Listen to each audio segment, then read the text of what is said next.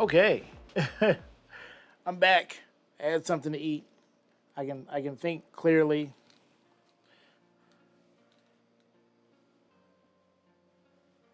All right, I got relaxing audio in my ear.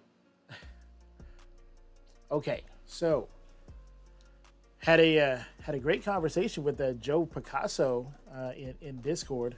You guys can't see it, but yeah, very cool. Um, what else? Now I got a belly full of food. So I fixed the monitor, got it little bit lower, but I got a plan. Okay, Firebird for some reason sent an extra piece of vinyl for the speaker panel, but the vinyl would have covered the grill cutouts that are cut into the speaker panel, so it was unusable and wasn't really needed. So I just painted the speaker panel black.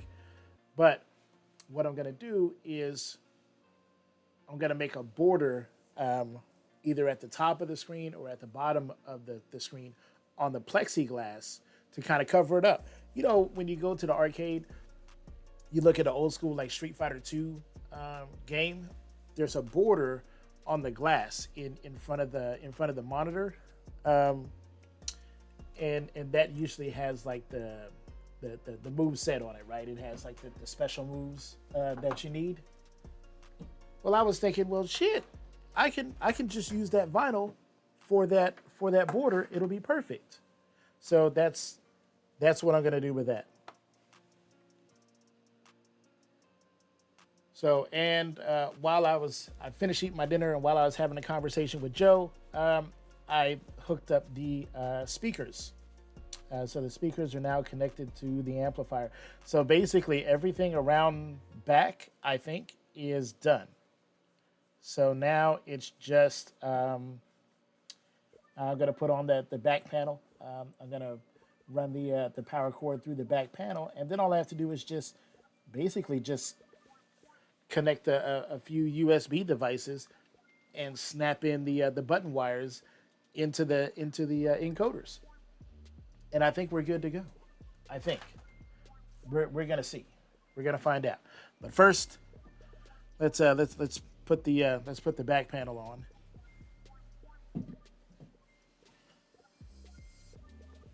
So I'm gonna spin this around. Hey, it's me. Hi, gang. Welcome back. Hey, just to let y'all know, in 6 minutes, there's going to be one of them 3 minute ad breaks, okay? So I apologize about it, but hey, it's, we gotta pay them bills. And please don't tell me that this power cord is too big to go through um, this cutout. And it looks like it is. That's on some bullshit. If it's not one thing, it's another. Okay. So that means that I'm gonna have to modify this this back panel. Oops, I just covered myself up. So that means that I'm gonna have to modify the back panel so that I can get some room. Let me show you what I'm talking about. Oh, damn it.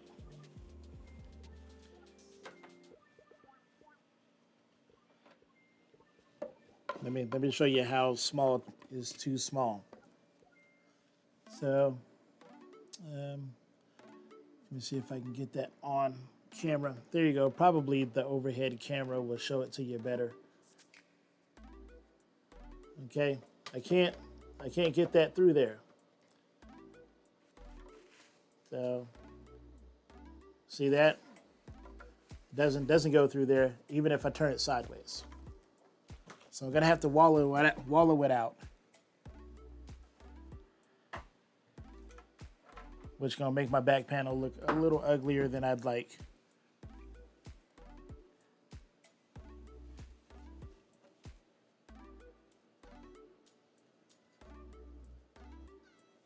Okay.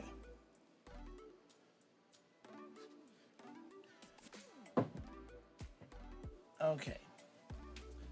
Best thing to wallow it out with, probably a rasp. A half round rasp would be perfect. So I need to find one of those. Let me go see if I can find my half round rasp. And I'll be back. You'll probably hear me rummaging around in some drawers and whatnot.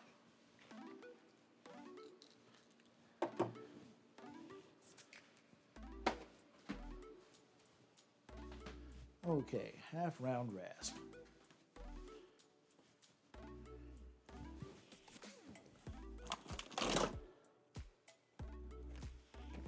Oh, yeah. Here we go. It was in an unopened package of rasps.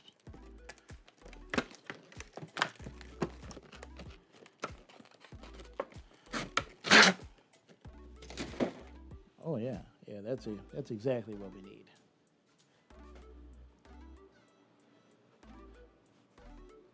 Okay, half round rasp. So we got that.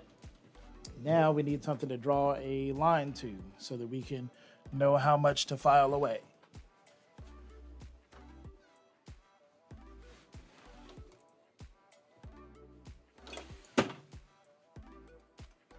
Yeah, this will do.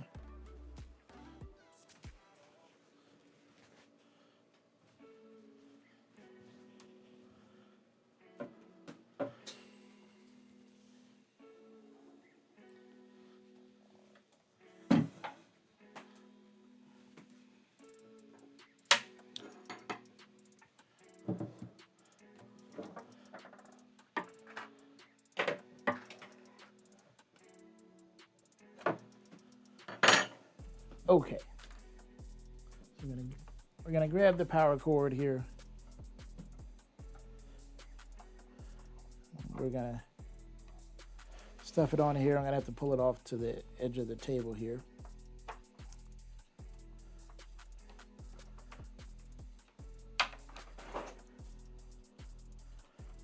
Okay, so now I have an idea. So now I can kind of hold that in place there.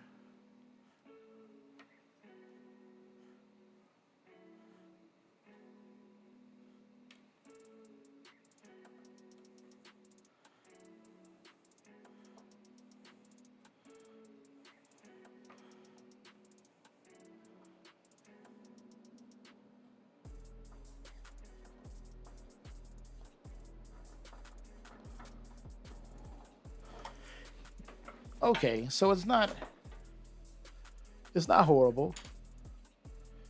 It's not a lot.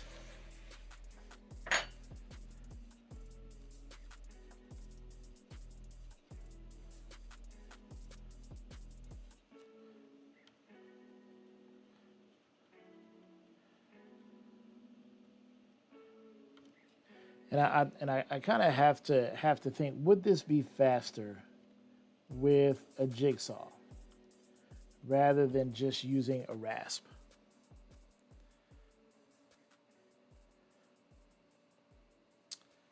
Probably so. Probably so. Okay, so we got an ad break that starts in 30 seconds. So while you guys are enjoying the ad break, okay, I'm going to cut my microphone so you don't have to listen to the sound of power tools. And I'm going to use a jigsaw and cut this little circle out. And then I'll be right back by the time the ad break is over. Okay? See you soon. Oh, so much fun.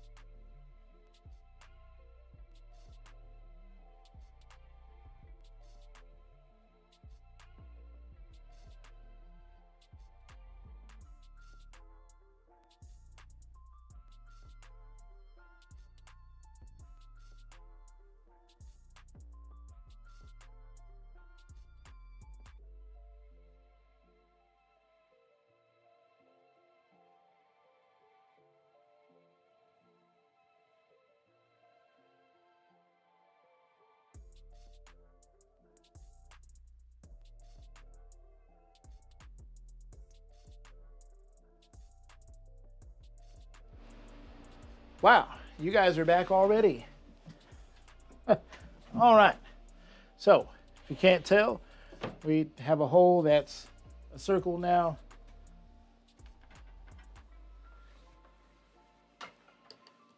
It's kind of a jaggedy, ugly looking circle, but a circle nonetheless. And look at that. Our cord will go through it now. So now let's use our files, clean it up, make it look nice.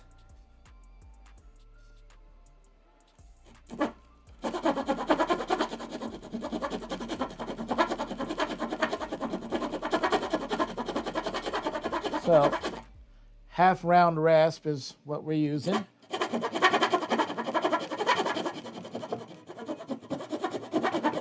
Or a half round file.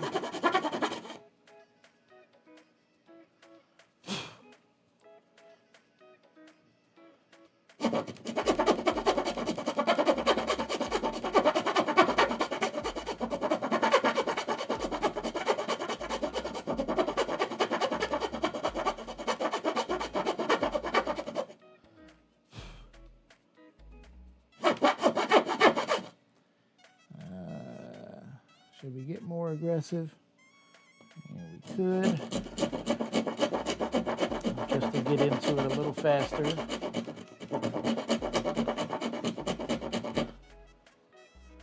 There we go. That's a little better.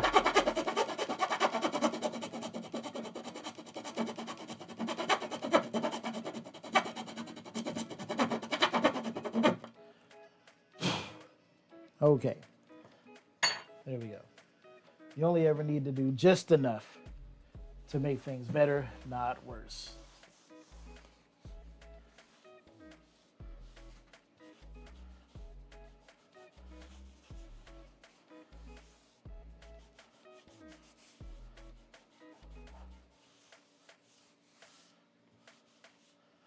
Okay.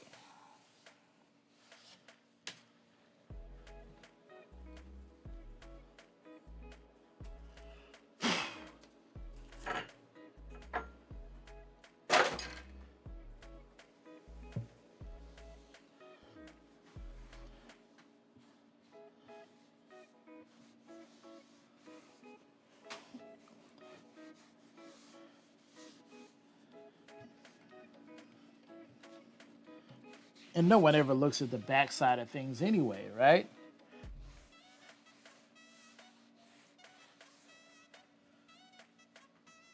Unless you're thirsty.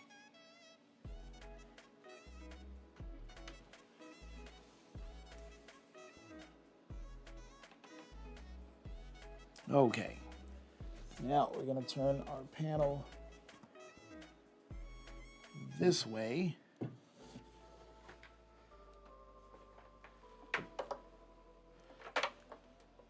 We'll pass our cord through there. Ooh, nice and easy, like butter.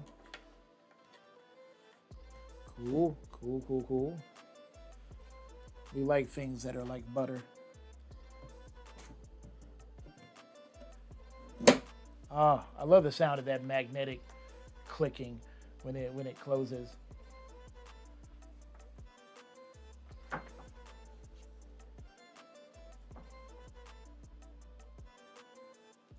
It's not bad. It's not bad. Closes up pretty nice. Okay, cool. Yeah, the magnet is nice and strong to hold it in place. Okay, so that's our backside done. Now,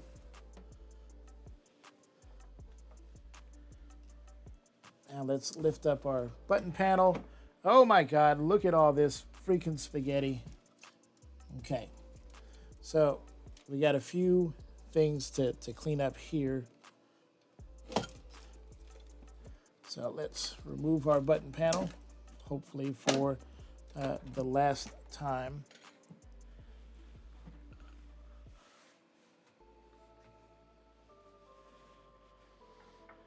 Okay, so we've got our HDMI that goes into the Raspberry Pi. I cannot remember if it's the left input or the right input. on the Raspberry Pi 4? Does anybody know?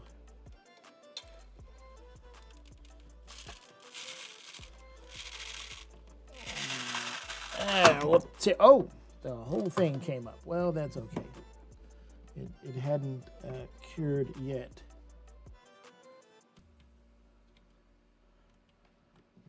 I believe it's the rightmost one, but if it doesn't work, that's all right. That's okay.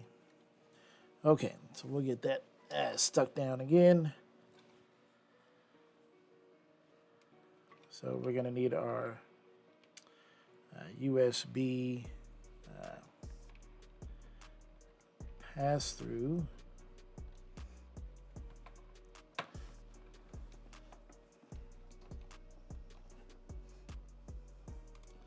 For our controllers. So that's plugged into the hub.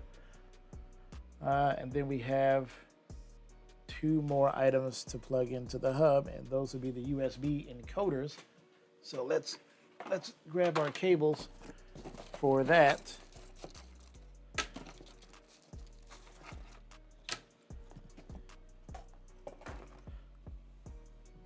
Yeah. Okay.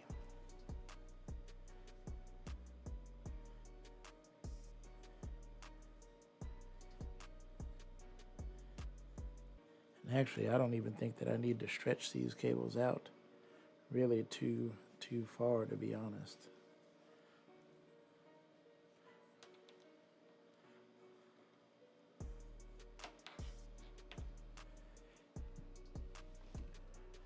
Nope, no, I do not.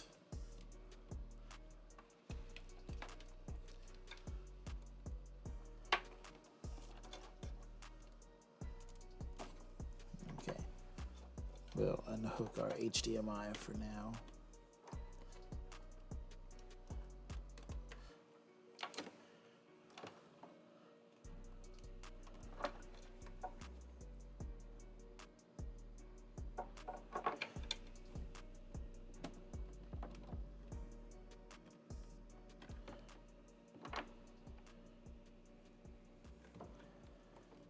Okay, let's get in there.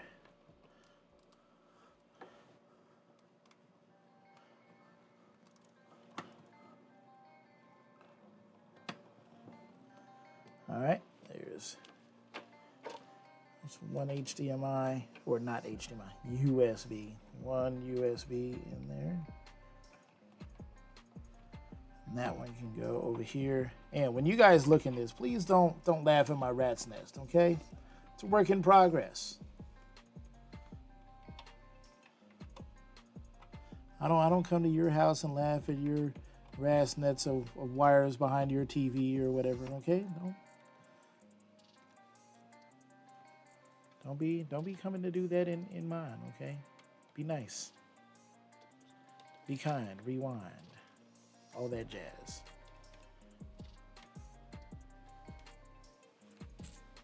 All right, so there's that, and one more USB cable.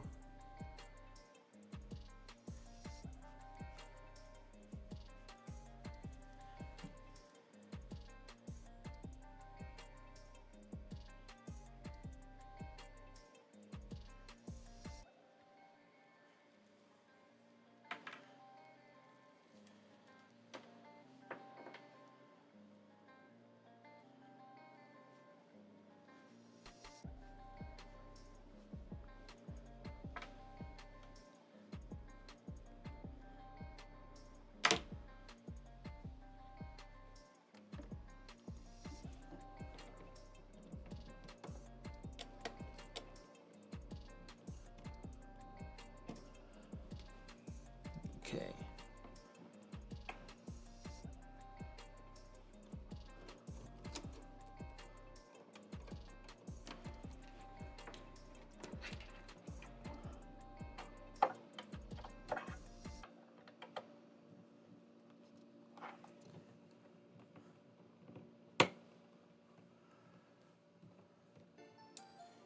Yeah, and the Pi is held down nice and securely by the USB cables. That's a happy accident. I didn't actually mean for that to happen, but that's the way it is. All right, so we got our Pi, we got all of our cables here. Okay.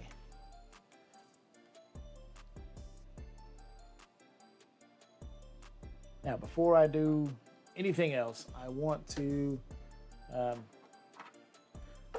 basically, I want to hook this up to power and make sure that things like the amplifier lights up, so on and so forth. So make sure that the monitor comes on, all that stuff. Because once I snap in the buttons, basically, we're just going to hit power and just, just turn it on. Away we go, right?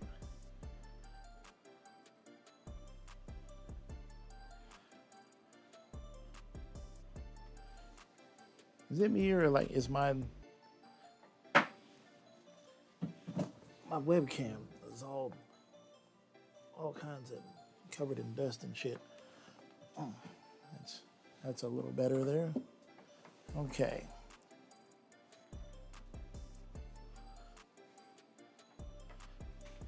So let's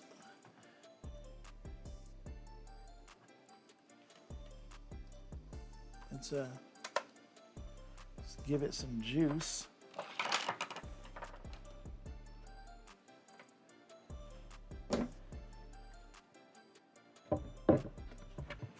We gotta flick the switch.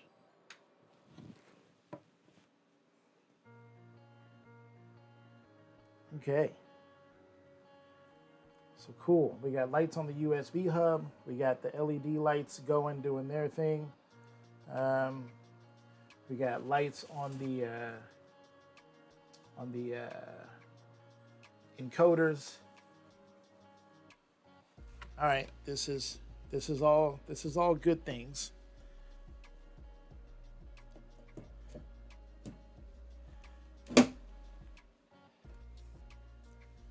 Look at that light show, isn't that cool? Okay, so now I'm gonna turn it around. Try not to break anything, and let's check out our amplifier. Push that, and hey, look at that. Make sure all our volumes are down, bass and treble are even.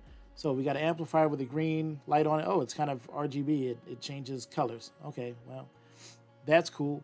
So we have an amplifier that has power to it. Yay. And it's plugged into the Raspberry Pi, and the speakers are plugged up. Cool. I need some black speaker wire because I can see that through the. I can see that Radio Shack speaker wire through the bezel. And yes, I still have Radio Shack speaker wire from when Radio Shack was actually a thing. Okay. Well, there's that. Let's try turning on the monitor. Which one of these is power? Is that power? Or is that power? Oh, that one's power. Okay. So the monitor came on and it said no signal, but it did come on. Okay. What about our Pi? I do not see the red light on the Pi.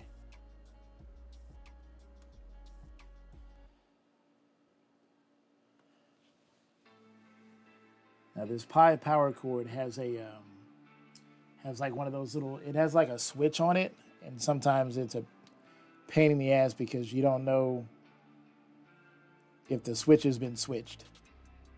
Does that make sense? I think maybe the switch has been switched. So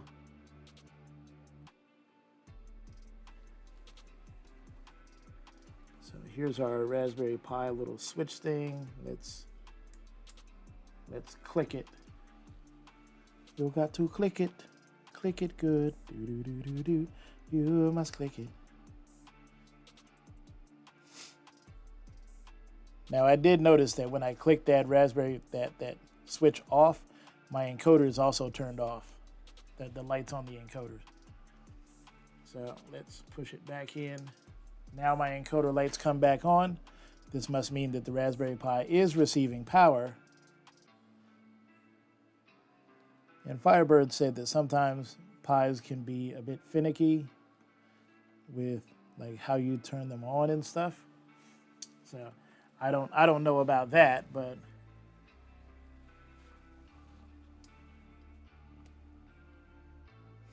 this one is being ludicrous. It's acting a fool. Okay, so sometimes I have to just straight up unplug power from the Raspberry Pi and then just plug it back in and then boot it up. Come on. Come on. Why you being like that? I got the RGBs going, like it's looking so good and it's being a fool. Okay. Does anybody know how to make a Raspberry Pi not do this? It doesn't happen often, but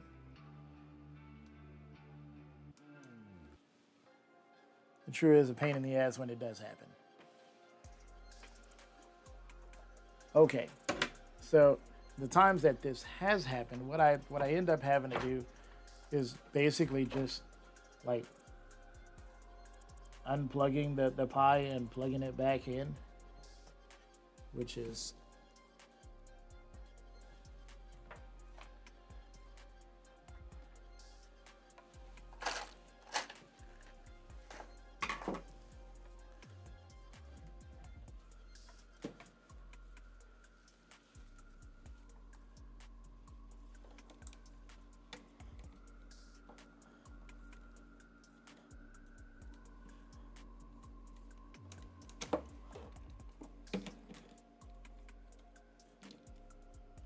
oh no, that was the monitor.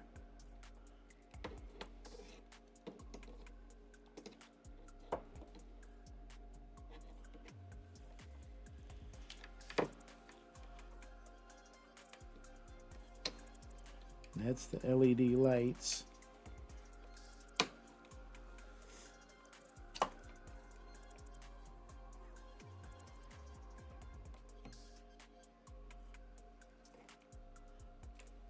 That's the amplifier. So this is down here. This is the Pi, and this is the one that wants to act a fucking fool.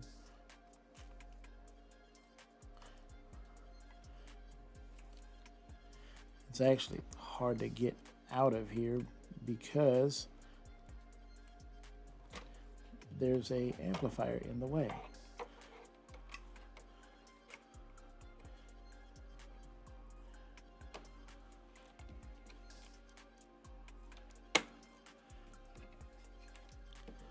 So we'll put that there, and we'll put that there.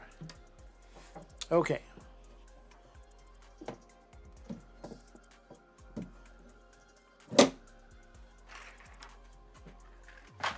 Hopefully that will fix it.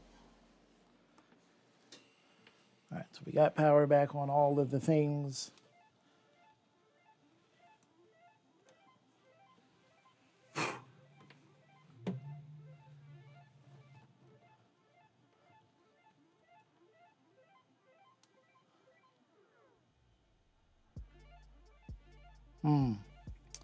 This is where I need somebody's expert Pi opinion.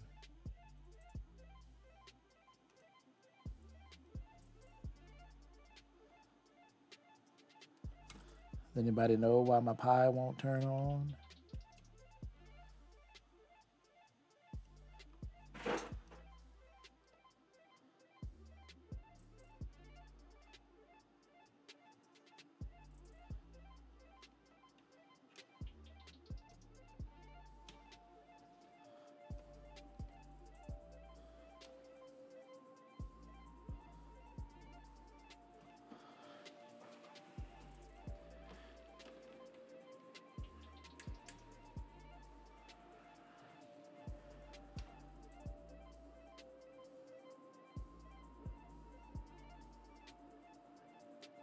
Hello, I want a slice of pie.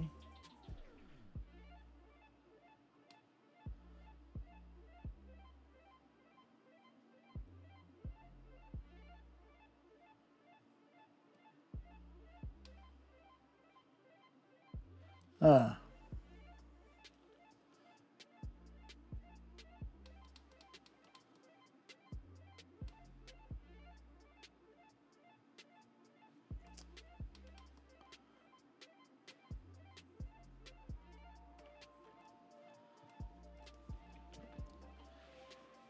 is a Pi known not to turn on if oh, you know what? You know what? I think that I unplugged the monitor when I was hooking up USBs. Maybe that's why it won't turn on. There's no monitor. That's the dumbest shit ever. That it won't turn on if there's no monitor. I mean, I guess maybe you could claim, well, what would be the point of turning on if there's no monitor? But like that just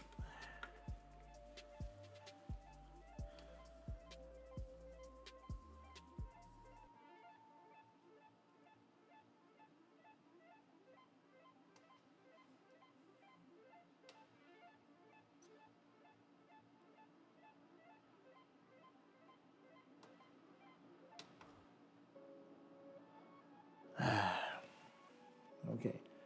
Maybe it's the other monitor input. That's literally right next to it.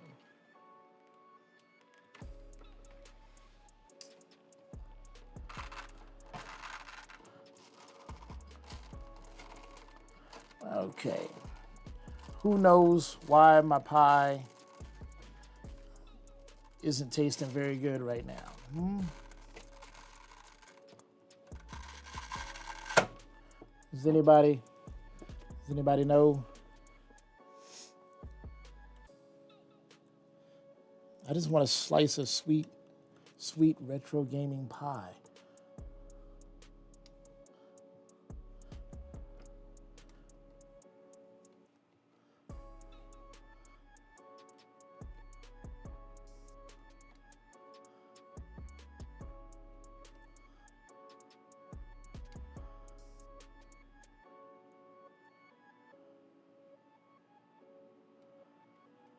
Man, I've got everything plugged up and ready to go. And now, tested it last night. It was A-OK. It did this to me once before, and it was a pain in the ass. It took a bunch of fiddling and shit to like get it to come back on. Major Drain. I consider myself a pie expert, but unfortunately not Raspberry Pi.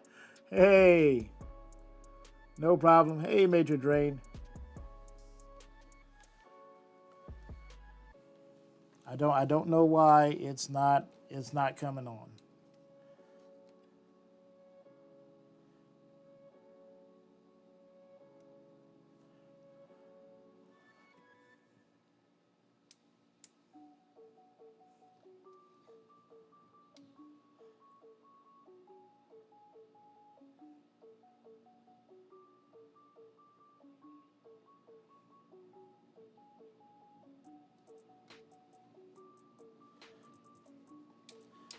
I don't know anything about Raspberry Pis.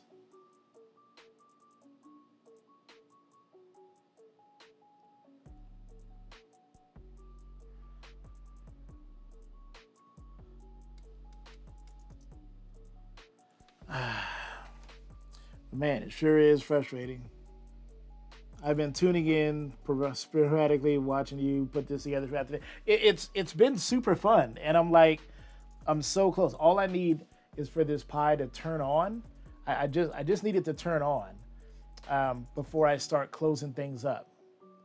And then these little USB encoders here just take the control panel. It's wired up. Look at that. It's ready to go in there. All I got to do is snap them in. 1 through 6, easy peasy. Like it's like the last 2 steps, yo.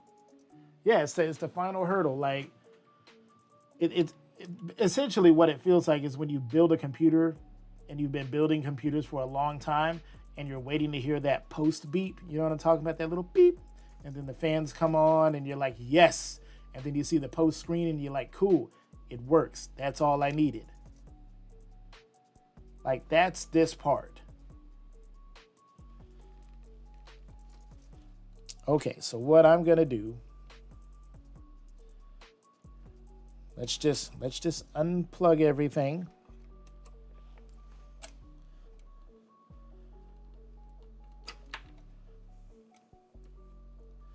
Okay, got the Raspberry Pi out of there. Let's pull the little SD card.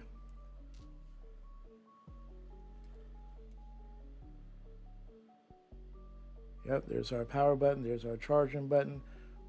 We've got HDMI ins and outs, but you know that doesn't really matter. So sometimes you have to drain the like the CMOS or whatever. Dr. Doobie, unplugging it, wait 10 to 20 seconds, then plug it back in. So like a normal computer that has one of those CMOS batteries, if you've got like some stuff that's like messed up, sometimes if you unplug it completely and then just hold in like the power and reset button, it'll drain the memory, the battery memory, the CMOS memory, and then you can reboot it, and then it's like, okay, it works again.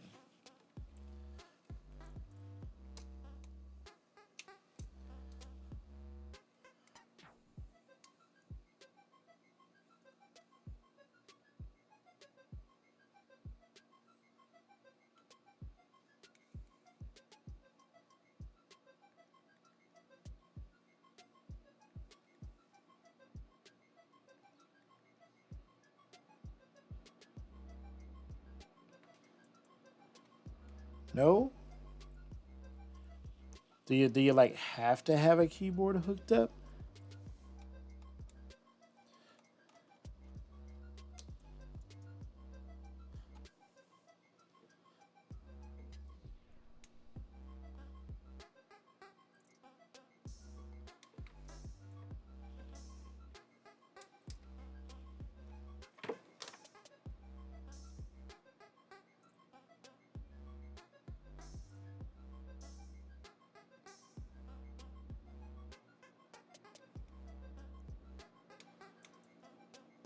Hey, there's a light on.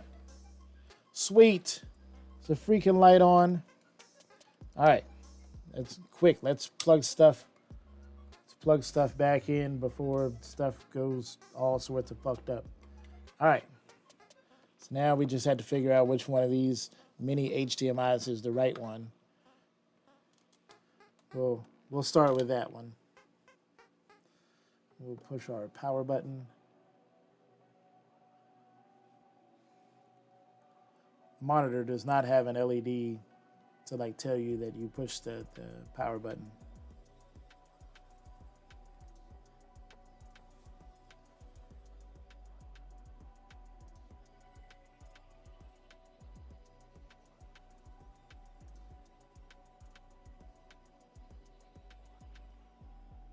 All right, it says no signal, so the monitor is on. So let's try this other HDMI. So we'll plug it in over there.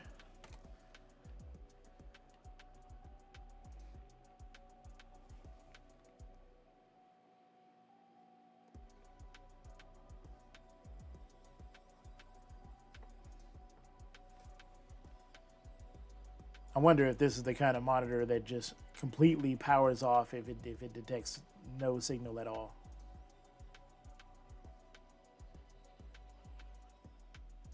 Can somebody look it up for me and see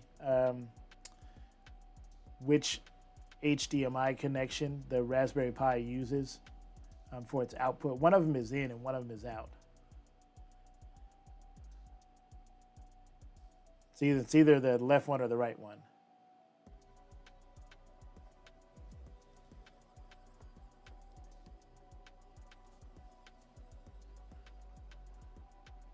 Okay, at least we got power on the Pi. Oh, it might not be showing us anything on the Pi because I took the SD card out. Okay, calm down. I'm getting frustrated and excited at the same time because we're so close and I'm forgetting steps. I just wanna play some sweet retro games, yo.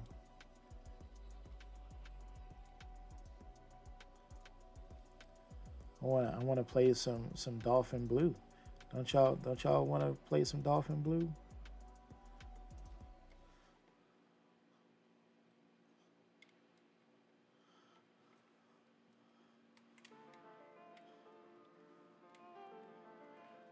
Okay, here we go. SD card is in there. No, the monitor has power. Come on, red light. Show me the red light again. Don't be off. I didn't change anything. All I did. Come on. Really? Really?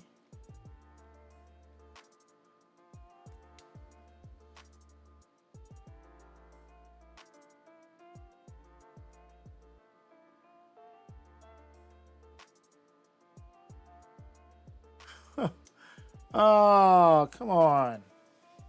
You're killing me.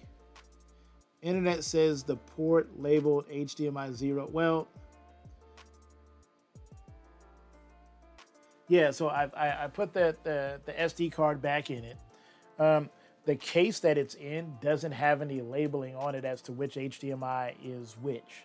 So I just need to know physically on the board itself, is it the outermost HDMI or the one that's closest to like the power and the audio jack.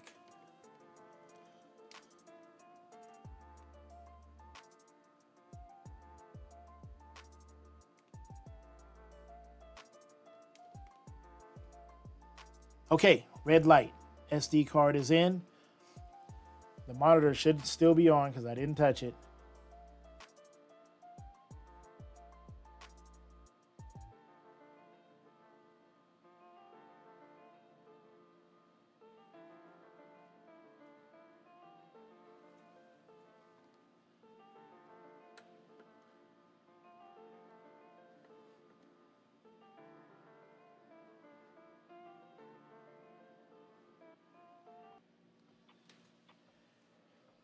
So SD card's in there.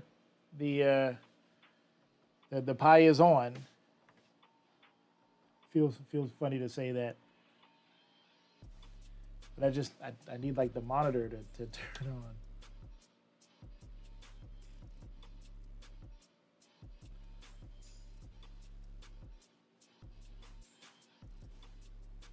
Okay, it looks like the monitor is on. It has like a little blue LED, but it says no signal. Why would it be saying no freaking signal? Can I at least see the menu? Come on, show me something.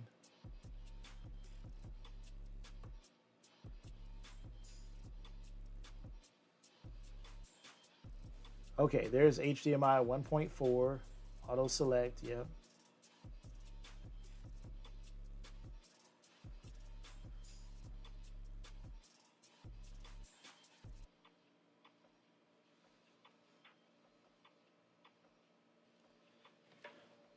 So maybe I've got it plugged into the wrong HDMI, okay.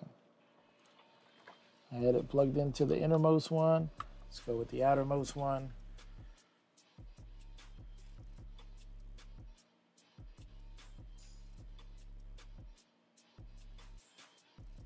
Trick or treat, show me something good to eat.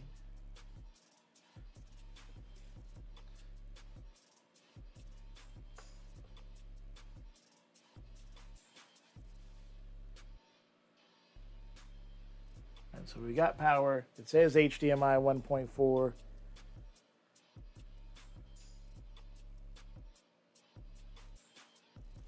Okay, hang on just a second. Let me make sure that I actually plugged in the freaking monitor and I didn't unplug it while I was trying to fix something. Do you have an OS? Yes, it should be running a Batacera. It's a Linux. Yes, the monitor is hooked up, HDMI, power to the monitor. Yep. Everything that should be there, or everything that's supposed to be there, should actually be there.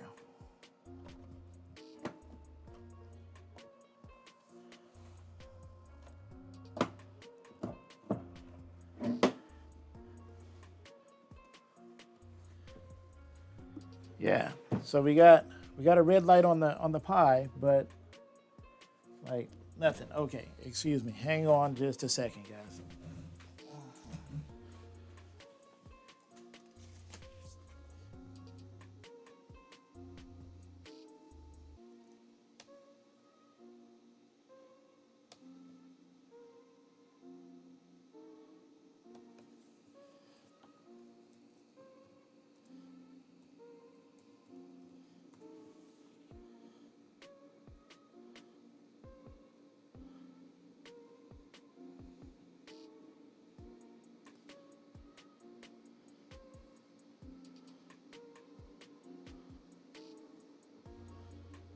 Raspberry Pi 4 inputs.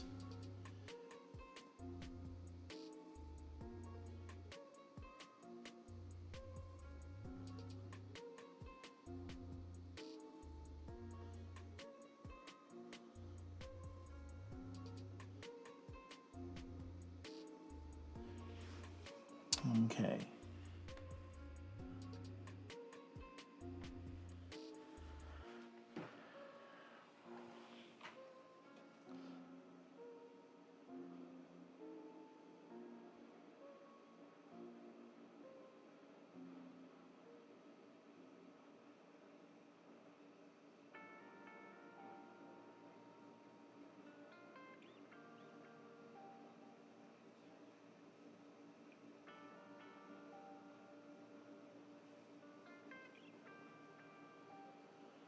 Raspberry Pi 4 with the Argon 1 case. That's what I have. So micro HDMI. But it just lists both of those. Okay, let's visit this site and which one of the HDMIs is actually the one that I freaking need.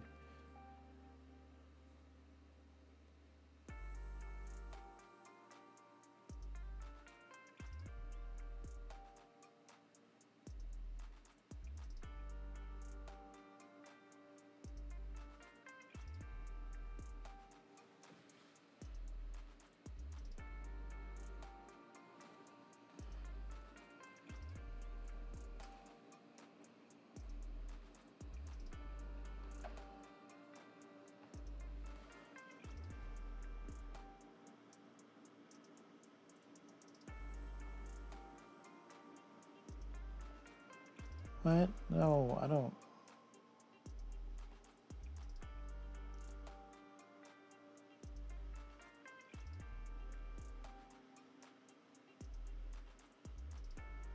Just tell me which one is the friggin' correct HDMI. God damn. You gotta like sign in with your friggin', you gotta donate some blood.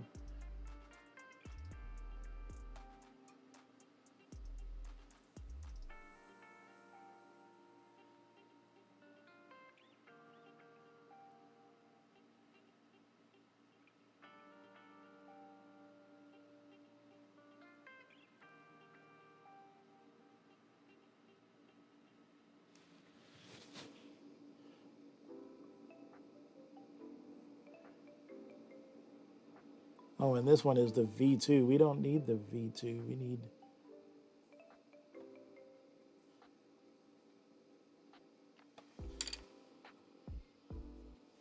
I got one, version 1.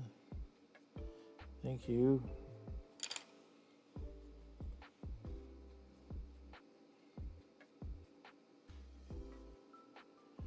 Okay, I just need a picture of the inputs and outputs.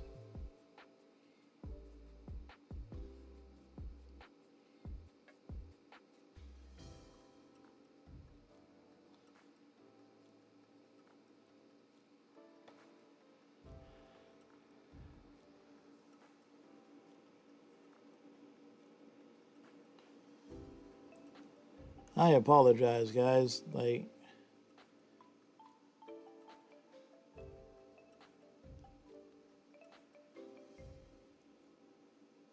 I feel like this should be like really simple. I mean, it's only got one button on there, for God's sake. How hard is it?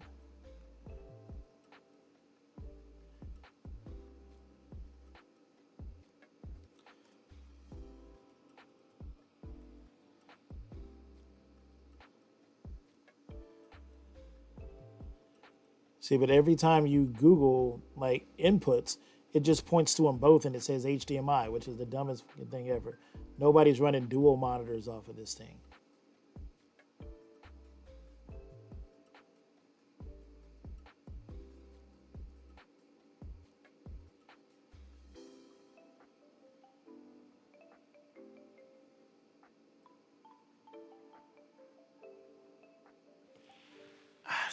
Unfortunately, I can't find it. If somebody else can find it and they know, hey Till, do you have a keyboard connected to it?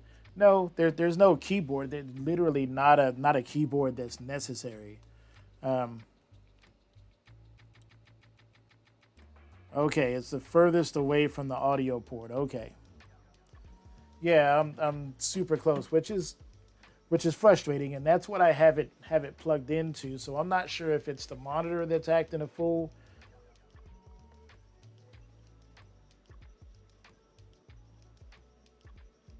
or what. I don't. So the monitor has power, but the Raspberry Pi is telling me that, like, no. So is it not going to power up without a keyboard? Is that the issue? Like, I need to grab a keyboard. Is that what the problem is? Is this not going to show a picture until there's a keyboard hooked up? Because if that's the thing, then that's the dumbest shit ever.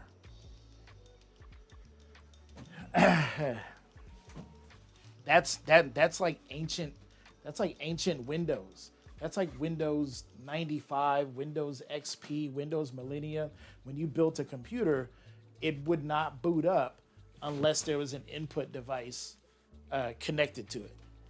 You mean to tell me that a Raspberry Pi is like there's no way. Really, the technology is that old?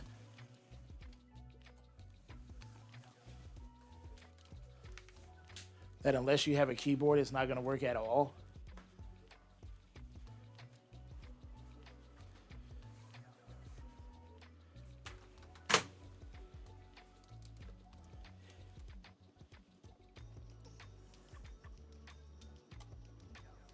Okay, so there's a keyboard hooked up to it. I'm just troubleshooting with you. Okay, I just powered up my Pi 4. It will power up without a keyboard. That's what I thought. Okay, so let's turn it off.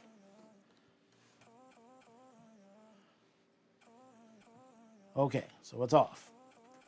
Now there's a keyboard hooked up. But you would think that the keyboard emulator, that the encoder is in here, it would just be like, oh, okay.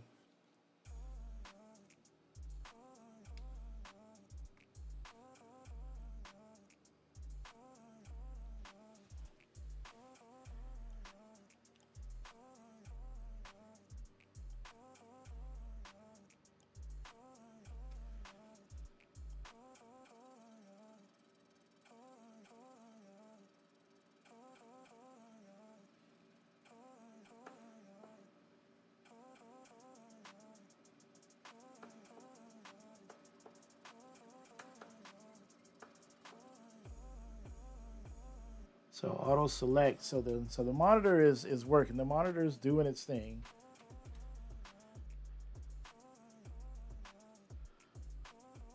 The Pi is on.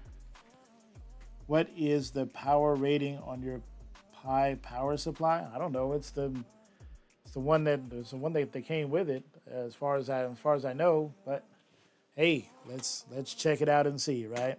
You gotta check everything.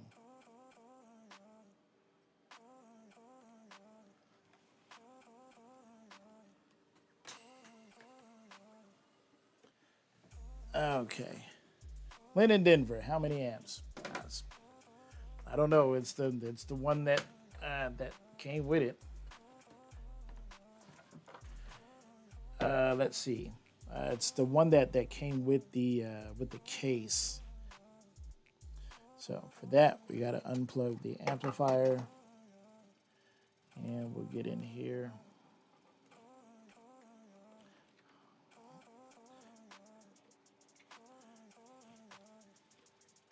Might as well unplug the monitor as well, just so that I can reach it and give it a little wiggle wiggle. Uh, AC adapter.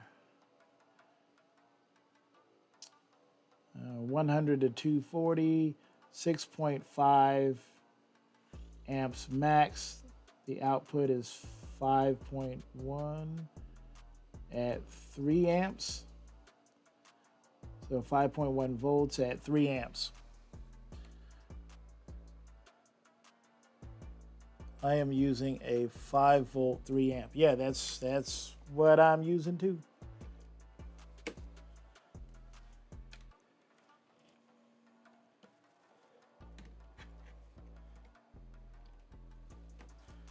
Okay, so I'm just gonna leave the audio amplifier out of it.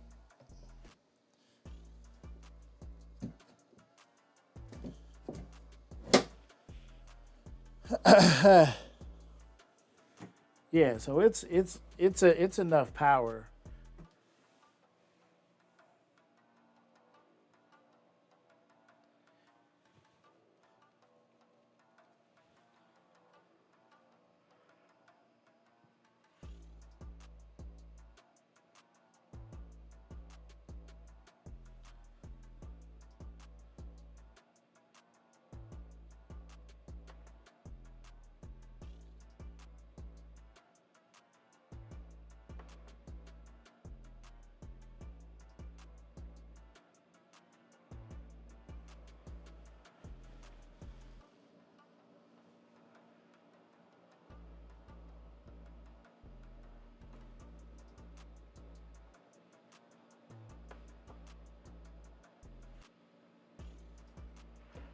Okay, let's move around some inputs.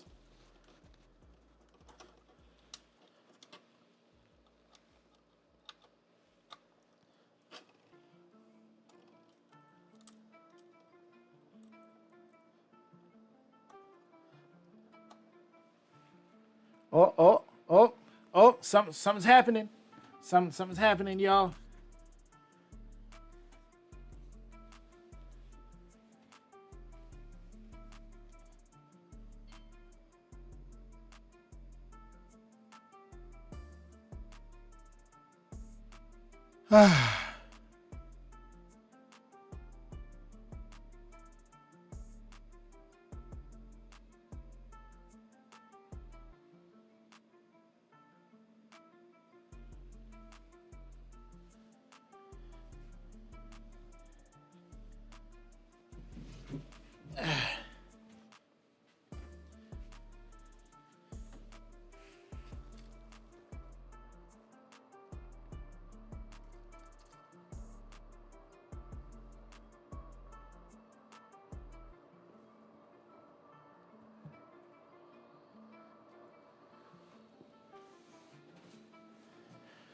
Okay.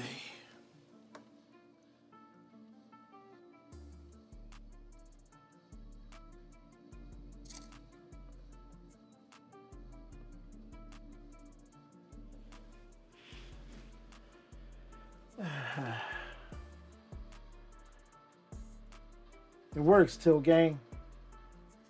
It works.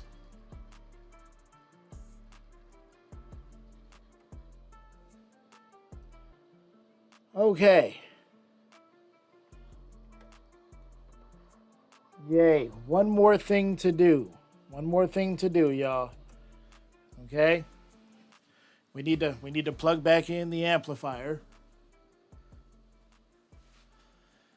So let's lower the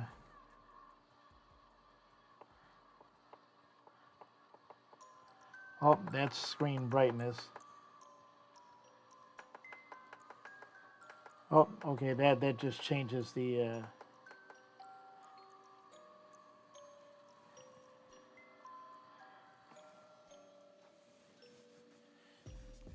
Okay, let's plug up the amplifier. Make sure that that's working.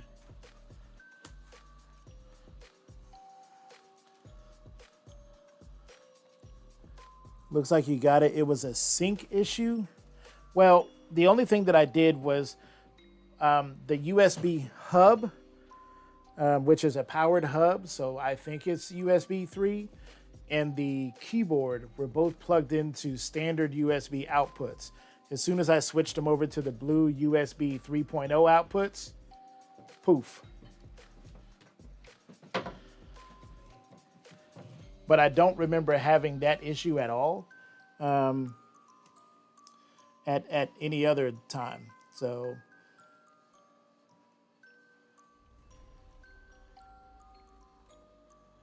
okay, so you're gonna see the monitor go black, but it's because I literally just unplugged the monitor.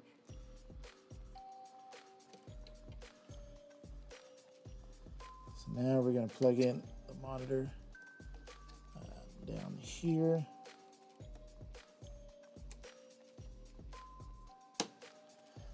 We got that monitor plugged in.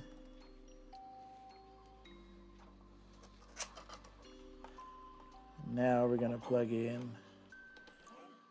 the amplifier, which is now plugged in.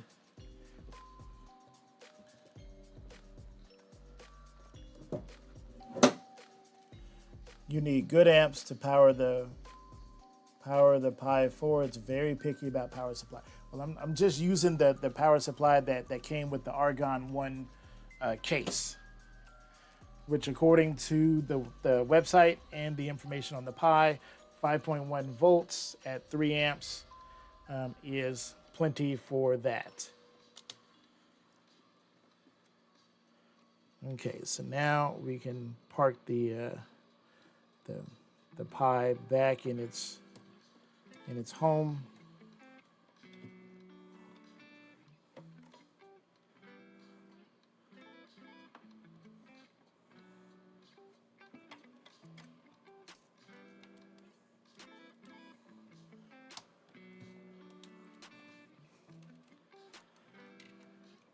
Clamp it down with these USBs so that it doesn't go anywhere.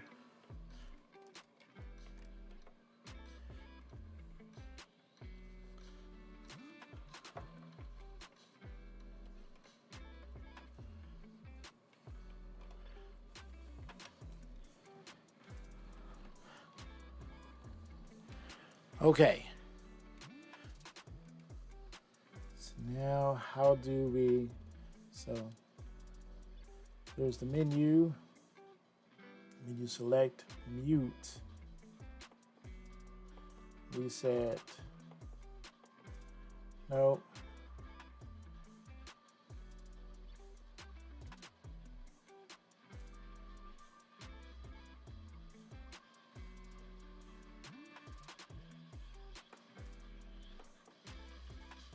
Okay, so menu,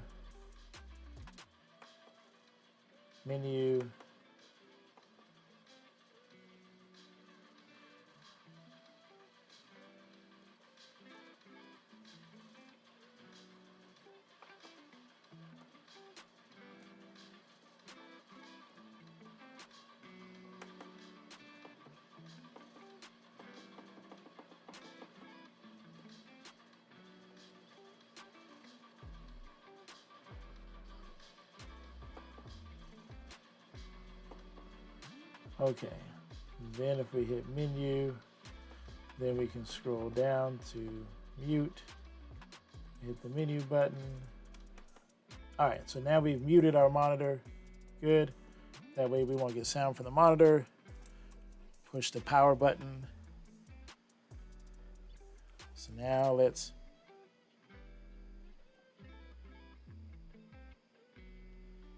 and we get nothing from the speakers. Okay. So how do we tell the Raspberry Pi that we want audio out of the audio port? Or is that a setting on the keyboard?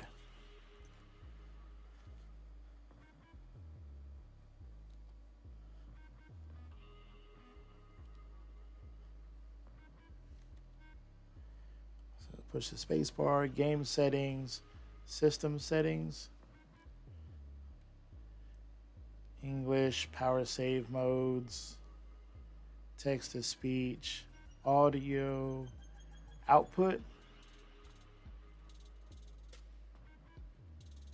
audio output, HDMI. No, we want headphone stereo.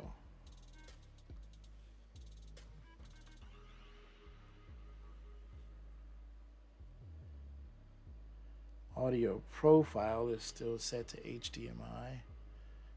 We don't want that. We want headphones pro audio or headphones. We want headphones stereo output, right?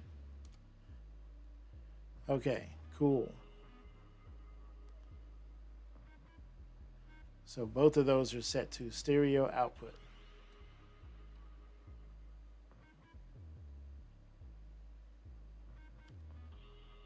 Quit. Do I want to restart system?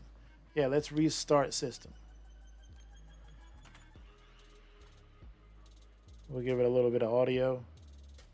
See what happens.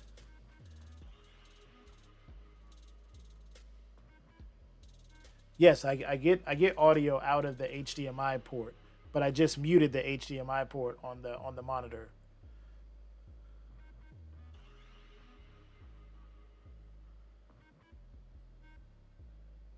So now I'm trying to see if I can get.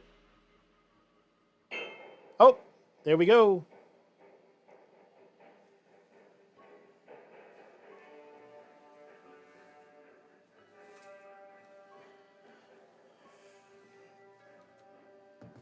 Oh. There we go. All right. We got audio.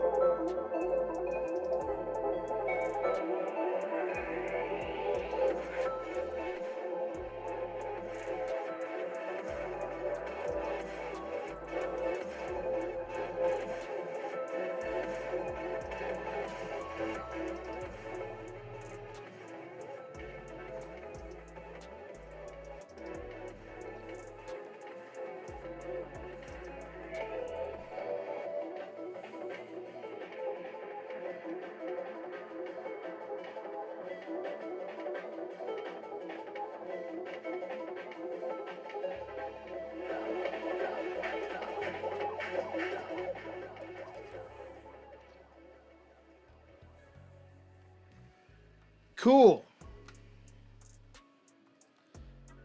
All right.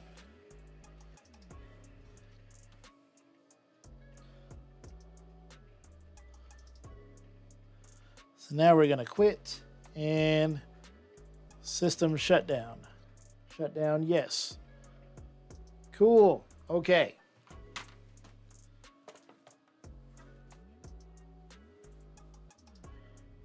Let's get our buttons wired up. What do you say, gang?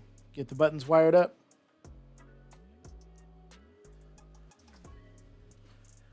Oh my God. I'm going to be late for my own stream, but that's all right. Ain't no one got ain't nobody got time for ads. Oh my God.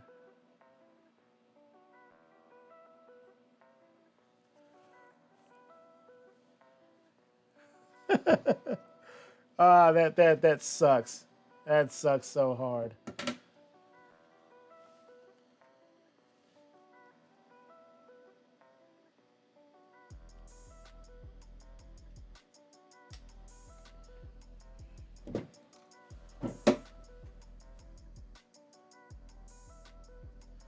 Hey, welcome back, everybody.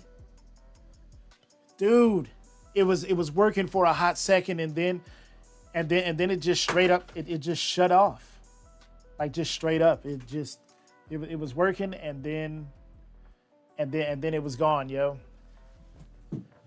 Everything went fucking black, man. I even had audio coming out of the speakers, man. I mean, it was working out of the TV. It was cool. So, what I'm gonna say, let's just get the buttons hooked up, and then we'll try it one more time. And if it works, cool. We'll keep going. If not, then I'm gonna switch over to like my pinball stream, and we'll just have to like come back to this tomorrow. Reboot again. Okay.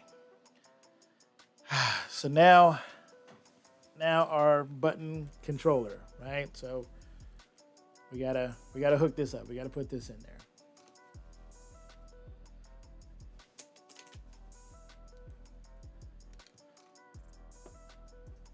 So now there's a certain order or sequence you're supposed to do the buttons in.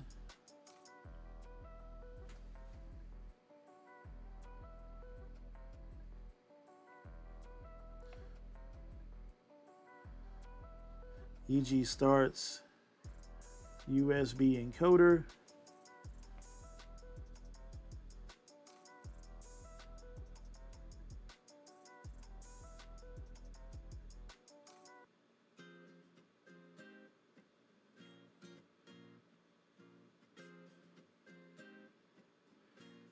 Is this the 3-pin? Yeah, this is the LED version. Okay, cool. But where's our one with the that tells us what the buttons are?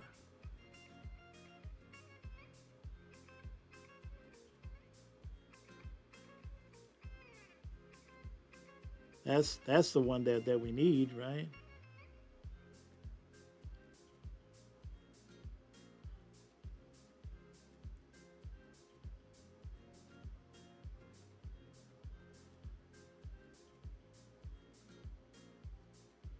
Because they should be numbered like 1 through 6.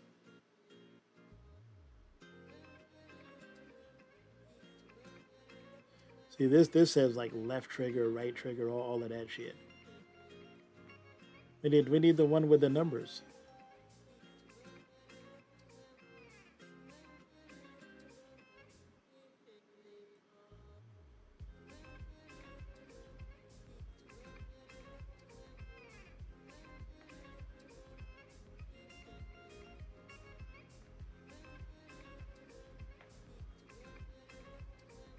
Ah, I think this is it.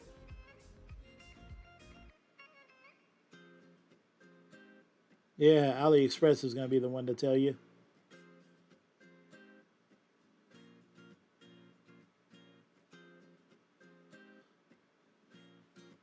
Okay.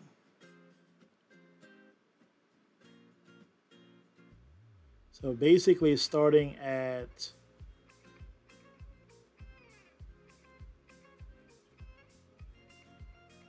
the side furthest away from the, okay, the one on the end, that's the lever control, so that's number 12. So okay, so the one starting closest to the USB port is going to be the number 1 button. Okay, cool. So closest to the USB port is the number 1 button. That's what I needed to know. The port closest to the USB connector is K1. The one opposite is K2. Okay, cool. So now what I need to do, I need to put this back in there.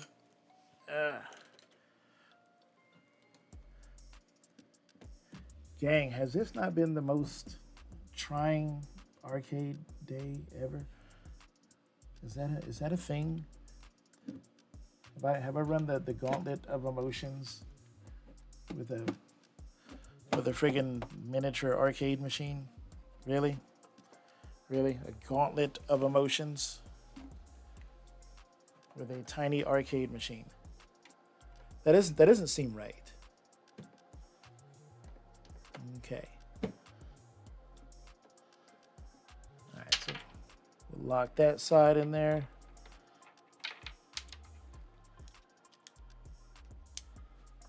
And we'll take this side.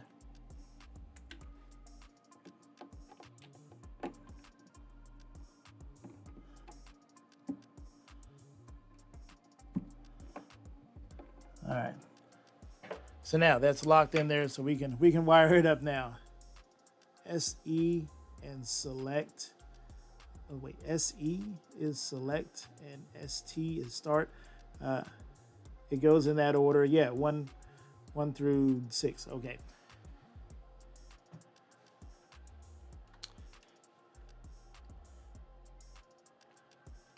All right. So we're not gonna worry about the joystick buttons right now because they're a completely different thing. So we'll just kind of tie those up and out of the way because we don't need them right now.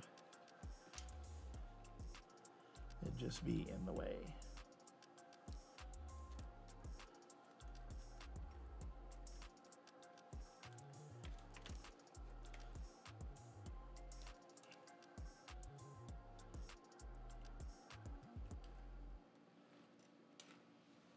Okay. So we don't need these. So on each one, so where's our top row? So our top row, starting from closest to the joystick, should be number 1, right?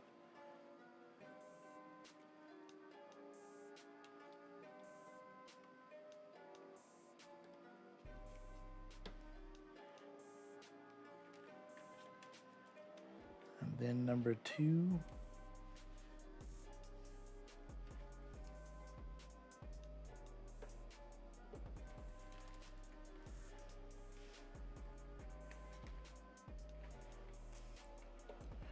Carl's gonna get back from Firebird's gonna get back from dinner with friends, and he's gonna be like, "You're still fucking working on this?" And I'll be like, "Yes, yes, all because you fucked up and didn't give me the right screw. Yes, I'm still working on it."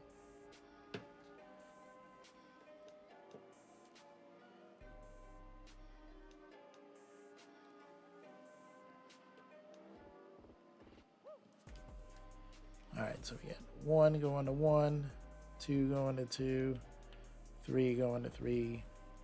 There's 4. Then we'll do 5.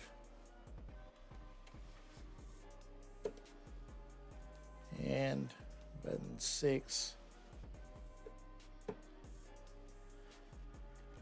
Okay. And now I need, what'd you say? Which one is select? So I don't have R1, L2. I don't have an 8-button layout.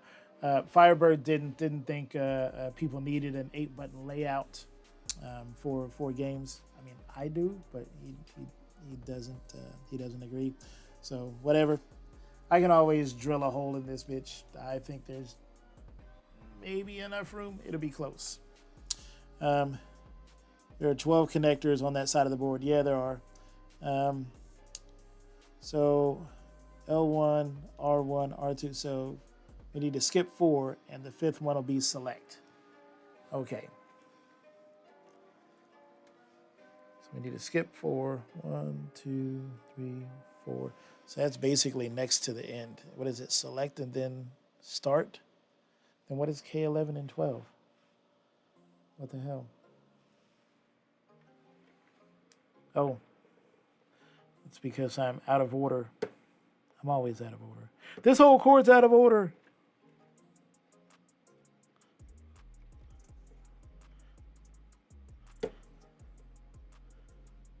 I missed a connector.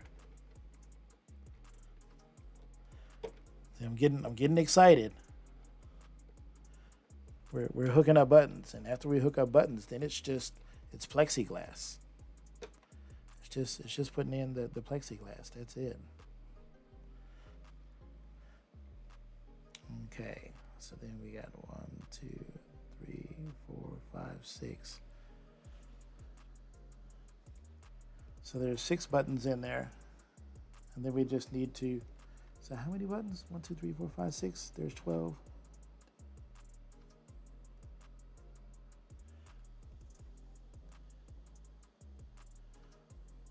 So K11 and 12 aren't anything? Okay, you...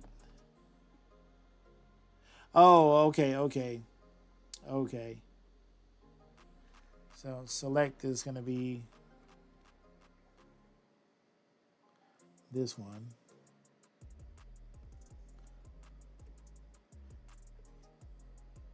Why aren't you going in there?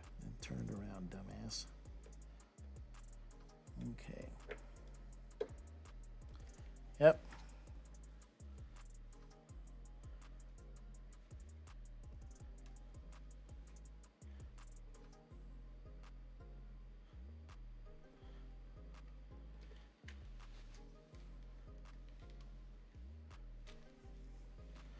Yeah.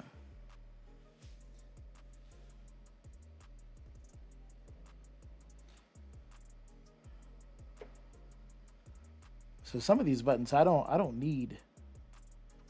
So if I just put like select on this side, right? And then I can just put start on the other side. This will just be my start over here. Yeah. That's my start over there. Cool.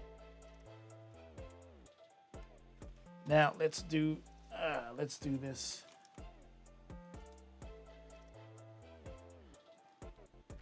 And please God, tell me that I did this the right way.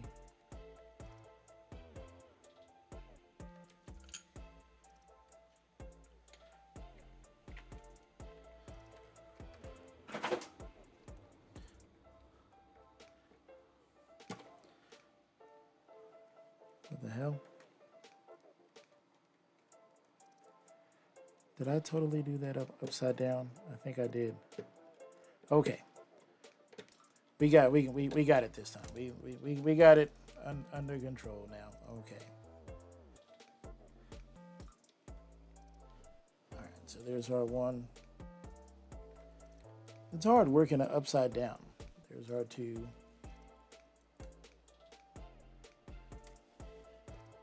3. And then this one will be 4.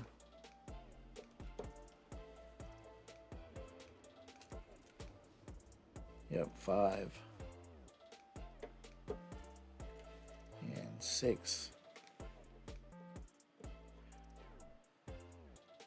And then what is K1 and K something? 11 and 12 are at the tail end. Those are the last 2 slots. So we'll just go ahead and make 11 and 12 coin and start.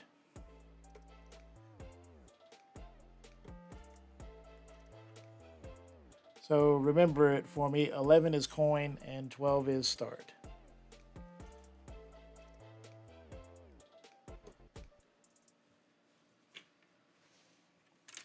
All right, and then our yellow button here. Yep. And then we'll go ahead. Coin is button 11.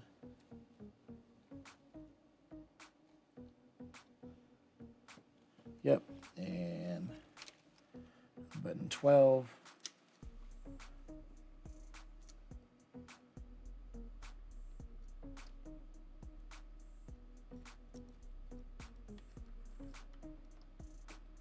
Yep. That goes in there. So these 3 at the top, those are 4, 5, and 6. This is button 1. There's button 1, 2,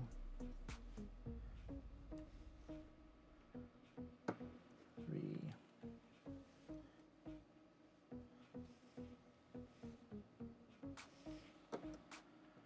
4,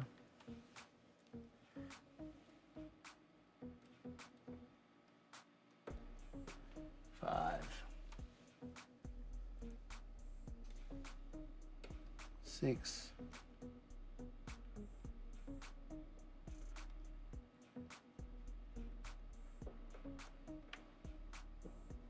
Okay, cool. Now it's just the now it's just the joysticks. Easy peasy. Okay. 9 and 10 are select and start. You serious? Yeah, making spaghetti with Chris. Major drain in the house. Okay, so 9 and 10 are select and start. Okay, so, well, wait, that's 12, 11. So 9 and 10. So 10 I already have. Yeah, yes, select and start. So I've got number 9 over here wired to my yellow button on the front panel. That's my select. And then the right side encoder, the player 2 encoder, is wired to number 10, and that is the other yellow button. That's the start button. And then I've got 11 and 12 on each encoder for coin and player start, respectively.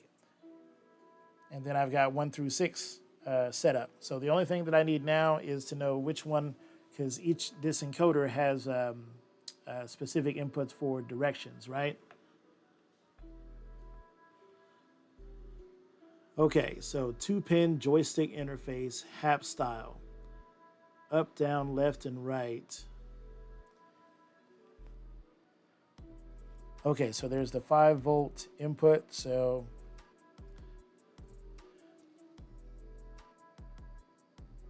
the one furthest away. Okay, so let me get my spaghetti untangled. Hopefully you guys can see that. Okay, so the one furthest away. Oh my, wait. Okay, I was about to say it doesn't fucking reach. Let's. Okay, so we just can't open the panel all the way. Boy, I was about to throw a goddamn fit. That's 1, 2, 3, 4. I was about to lose my shit, Bill Burr style. 1, 2, 3, 4. All right, so that's up. Cool.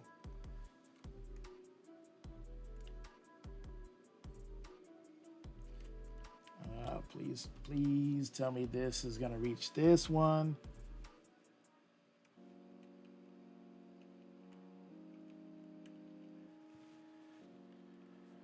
Fuck this.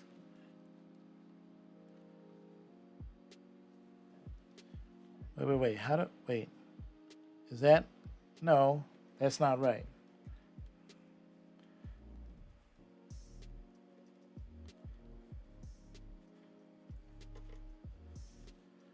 Okay, the up.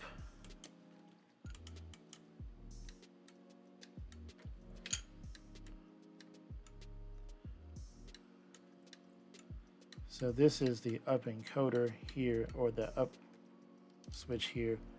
So this one goes into number 4.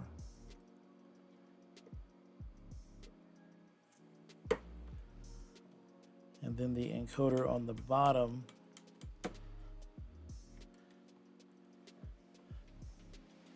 goes into number 3. I friggin' hate working upside down and shit.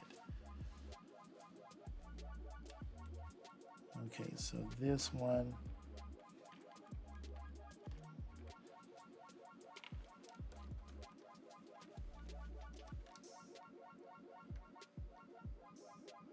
One, 2, 3, 4.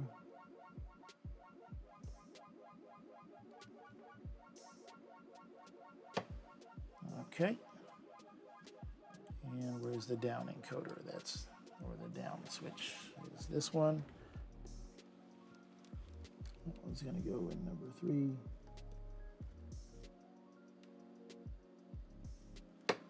Yep. Okay, and then what does it say? It says right is the number 2 one. Okay. And when I walk right, that's this one here, which is all the way at the top. And is it gonna make it? Just freaking barely. Just barely. We can't even open the panel all the way.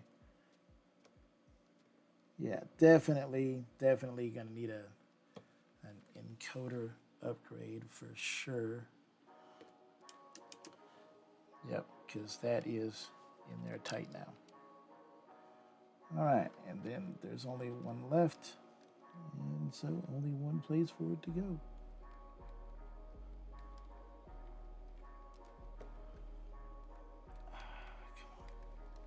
Get in there. This is where I need like tiny Amiga Cami hands.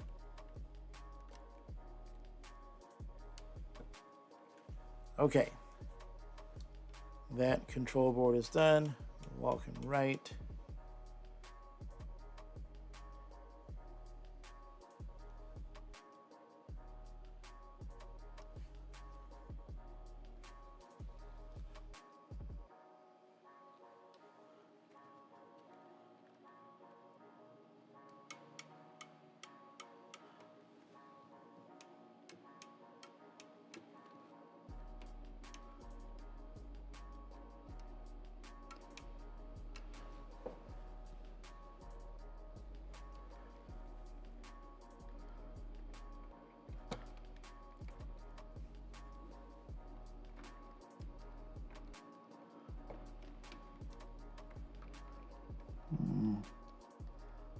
Okay.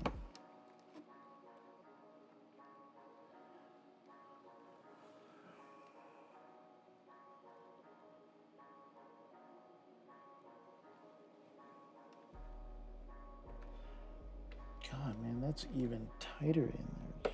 Shit. I just literally cannot. Okay, come on. Okay.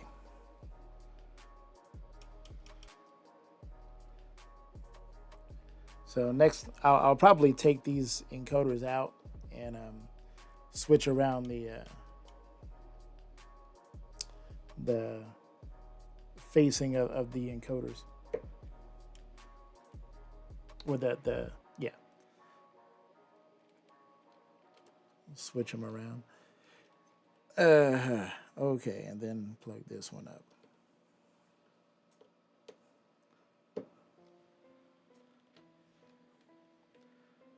And then we cram all of that shit in there.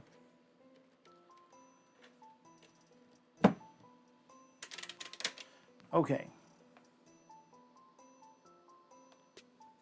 All right. See the image I posted? That's okay.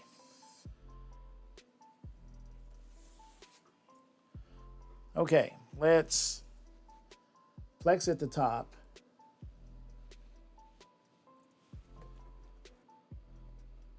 Firebird says that this should just go in here, like it really doesn't fit in here any other way. But this board here is blocking it, this brace. So how does that go in there like that if the brace is blocking it?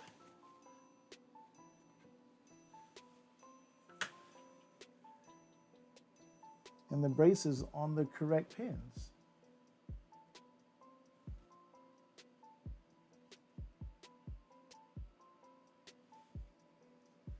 Yeah, there are no more pins. Everything is where it should be. Let's open it up and see. Yes. Everything is where it should be. There are no extra pins. I just wanted to make sure. Okay.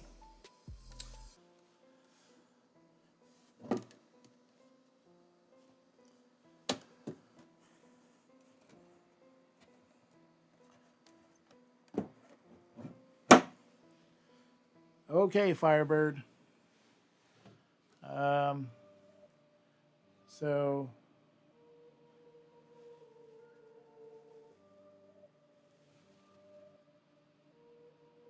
the front edge of this bracing here actually blocks the slot for this to go in.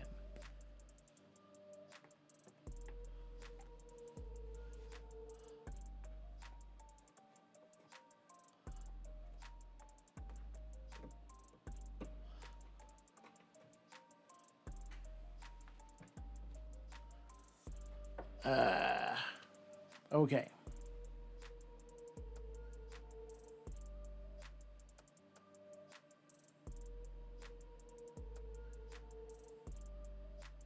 Okay, that's okay. Let's get our other piece of Plex.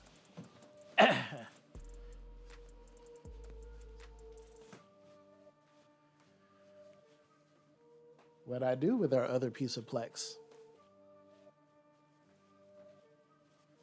Where did I put it? Oh, I put it down here. Okay.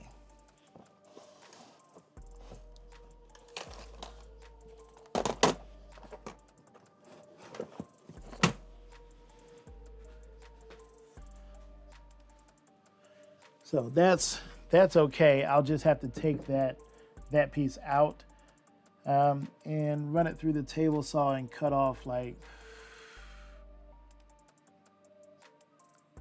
1/4 inch. Hey, Mazroku in the house. If it doesn't fit, get a bigger hammer. Yeah.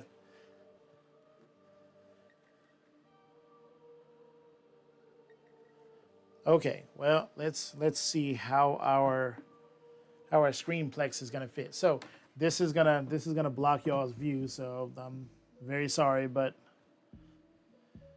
so you see here that this yeah, it doesn't fit, but that's okay. We can trim things.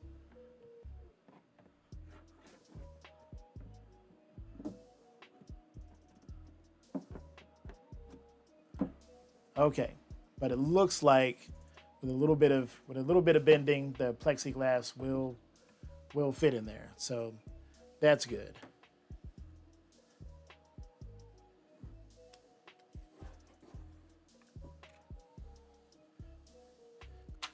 Sorry, all you ASMR people, y'all are missing out.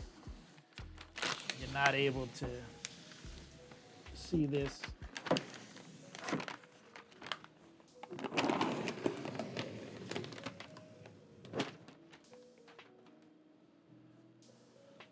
Ooh, now it's let's get a napkin and kind of clean that up. Sweaty ass hands.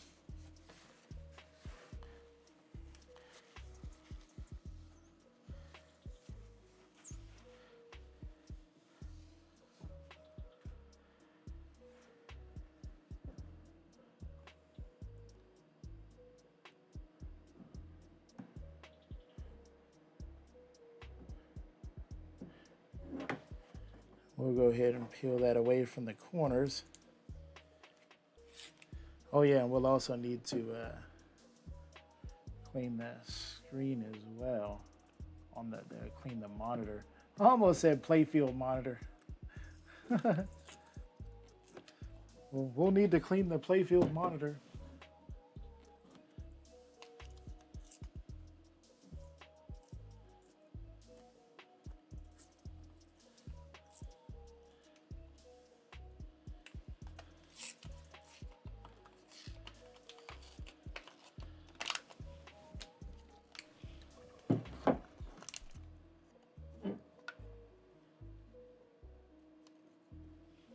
Okay.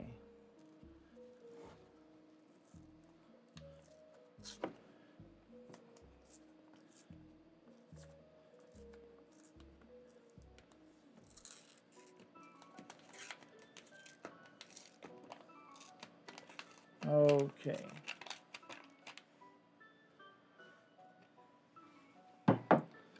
So now, we need to clean off playfield monitor. I just said that, and I just forgot it that fast.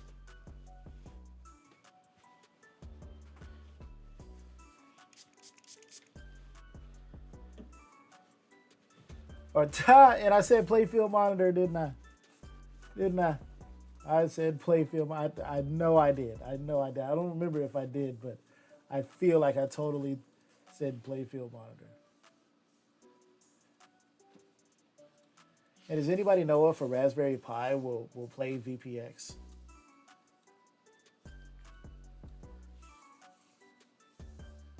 Because if it will, I'm totally down for drilling 4 holes into the side of this cabinet.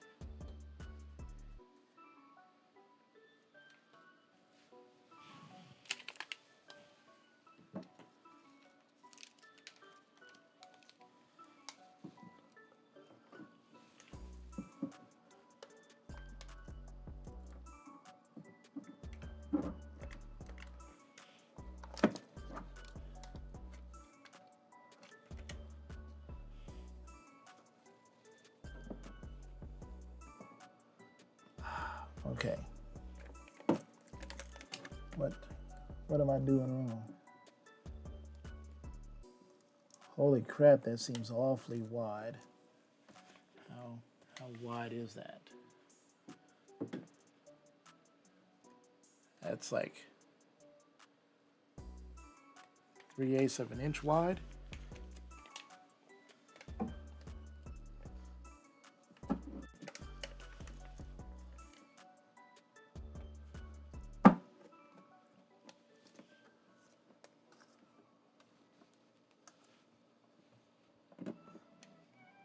Okay, Carl, how do you...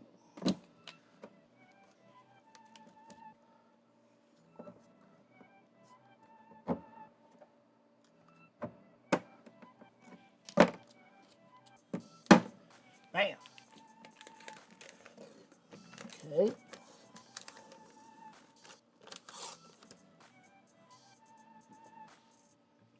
Okay.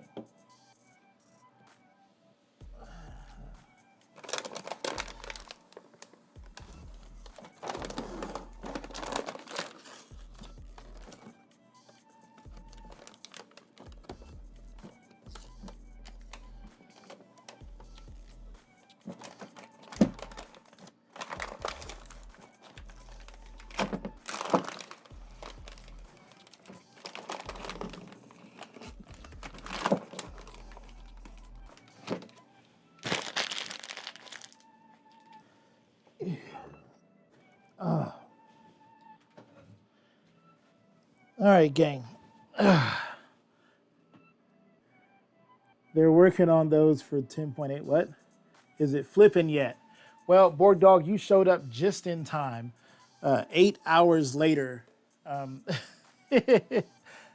let's see. Only one way to find out, right?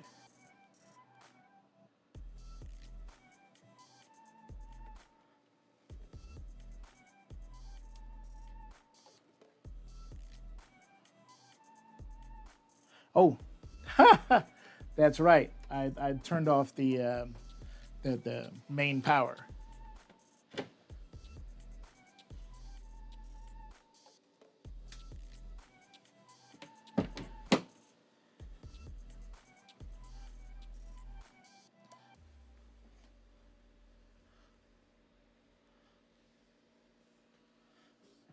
Hey, look at that. We got button lights.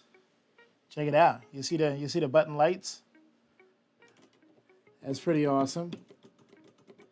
Player 2 is a little sticky, but I think that's because of the the tape that we used earlier, the double-sided tape to try to fix things. Okay, let's hit the power button on the Pi.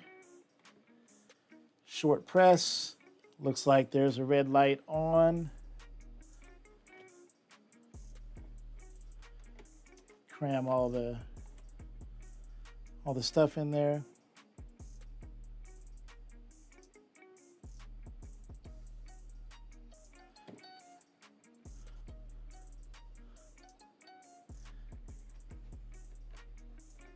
So does the monitor not? Monitor doesn't have an auto on. Aw. All right, this monitor going back to Amazon if it doesn't have an auto on. That's fucked up. And I can't get my hand in there, so like I tell my wife so often, we gotta go around back to do this.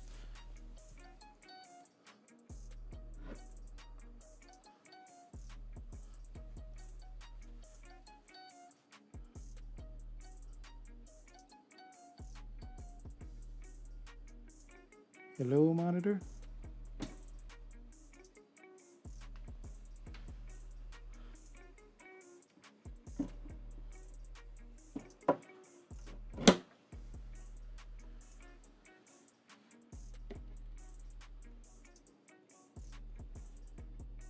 Yep, we got the red light on the Pi.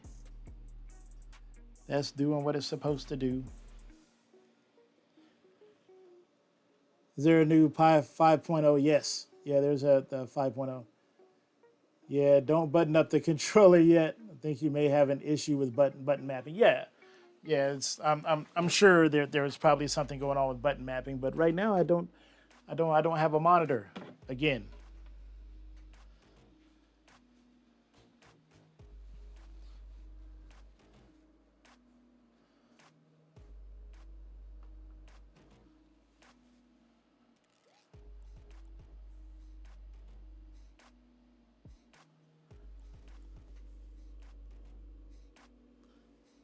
I see a little blue button on the monitor, but it says no signal.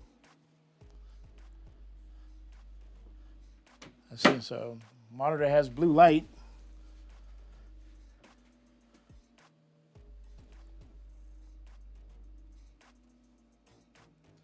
It says no signal.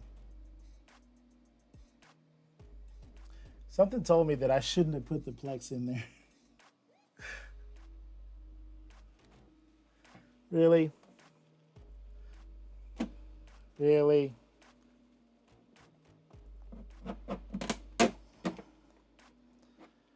I thought we were coming up all stars, man. It's gonna be the win for the ages, baby.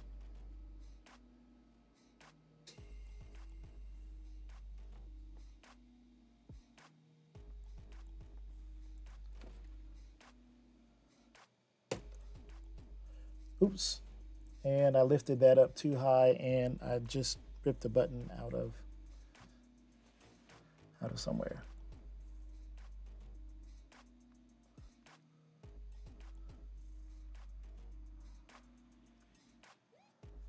Which button came out?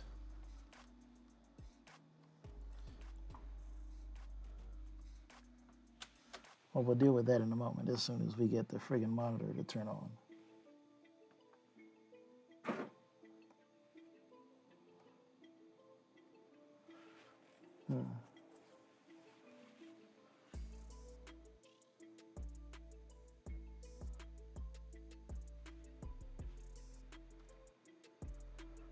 See, like I see a light on the Pi. It should. Everything should work.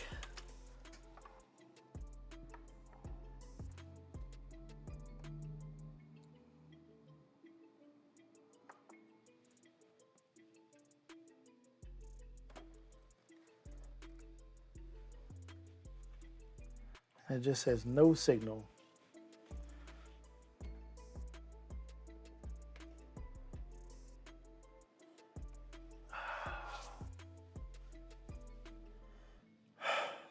Okay.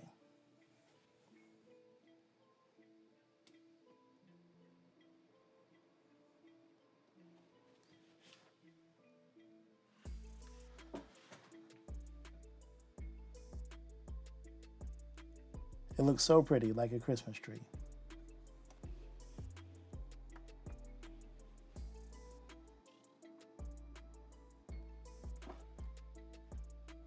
Okay, lights out on the Pi. Short press.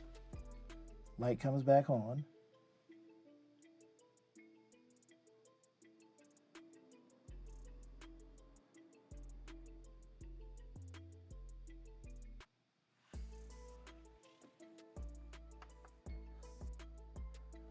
Honestly, I think the issue is with this friggin' monitor.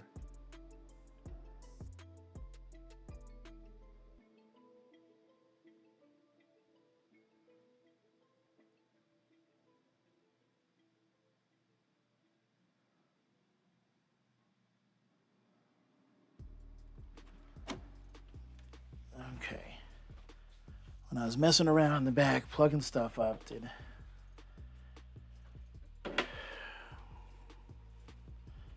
Okay, so let me just unplug this so that I can just take this back door completely off.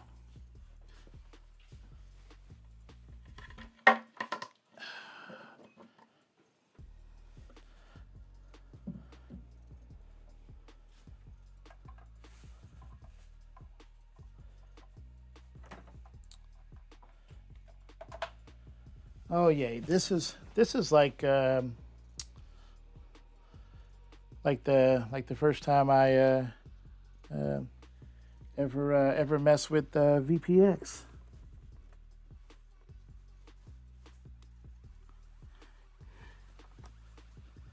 Trying to load up the Ghostbusters table and follow Major Frenchie's instructions. You don't button up the controller yet. Oh, okay.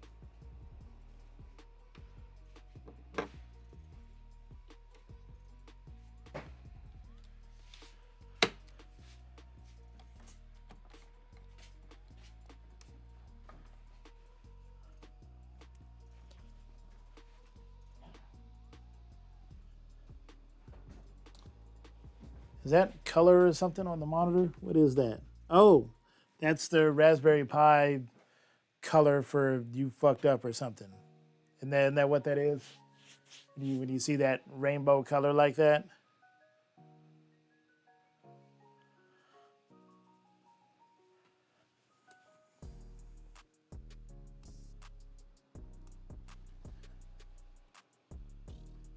But hey, at least the monitor comes on, so there's that.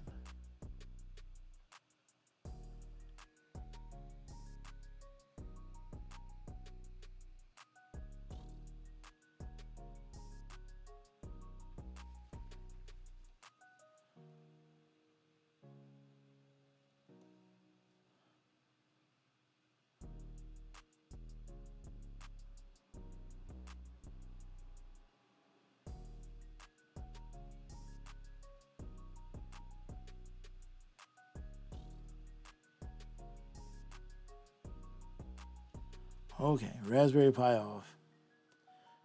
Short press to turn it on.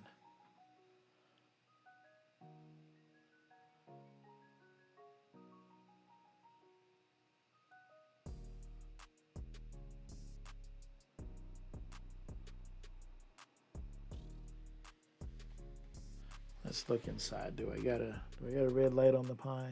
Yes, I do.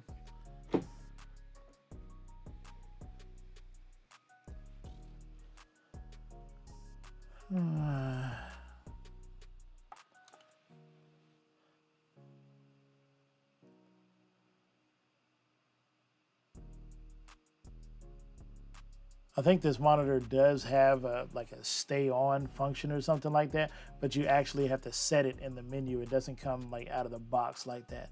But first, I have to get the damn thing to turn on.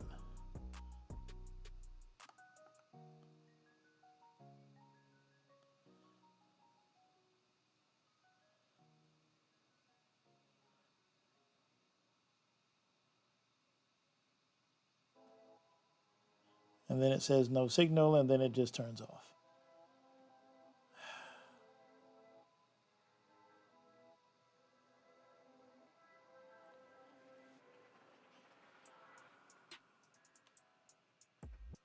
Does anybody have any advice or help?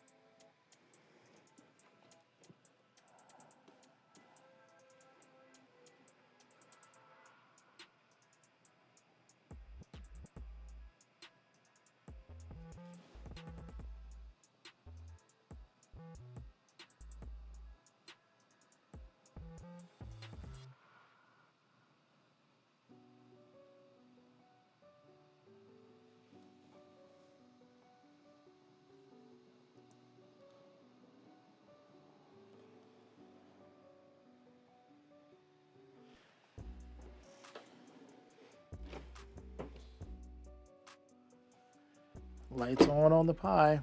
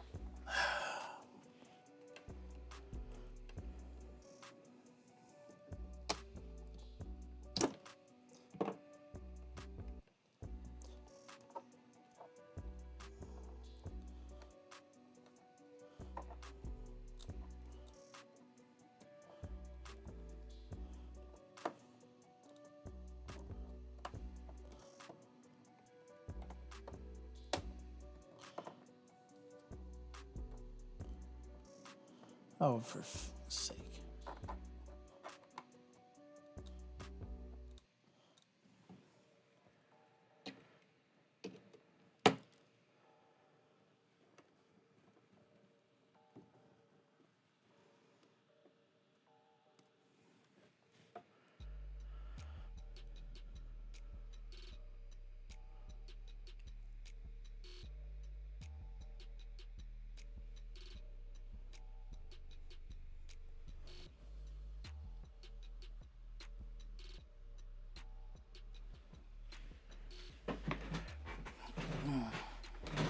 Okay, so I unplugged the Pi.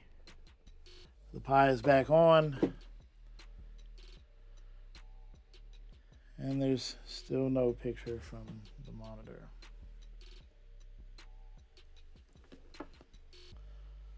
Like, everything is doing what it's supposed to do.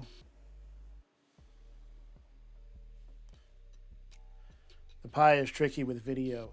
If it's tricky with video, I mean, turn monitor off, turn off Pi, fire up monitor, fire up Pi. Really? I mean,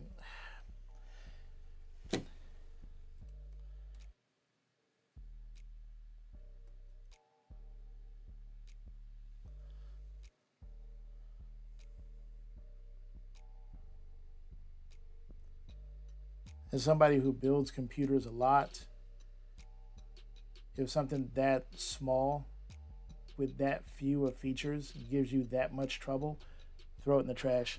But that's just me. All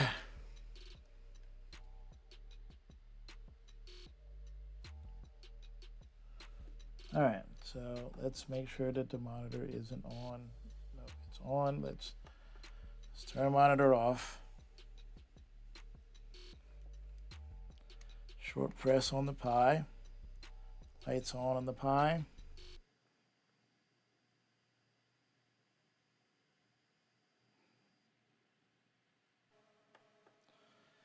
Turn the monitor on.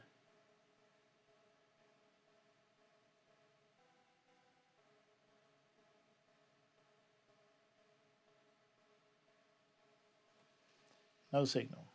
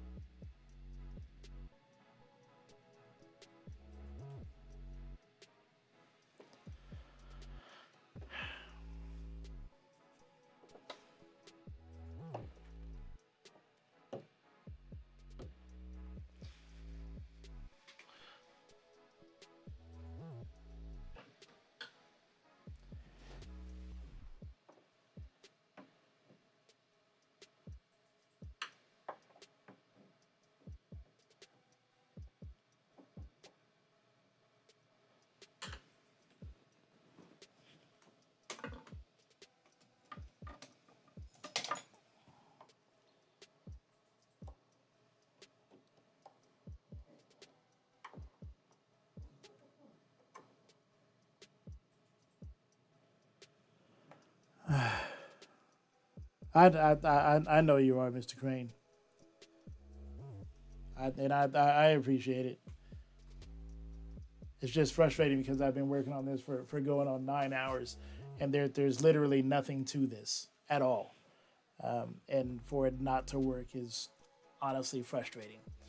Um, I don't mind parts of of the the case, the actual kit. I don't mind struggling with parts of that because it's new and it's under testing. That's to be expected. Um, but stuff like a Pi not showing on a monitor is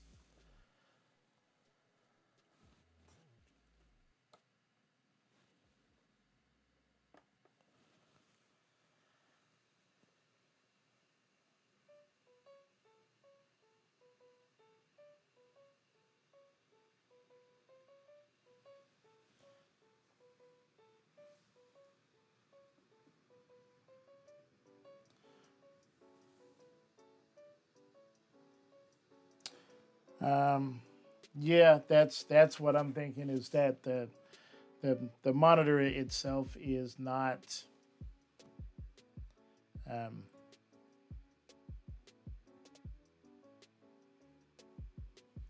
the monitor itself has issues of some sort. Um,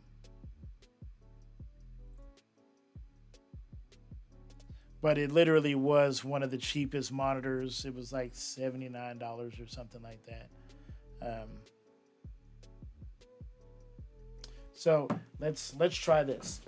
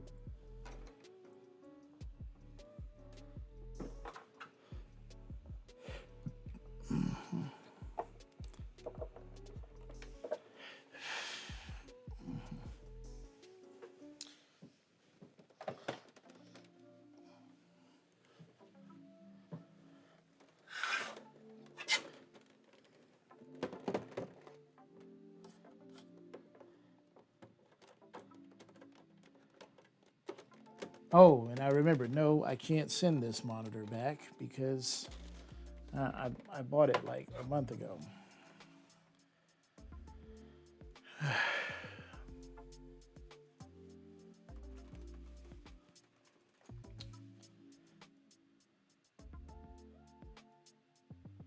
Okay, so this monitor over here, this is an Asus 1080p 60 monitor. It's like 25 inches or some shit. But it just said no signal as well. So at least it's consistent. So let's turn it off. So we'll turn off the Pi. Okay, lights out on the Pi. And then a short press to bring it back, lights back on.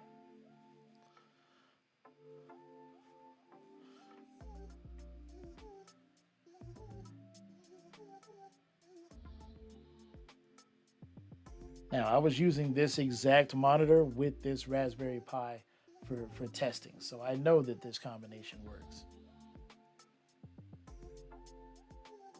So if this doesn't work, then there's something else in the chain, this USB hub or something that is causing an issue.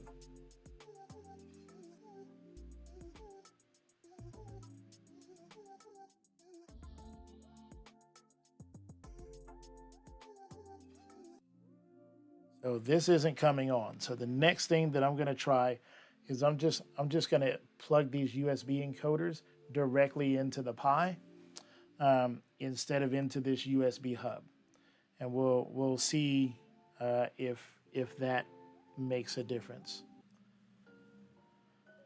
So bear with me while we while I give that a try.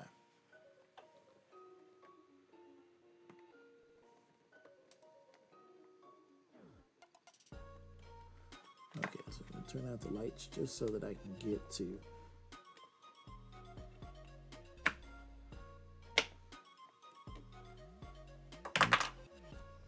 Okay.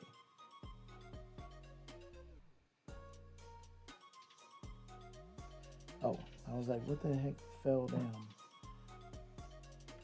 Okay.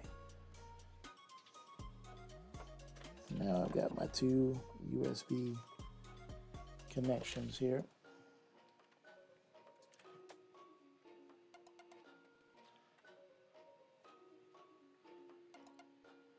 And just for giggles, let's unplug these two connections there, so we have some room to work. And we'll just unplug that encoder over there. And we'll just pull our pie out of here if we can, so we get a little bit of room to work on it. No, doesn't look like we can. So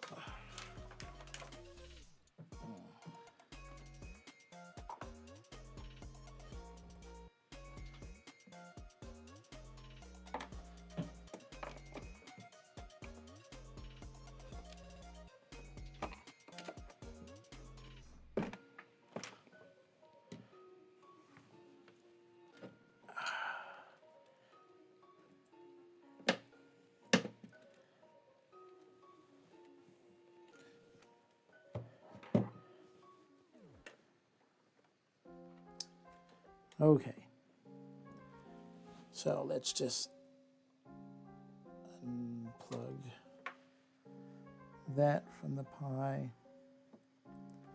And we'll just plug our two encoders up directly.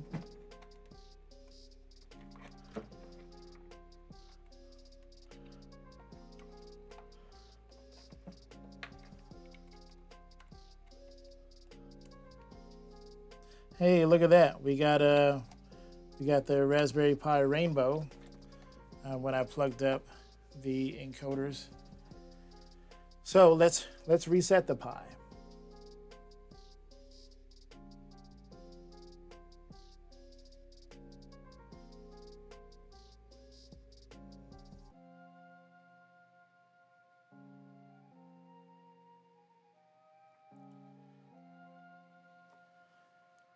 Okay.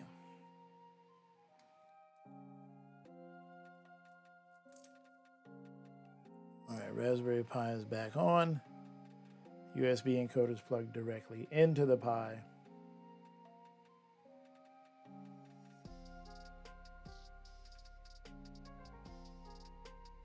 And it auto starts.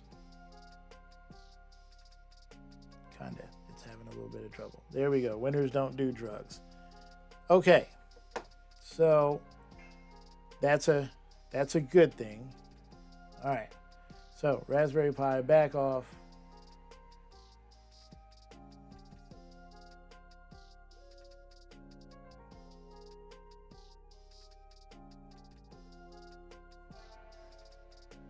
I might not actually be able to turn it off until, oh, there it goes. Okay. Now let's take the HDMI, plug it back into the to the monitor.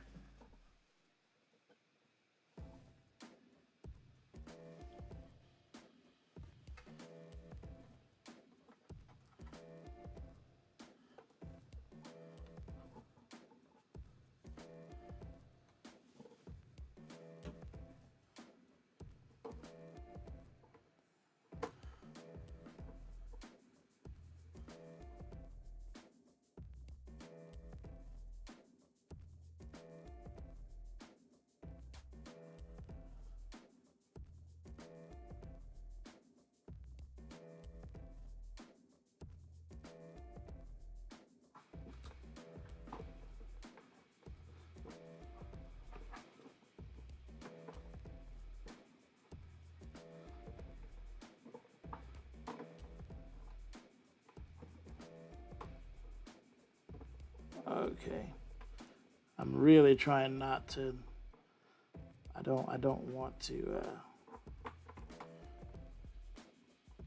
But it might actually just be faster just to unscrew the damn thing. All right.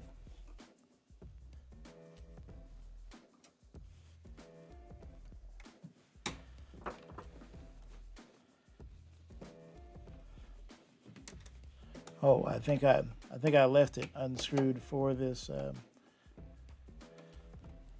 actual very reason.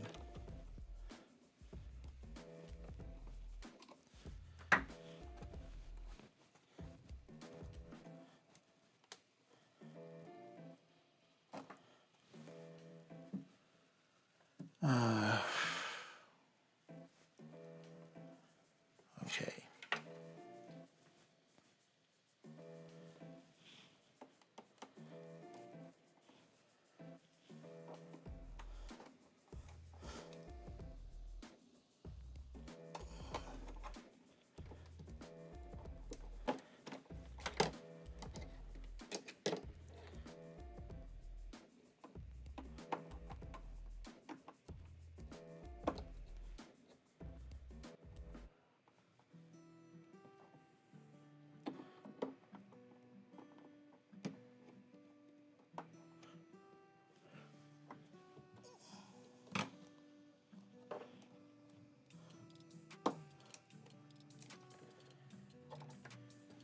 Okay, now let's pull this back into place.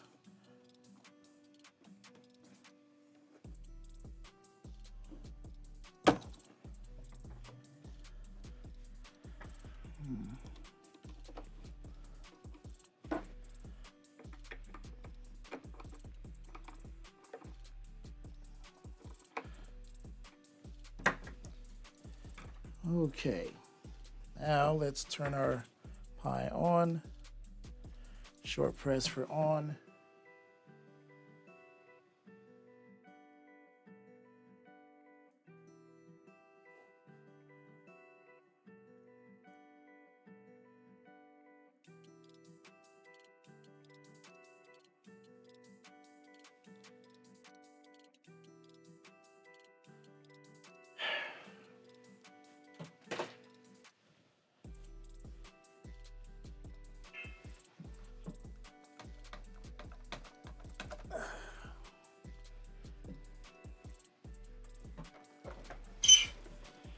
Okay, so the Raspberry Pi cannot handle a USB hub.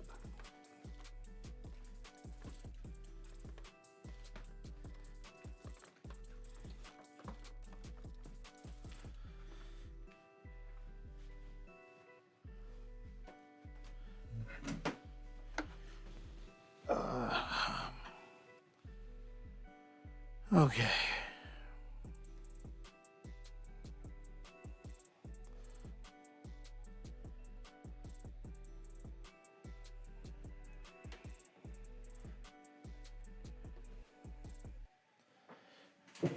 Okay.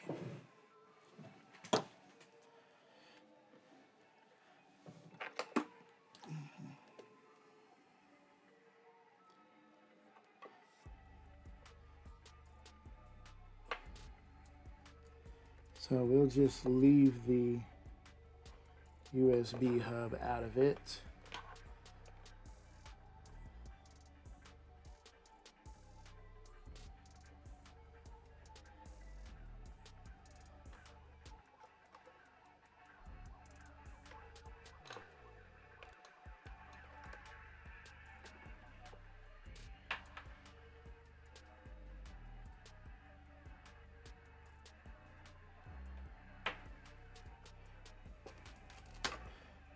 Okay, so we'll just settle that right down back in there. So we'll put the Raspberry Pi back in. And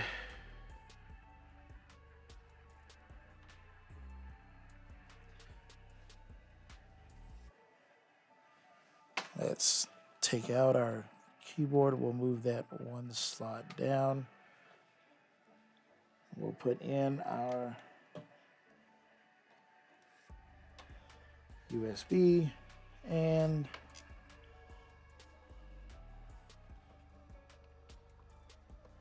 we'll plug this into the encoder. We'll see it light up.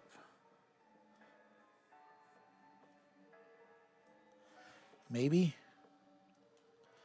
The Raspberry Pi too much in the way.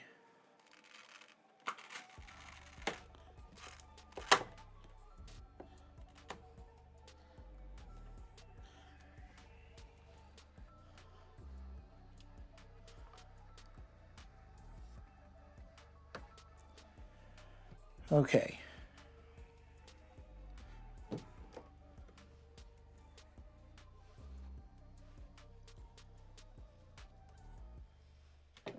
So now we can put our, well, before we do that, let's it's working, let's get our glass back in there.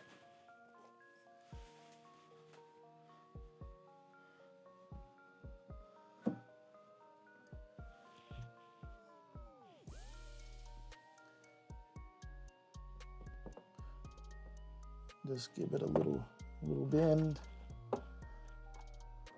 That'll snap in there.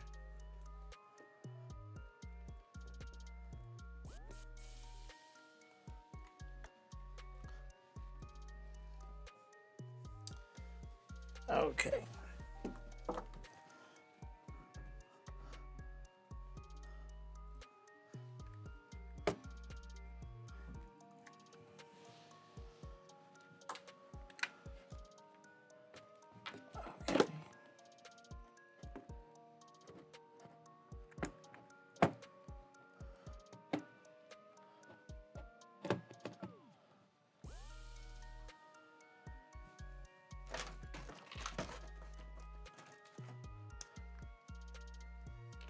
All right, we can tighten these up again because they're not going anywhere. I think that has solved the issue.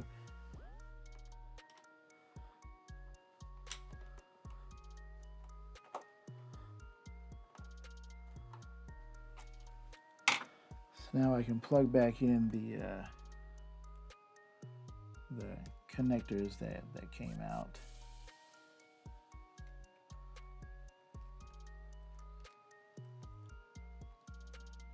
Looks like we got a couple of connectors. So the down connector should be number 3.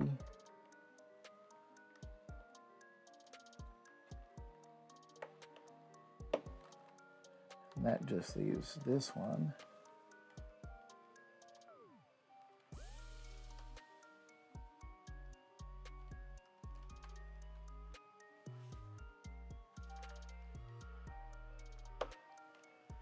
Okay. And then this one will go back in here.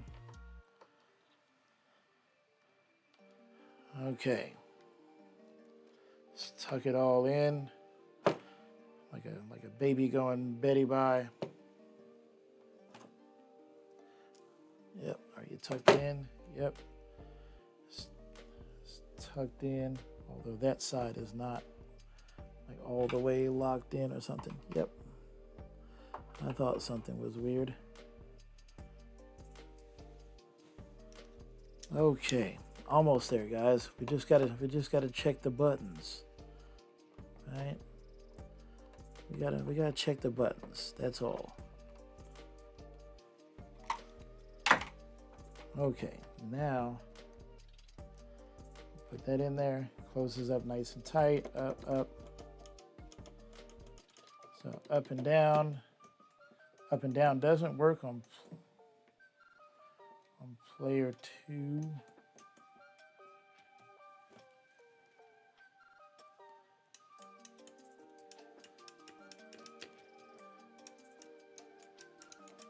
Okay.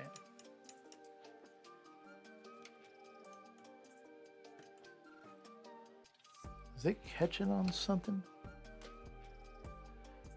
Oh, it might actually be catching on this encoder over here. So there's up works, down doesn't. Why doesn't down work?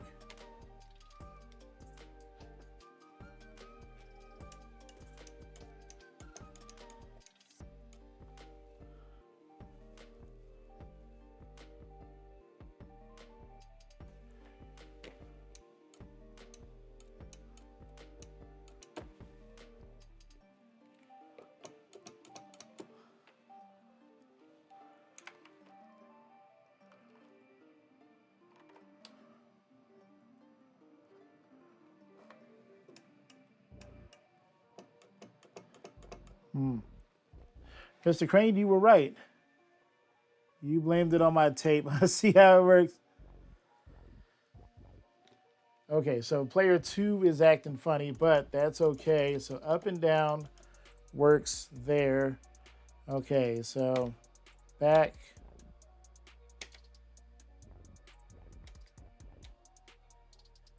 Bolt Action Player 2.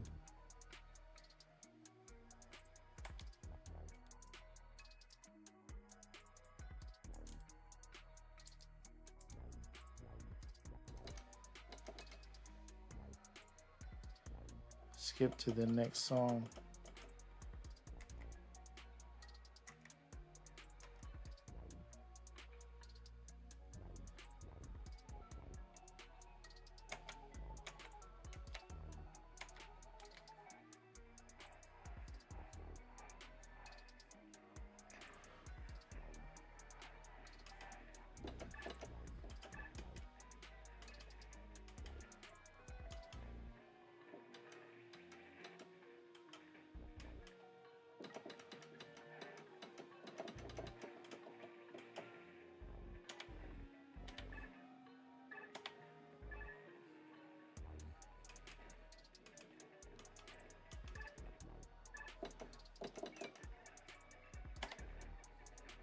We go to Super Nintendo, 795 games.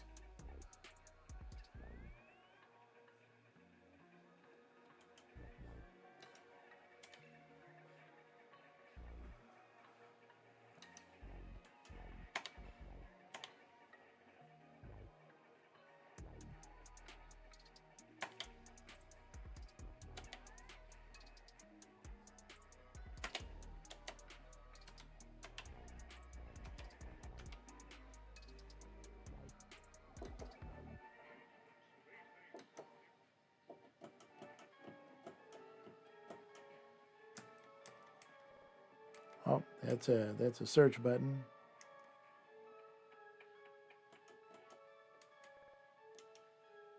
All right, so left, right, up, and down works on player 1. That seems to be okay, but the buttons as far as navigating the menus are all jacked up. So I'm going to have to test those. Do the buttons appear to be mapped correctly? They do not. So there's a trick tilt with those control boards. Looks like your hub was underpowered. Well, that's weird because the hub is plugged into a power outlet. So, I mean, that's hella weird.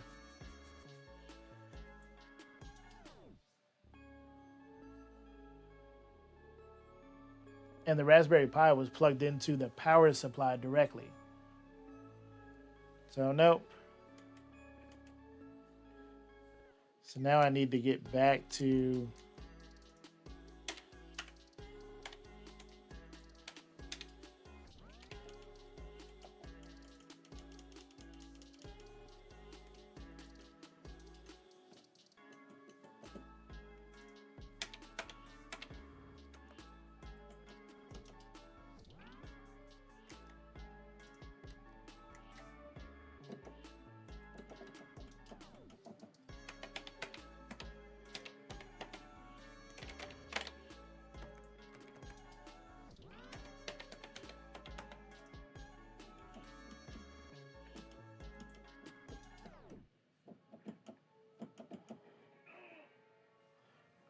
okay, so this is the part where I got to get a keyboard.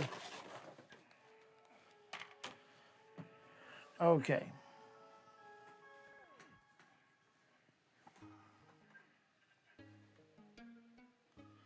Okay, so this is the part where I need to get a keyboard.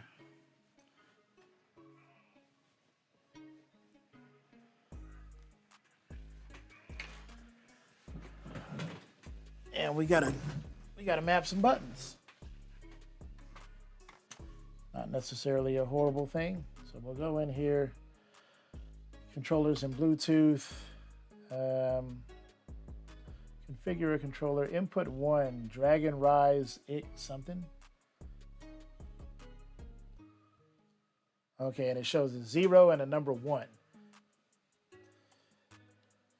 So that's 0, and then input P2. Okay, so we'll make those separate. And configure a controller. You were going to configure 2 gamepads detected. All right, so hold a button to configure it.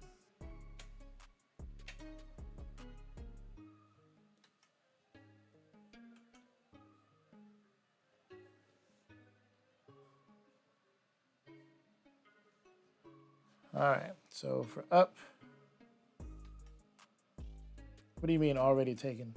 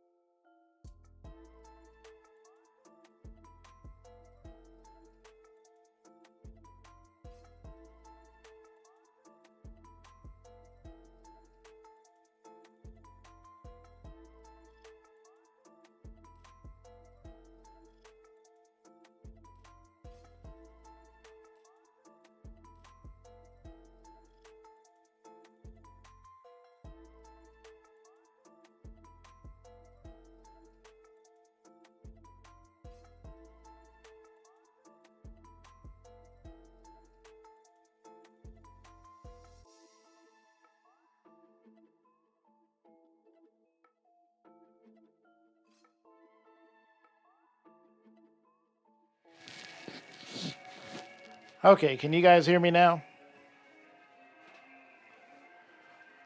Hopefully you can. Oh.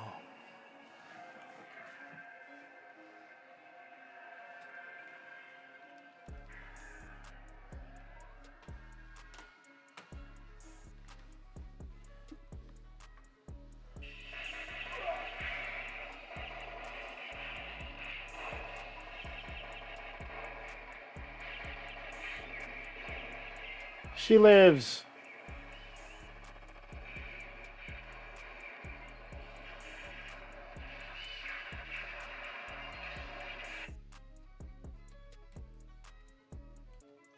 And for some weird reason, when you press mute on like a keyboard, it just completely mutes the sound and you can't turn it back on. So uh, you basically just have to reset the Pi in order to get your audio back.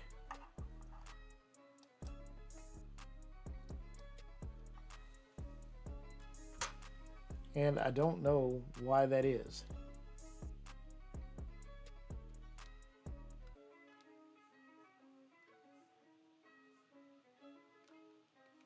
But it works. Firebird, I played the new Venom table at the arcade tonight. Go fuck yourself. Where have you been? Woo, you're still at it. Yes, yes, because you built a piece of shit. Um,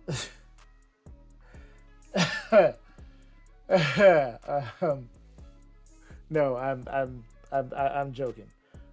With the kit, I'm actually I'm very impressed. Um, once I understood what was supposed to happen, um, very nice. I do have one big issue, so maybe while you're here, you can help me.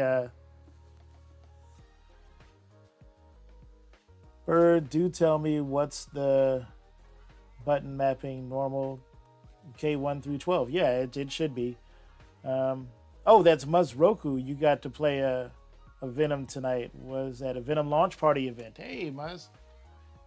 Awesome. I know right now I should be streaming pinball and talking about how this weekend is finally the end of the league season, the last week of league. But I've been working on this bitch since 2:30. So, yeah. And it works now. It works. God, it fucking works. But now I have to go in here and reset the Pi so that we can get our audio back.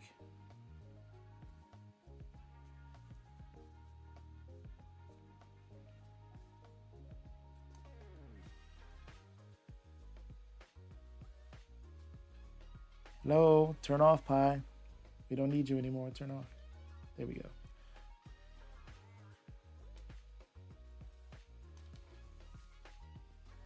Okay. Now the ultimate test. We'll see. We'll see if it comes back to life.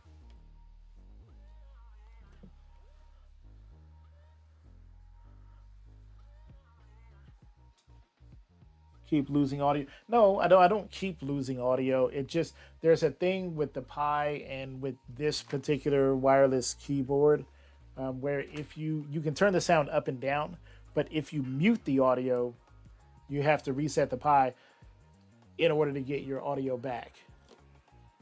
So yeah, there's that.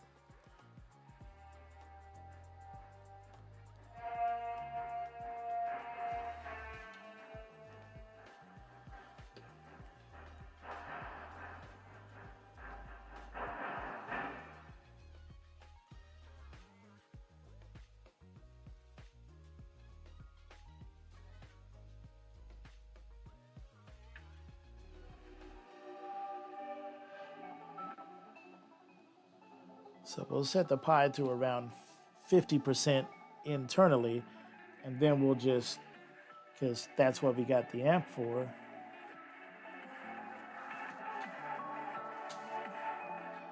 And the amp is just past halfway, so we'll go all the way to 3/4.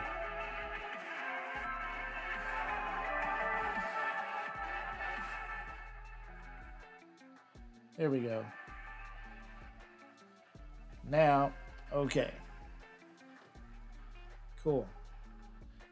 And then we go all the way down. Yeah, cool. So we have a working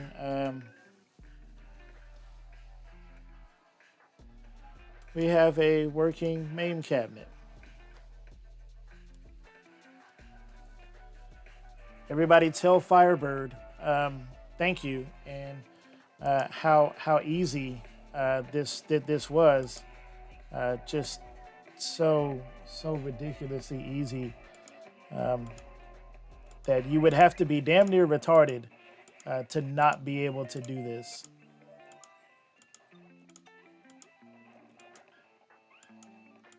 What up with the marquee? Well, you fucking tell me, bro.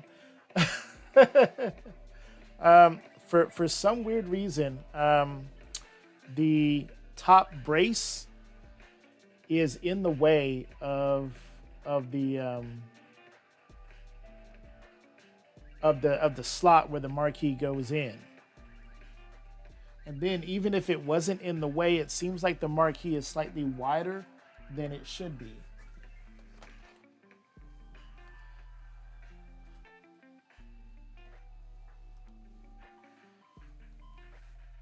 So I'm not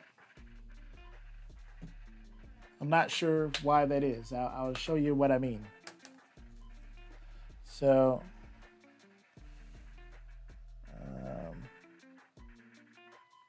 because this lifts up the top. So it looks like the bottom brace here is that's annoying. Okay. It looks like the bottom brace, not the top, but the one lower than that.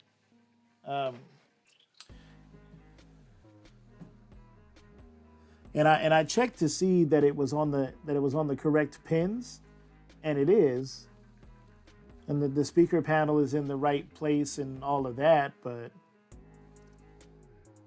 it seems like I'm gonna have to shave like 1/4 of an inch off of this brace in order for the marquee to fit in there. Or yeah. That's basically about all I can do. Can you send me pics when I have a minute? Yeah, not right now because I'm using my phone for this top-down view. So, no.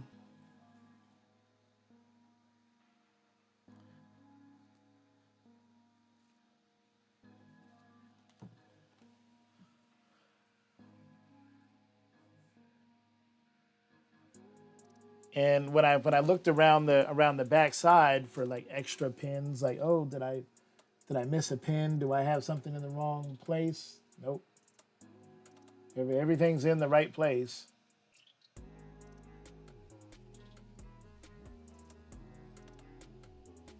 So I don't know what to tell you.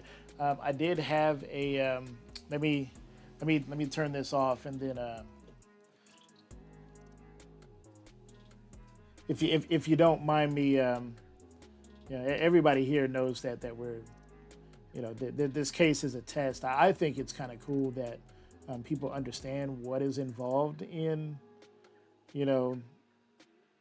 so sometimes you see these YouTubers or, Twitch streamers and stuff. They oh, I got this product from Elgato and it's fucking awesome and shit. And I've been testing it for the last, 5 months or whatever.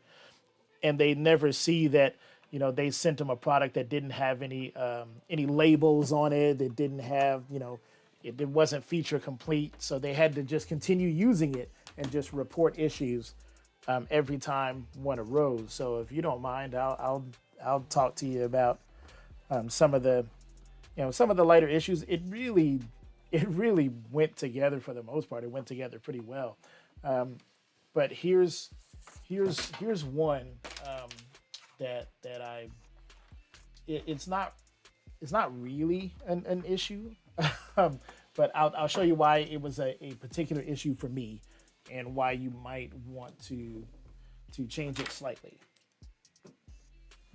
Oh, come on, screwdriver. Everything is falling apart. The world is falling apart.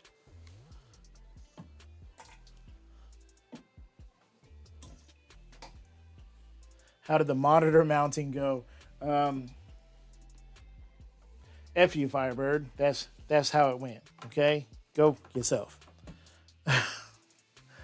um, okay, so I'm gonna set this down here. All right. So you see this hole right here? It might look a little funny, and I'm gonna move my chair back so you can see it. But do you see where I've kind of made the bottom half of it kind of pear-shaped?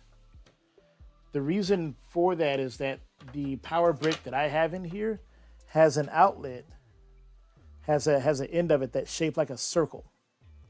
And that circle won't fit in that rectangular hole there.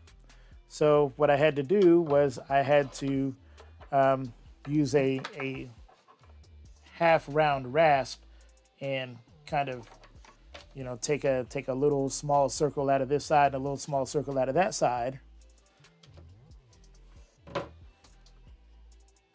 So, you know, nothing horrible.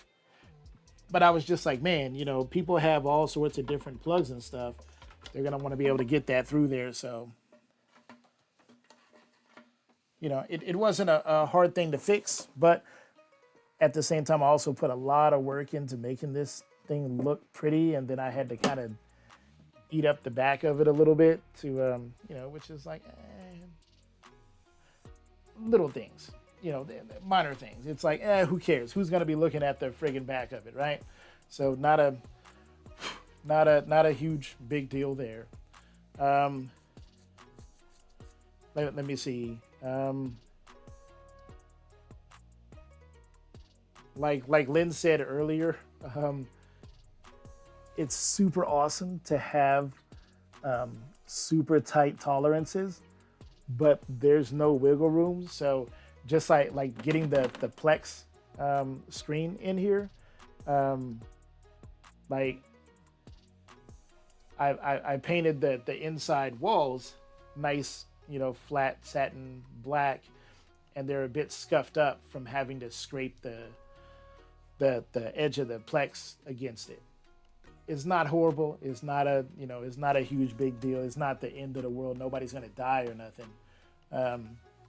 But you know, there's that. So just, you know, can I get like a millimeter and a half, 2.5 millimeters, just of play wiggle room. It's okay if things are a little sloppy.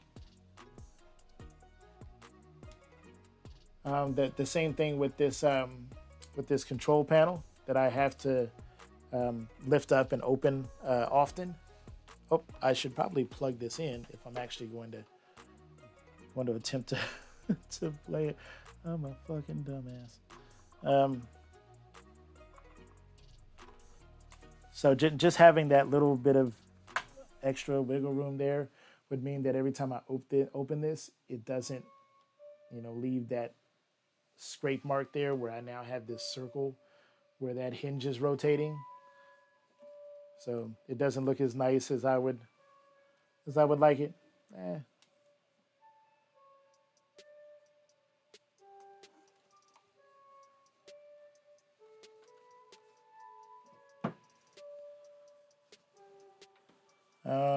Let me see, guys. For some of y'all who've been here all day, what else did I have an issue with? I mean, nothing. I mean, the most egregious thing is probably just that either I've done something wrong, which I don't think I have, but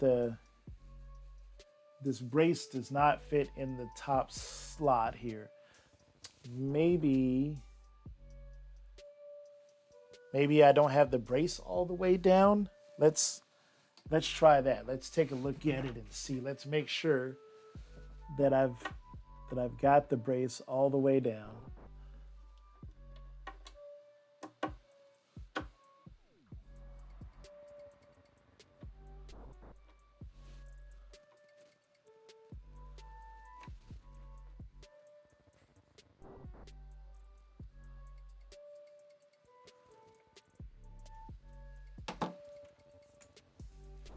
I'm just gonna tilt this back just so I can look at it. Oh, what the hell did I drop off of there? Oh, I dropped these heavy.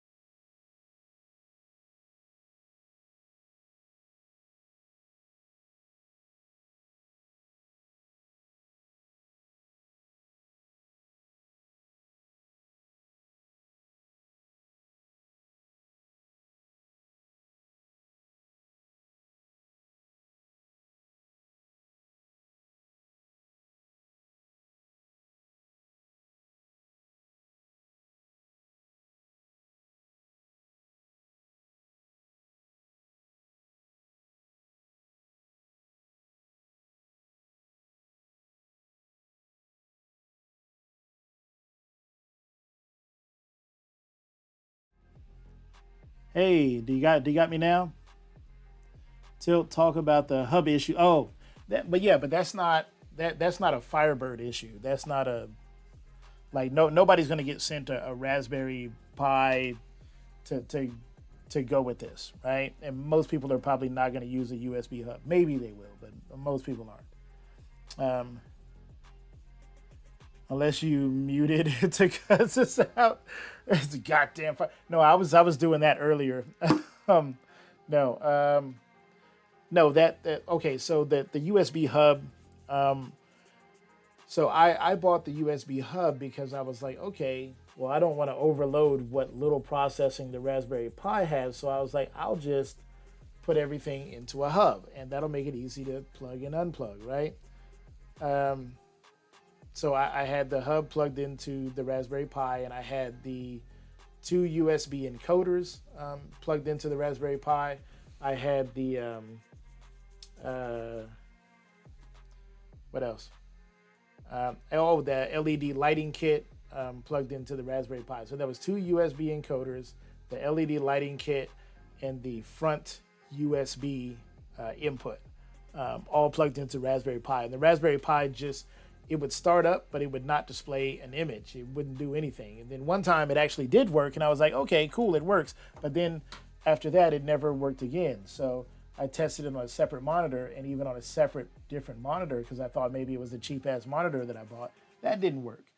Um, so finally, after sitting here thinking and cussing out the people at Raspberry who make these pieces of shit, um, I said, hey, the only thing that I haven't really tried is the USB hub. So let me unplug the encoders from the USB hub and just plug them directly into the Pi. As soon as I did that, shit worked. So freaking awesome. Yay. Um, so the only thing that's plugged into the USB hub is the LED lighting kit. So and that gets 5 volt power. So I don't know. I don't know. Um, Maybe I'll find a different, more powerful hub to put in there.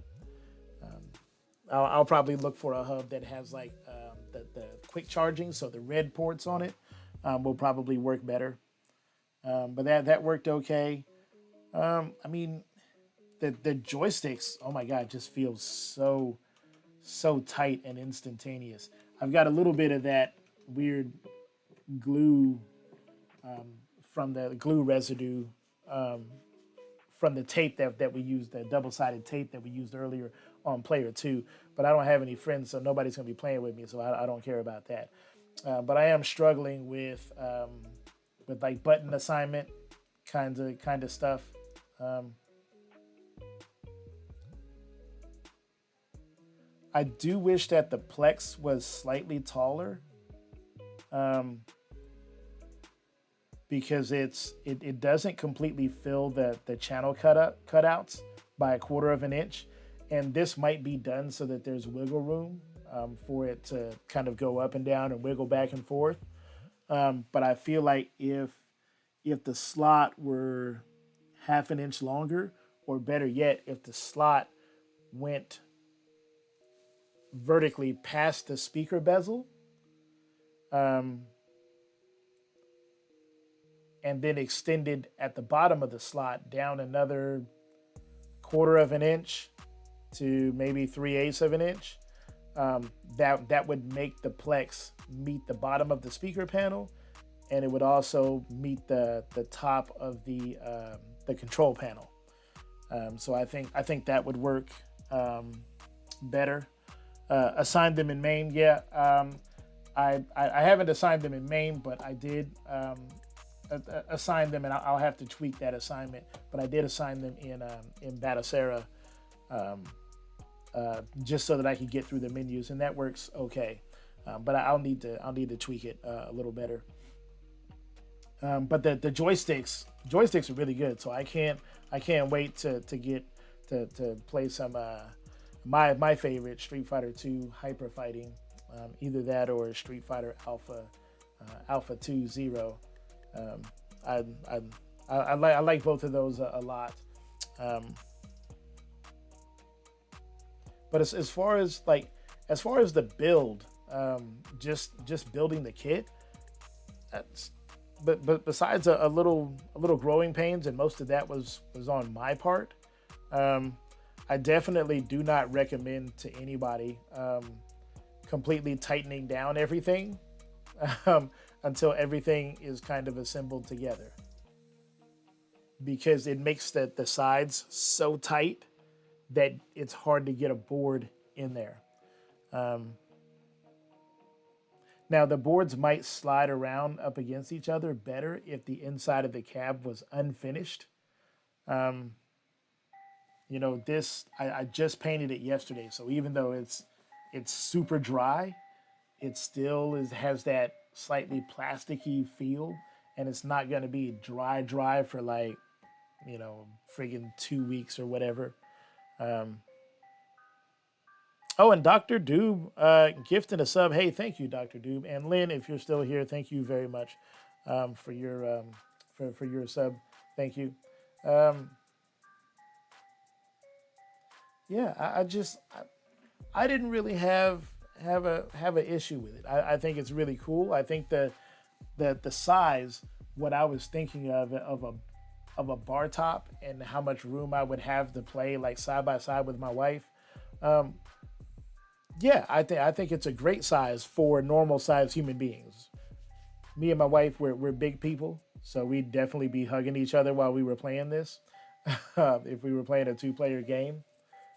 So I would probably want to build myself an XL version, that could maybe hold like a 27-inch monitor. I think would be awesome. But that's just me because I'm a big fat guy and I need more room. Um,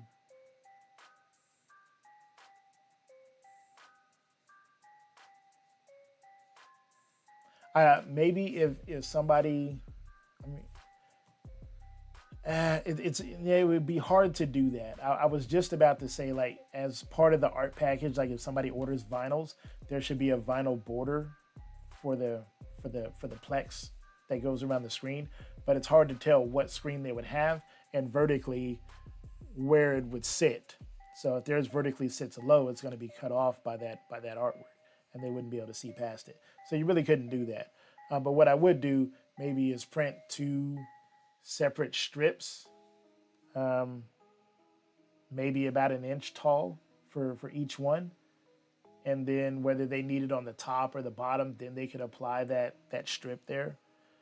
Which is what I'm gonna do with that piece of vinyl, that extra piece of vinyl that I have. I'll probably put a strip at the top and then a strip at the bottom, just to cover up, so that I won't be able to see past that, and that'll look cherry. Um, Did you play some Street Fighter 2 yet? No, I haven't played any Street Fighter 2 yet. I literally, when you came in, I literally was like firing up the buttons just to make sure that it worked and all that. Okay, plexi size noted. Excellent job, man. I really appreciate you doing this. Hey, I'm having fun. Look at this thing lighting up, man. Got the LEDs in the marquee. Got all the LED lit buttons on the front. Whoa! Woohoo! Wow.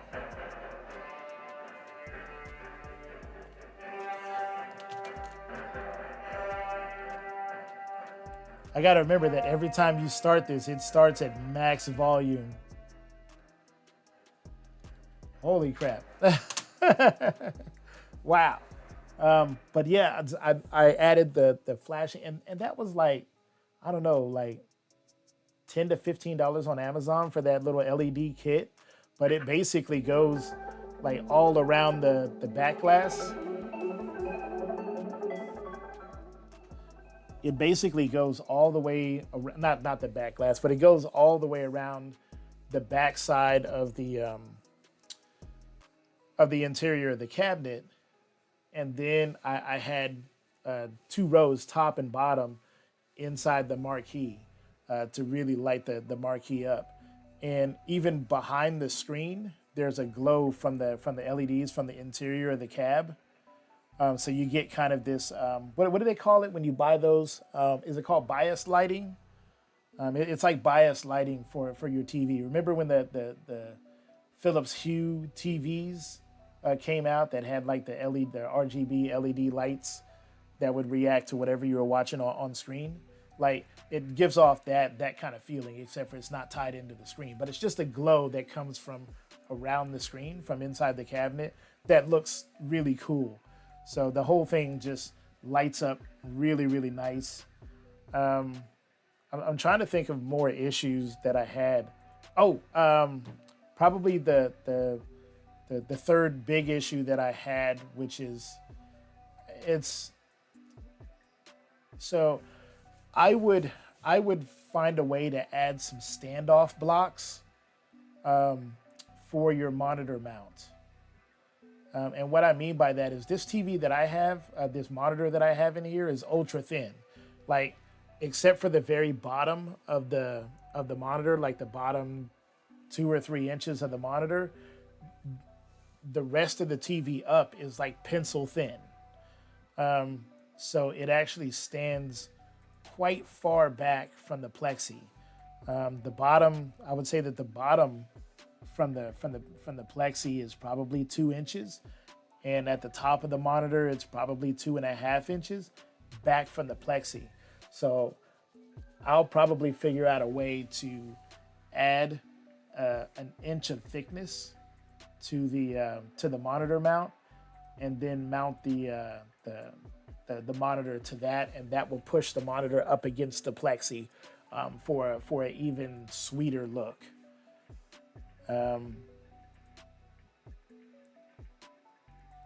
I did find that the monitor mount, while it's cool because it allows you to put a variety of VESA mounted TVs in there, and no matter what you do, that mount forces the TV to be centered. It forces the monitor to be centered no matter what. So it's never crooked left to right, and the spacing is always even horizontally. The only problem that I had is that I just wish that I didn't have to take the thing apart if I wanted to just move it straight up and down. Because the first time that I installed it, I had it was like a 3 or 4 inch gap between the top of the TV and the speaker panel, and it just looked ugly. And I was just like, holy crap, I have to figure out a way to raise the monitor up. So I basically had to dismount it, take it out of the cabinet, and then fiddle with it and put it back in there. And I had to do that like twice, 2 more times to find where I liked it. So it's cool for ensuring that it's always going to be centered, but it is a little bit fiddly. It's, that's a me thing. I also chose a monitor that has the VESA mount at the very bottom of the monitor instead of in the center of the monitor panel. If it was in the center of the monitor panel, I doubt I would have had those issues at all. Oh yeah, we got an ad break here. I hope you're subscribed. Y'all will be missing out on me complaining about Firebird's project here.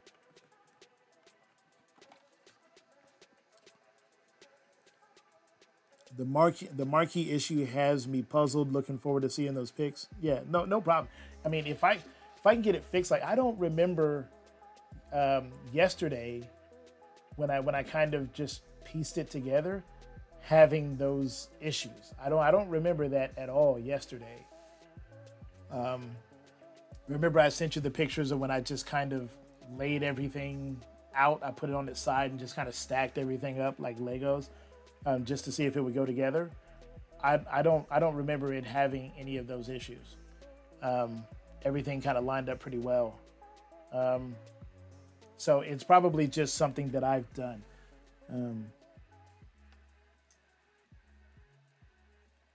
And you know what? I think I actually see the problem. Firebird is the now that it's lit up and it's bright, I can actually see up under here. Is it me, or does this brace, this top brace right here, is it offset? Is it offset so that the canoes are closer to one edge than the other? Because that's what it looks like to me. So I bet if I take that out and flip that around, I bet you that might fix the problem. What if I pre-drilled some holes closer to the plex where you could change the depth of the mount? Yes, that would be. All right, Mr. J. Crane, have fun. I'm dropping off. Okay, thank you very much, Mr. Crane. Sorry, there was no need for a DJ Crane tonight, but I didn't want to be distracted from this project.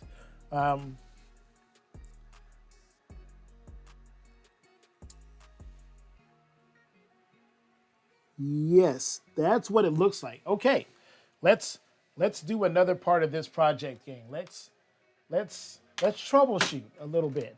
Let's try to get this Plex in and get this cab 100%, y'all. Okay. Firebird, are you ready? Are you down for that? Mr. J. Crane, I learned a lot, and I may buy a kit from Bird as well. It's a cool kit.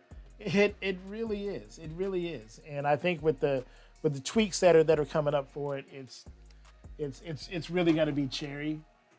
I had fun putting it together. I've never put together anything like this before, so it's all new to me. But albeit it being all new, it's also very, very cool. All right, Firebird says he's down. So we don't need to turn this thing off, but can you see me back here? Hey, here I am. Okay, so let's pull the back panel. This is a feature I do like, being able to just reach in there, pull it. Oh, well, I say that, and then I can't get the damn back panel out. There we go. That magnet is, it's a pretty strong little magnet there. Okay. All right, so we got the back panel out, and we can go ahead and lift up the top. Now, as you may have noticed, I have not tied down the top there, just so that I can just lift it straight up like that. So no problem there. So it looks like, okay, so it looks like I'm gonna have to lift up the top, and I need to get this panel out of here, but it's right up against the speaker panel. So, okay. So first things first, we gotta undo the speaker panel. We gotta loosen it just so I can pull it back just a little bit.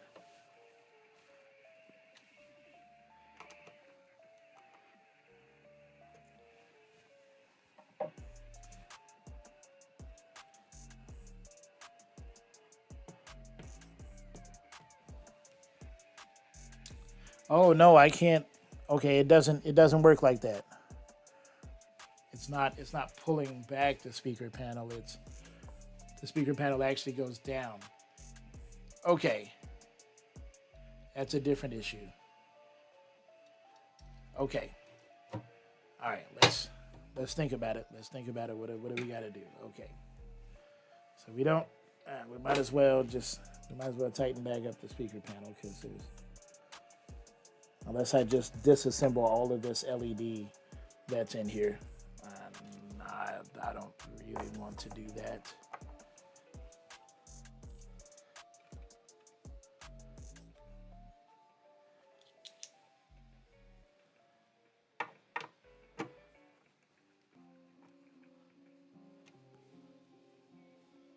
Okay. So we'll put that back in there. We'll take this and we'll put it back together. And I'm going to see if it's possible to remove this front brace without having to take apart the entirety of the of this cabinet. If I do have to take apart the cabinet, I'm just going to do that like off stream. Okay.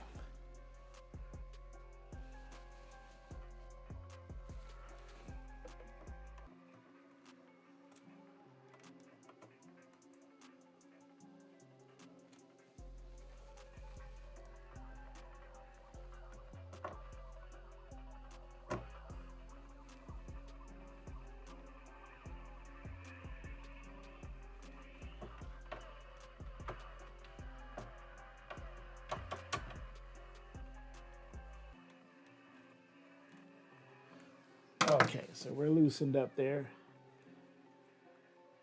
I did loosen that, didn't I? Uh-oh. Maybe I didn't.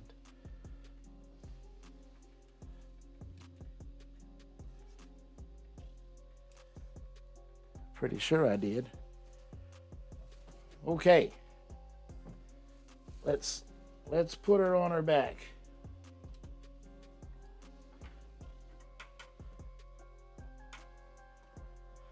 Let's put her on her back and see what spills out of her.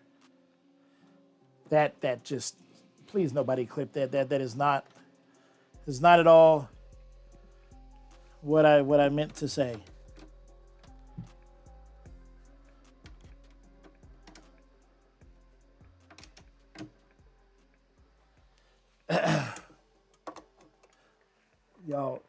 Y'all nasty.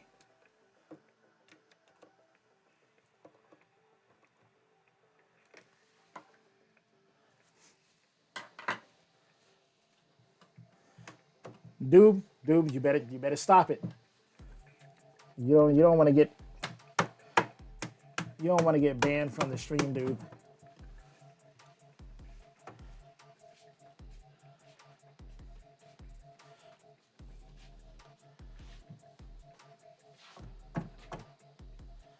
Okay, so now all I gotta do is just wiggle this brace on out of here without tearing stuff up. You need to get past me, hon? I need the box knife. Box knife right there.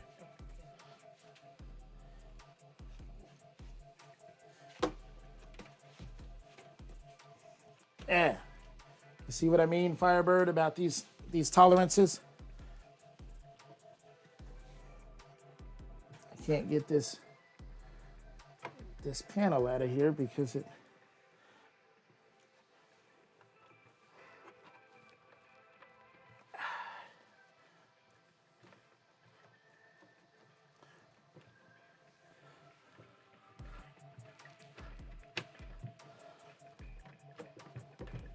come on, wiggle, come on.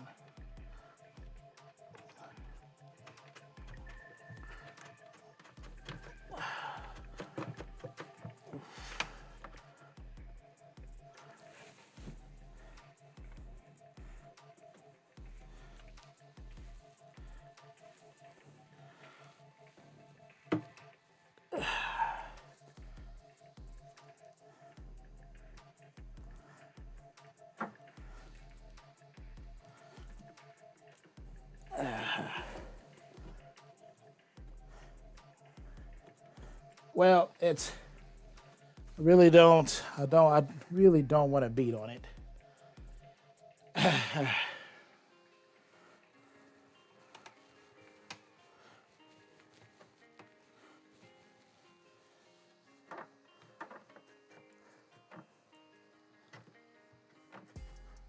Okay, now it's coming. I'm gonna have to repaint that inside edge there, but it's fine.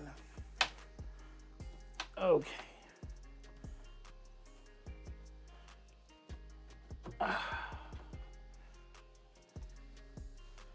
Oof, tired. I feel like I've been sitting at this dining room table for 10 hours.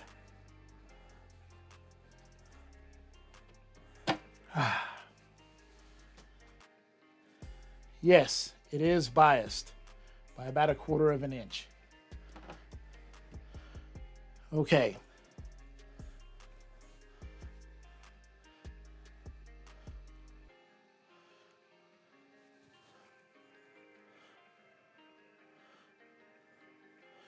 So I don't know if you can see that. Do you see how my thumb side, the wood is thicker on my thumb side? There's more wood over here on the thumb side than there is over here on this side. So if I put this back in here,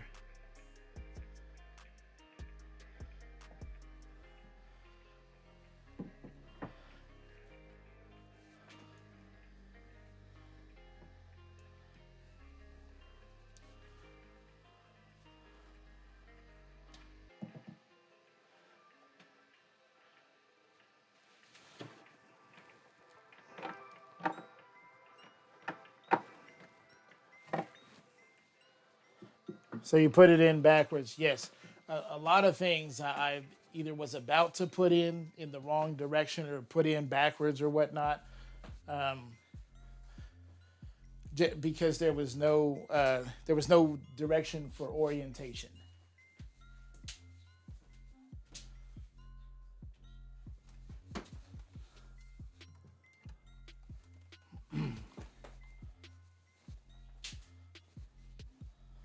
All right, time to get the leg spreader.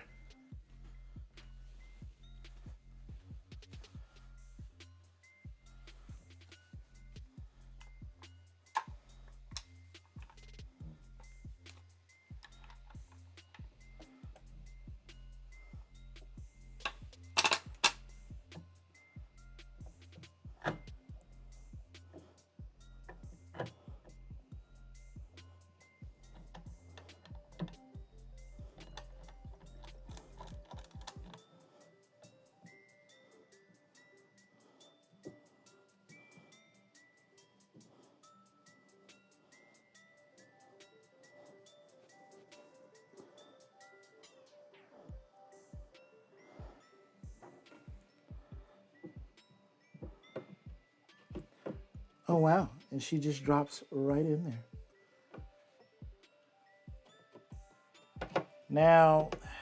Now the hard part is that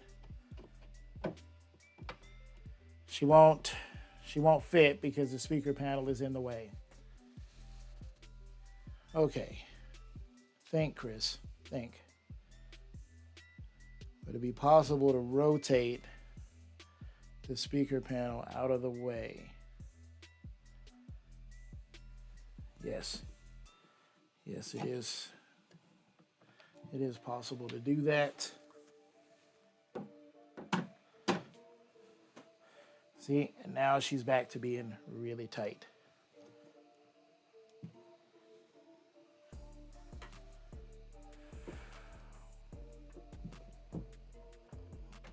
Okay.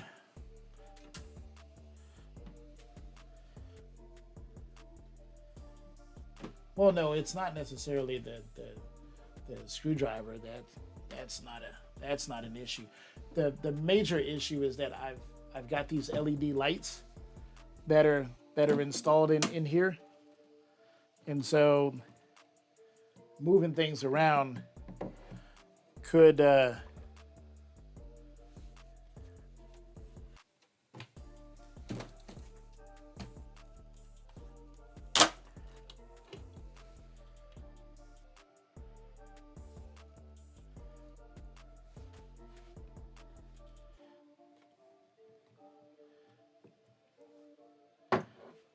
it could end up damaging where the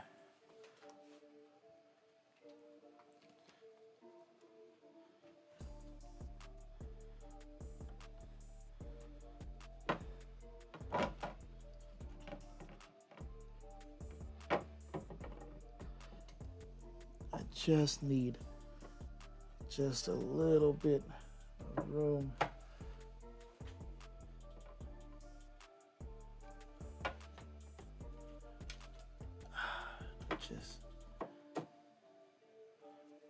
Just can't get it without moving the speaker panel.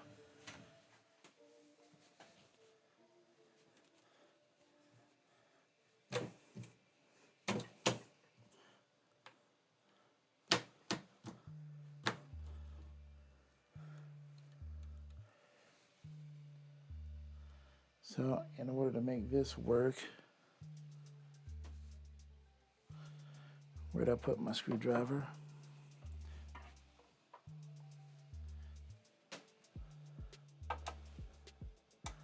Gonna have to be very careful not to tear out my my LEDs.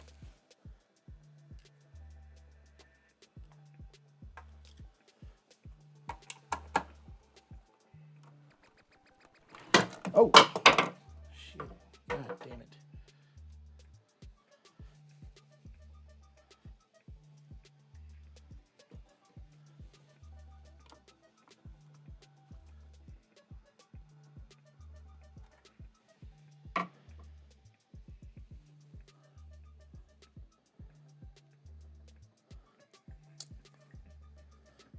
But see, these move down.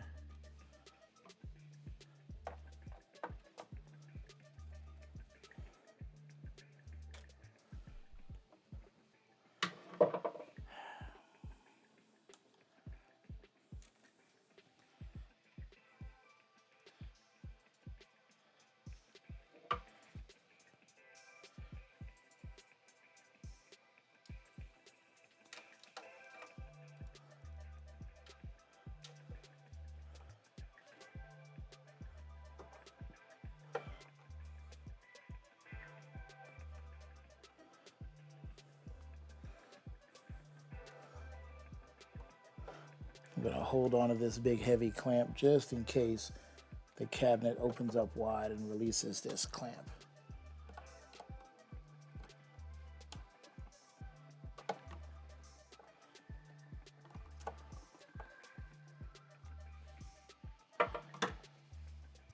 Okay. Okay. So now that's down and out of the way.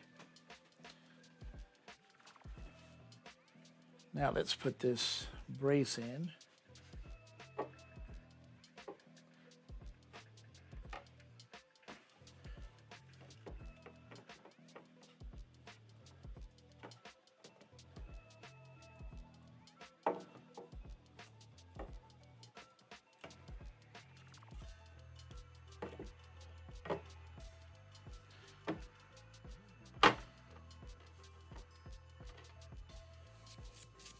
Lo and behold, Firebird, you'll never freaking believe it.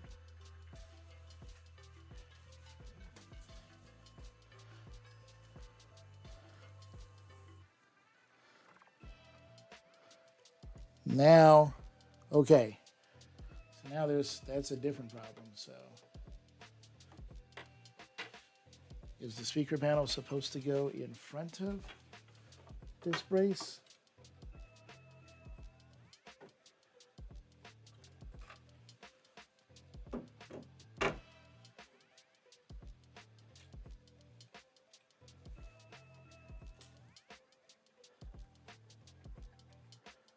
How do you get the brace in there? Because once the brace is in there, you can't raise it up past the speaker panel. Okay. Think, think, think.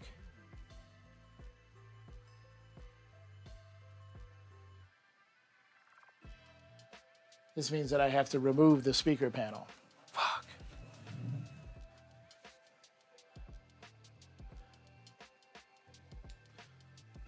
Am I?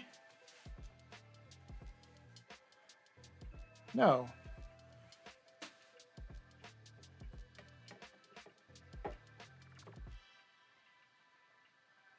So is the brace mounted up? So I push the brace up into position.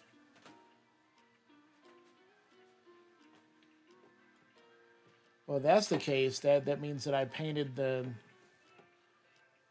wrong side of this because the brown side is going to show now.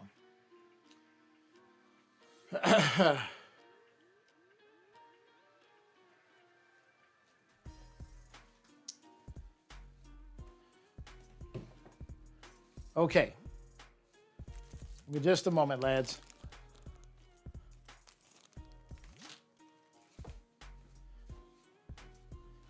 Give me just a moment. Okay. That means that I painted the wrong side. Something told me in my heart of hearts that I should have painted everything, but I didn't. It's a good thing that I've still got paint on this roller from yesterday that hasn't dried yet.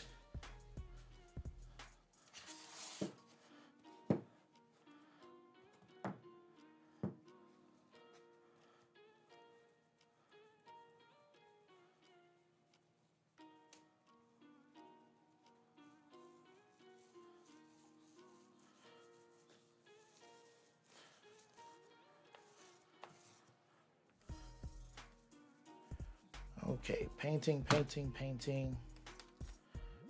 We're painting things, guys. We're painting.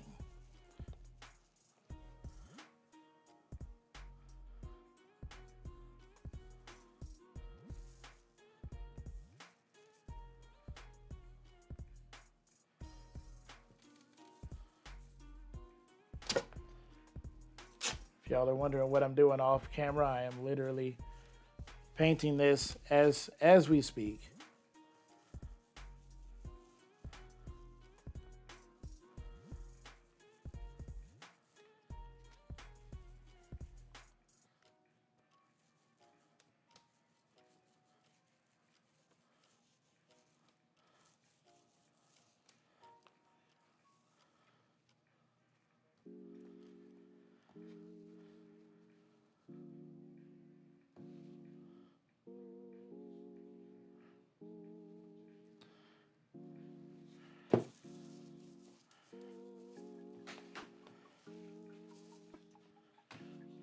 All right.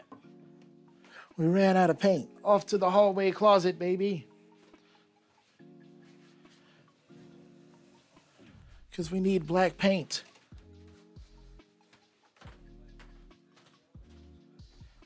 And we just need a little bit.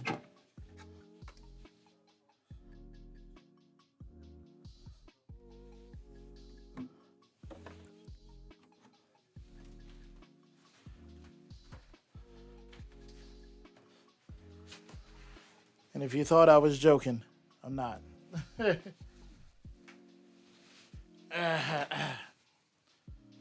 We're so close to making this thing right that now it's just become a mission. You know what I'm saying? Have you ever felt like that? Where you're just like, damn it, now it's a fucking mission.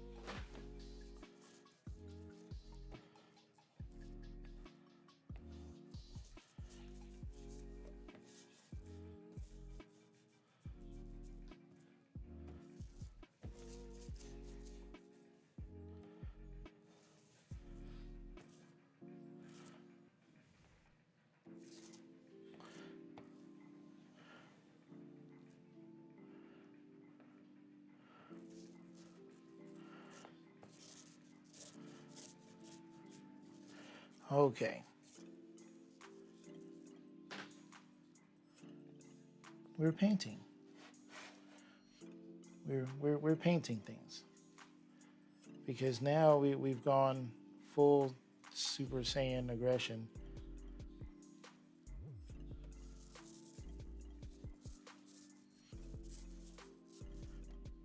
If you can, gang, use a foam roller when you paint. Your finishes will thank you for it. They really will. I promise.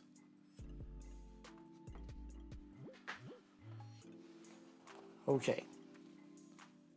So that is enough paint on that. We'll just set that there.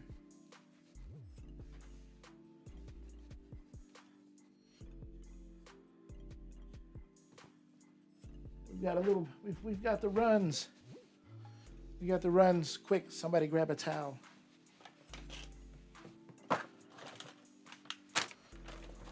It's becoming a mess. Really? I don't have any towels? Ha! I knew I had napkins.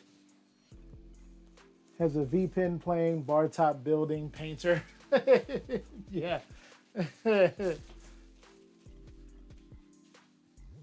Yes, I am a retro Renaissance man.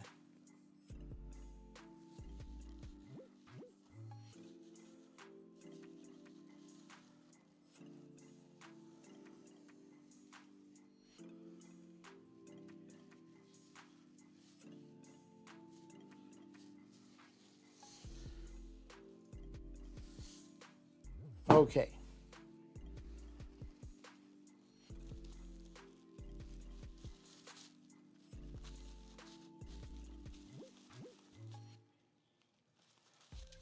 Somehow I'm trying to clean up paint and I'm getting it all over my damn self.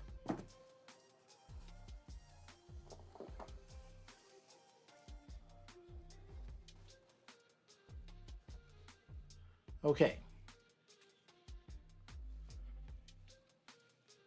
So now all we gotta do is wait about 20 minutes for that to dry and then we can slam that in there. And then we're good to go. Okay? Okay.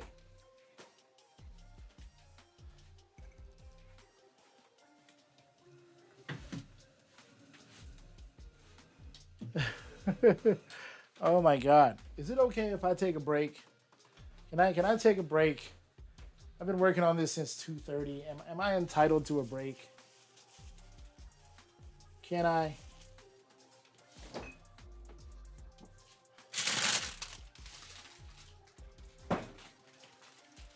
Can we just hang out for just a little bit?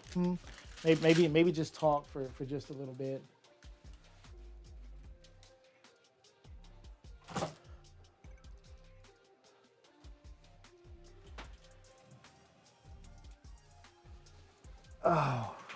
Oh God. What a day. Let's just say look at chat. Let me see what y'all are talking about. It can't be anything good.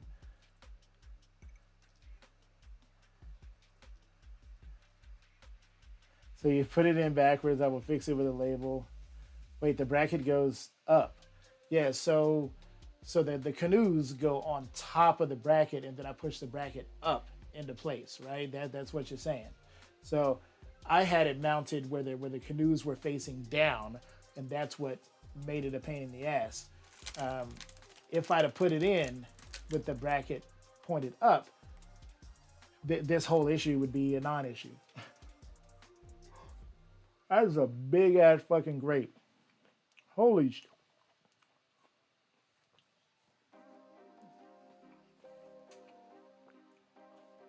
And juicy as fuck. As soon as I bit down on it, it just squirted all in my mouth. That is juicy. Yeah. Yeah, this way forward, or I'll redesign it to be dead center for the mount.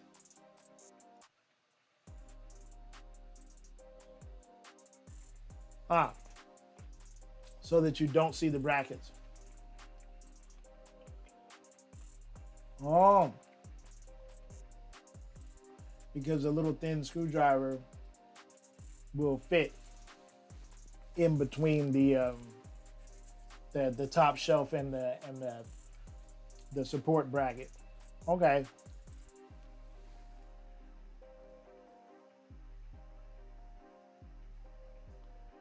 You're putting it in upside down. You don't need to make all these changes. Brace mounts with the mount on top. You should never see any brackets, so mount them where you can't see them. It was me telling you it was the wrong direction, trying to keep you from taking it apart. Yes, correct up, exactly. I was texting you, I was calling you, trying to send the stream sounds to stop you from taking the bracket apart. Hey, I had to paint it anyway because if I'd have put the bracket in the the correct way, then it would just be bare wood that I'd be looking at. It'd be the only piece of unpainted wood in the entire cabinet, and it would look horrible. So I had to take it out of there anyway.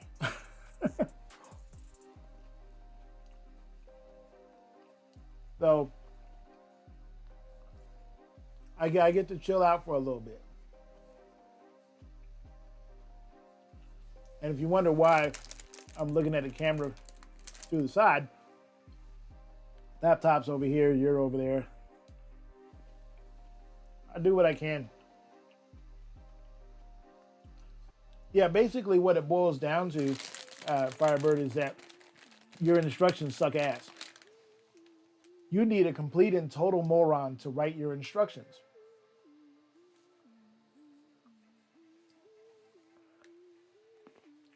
You need somebody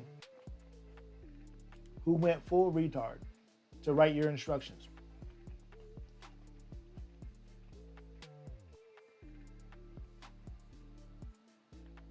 That way, people like me can't possibly fuck it up.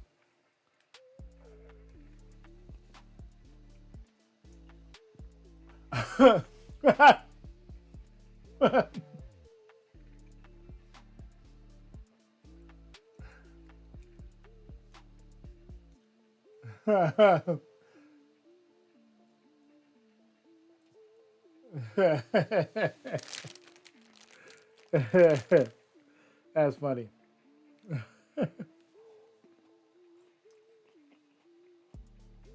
Mainly more pictures and more little labels saying this side up.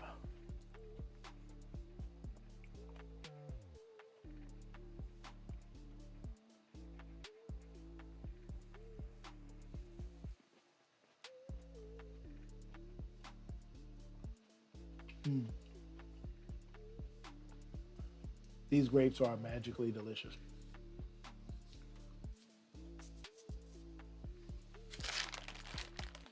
But Firebird, thank you very much. I realize that a lot of these issues are probably my own. So thank you for bearing with my dumbassery. But it's all in good fun. And it is fun.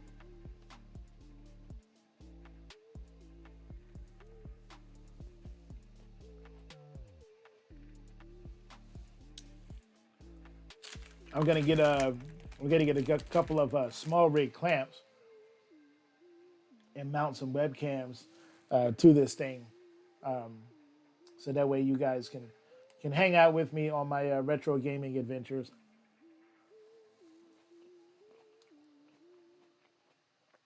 Firebird, Firebird Junior, 2 months in a row. Thank you so much. Really appreciate those subs. No, this is perfect, really. Well, it's what you asked me to do.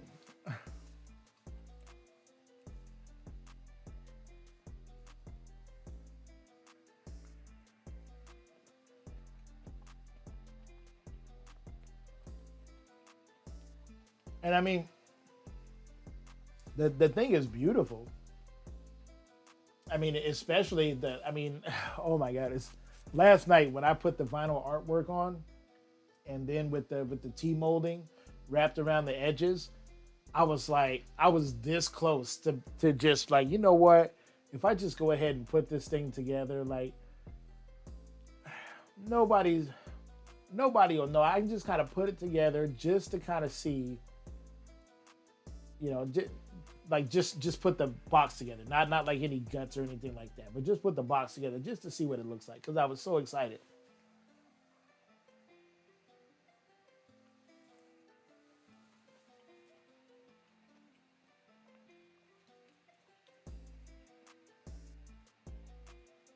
Mm. You think it's around 22 inches, huh?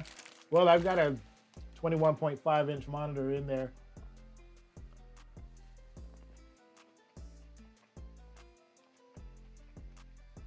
Mm.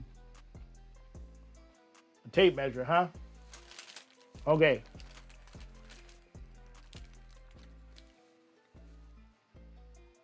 Give me a second because these grapes are fucking delicious. I'll be right back. Tape measure, huh? Okay.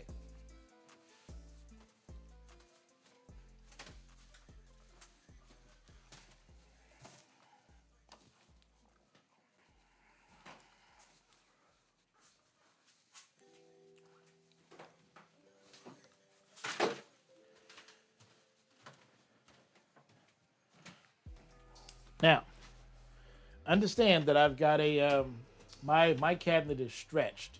Okay, so what I'm going to do is I'm going to measure this back panel, which leaves just a little bit of wiggle room. But I've got 21 and an eighth. Yep. So, oh no, no, not 21 and an eighth. I've got 20 and an eighth for the back panel measurement. Yep. Yep. 20 and an eighth exactly.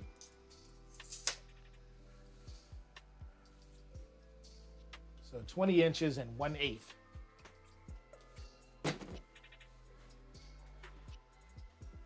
There you go. Measured.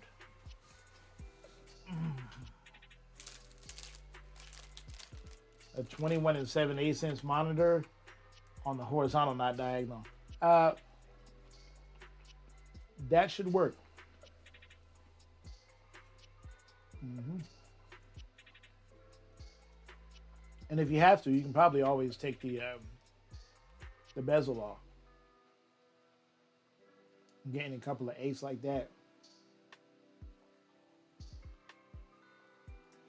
Hmm. Mr. Crane, you really getting serious, huh? Too lazy to decase anything, huh? I figure decasing ain't exactly easy. And if you don't get it right, you pull that case off and some little tiny thin ass ribbon cable is still attached. You pull it out of there and now you got to buy a new TV.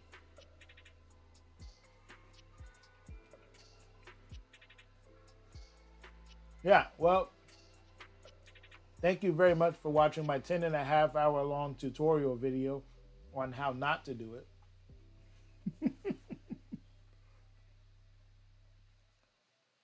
But if you guys ever wonder, like, oh man, where's Tilt at? I'm on the game.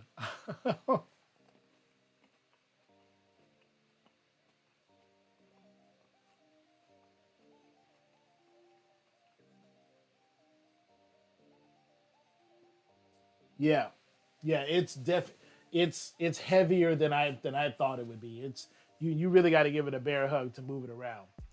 And God help you if you actually manage to figure out how to stuff a full PC in here, like you want to do a launch box build in here. Like God help you, unless you unless you did like a NUC, like one of those mini PCs. I think Launchbox will run on that. But if you're talking about doing something like an ITX board with maybe like a GTX, I don't know, 1650 or something like that, um, maybe like a one slot graphics card, um, you'd be okay with that.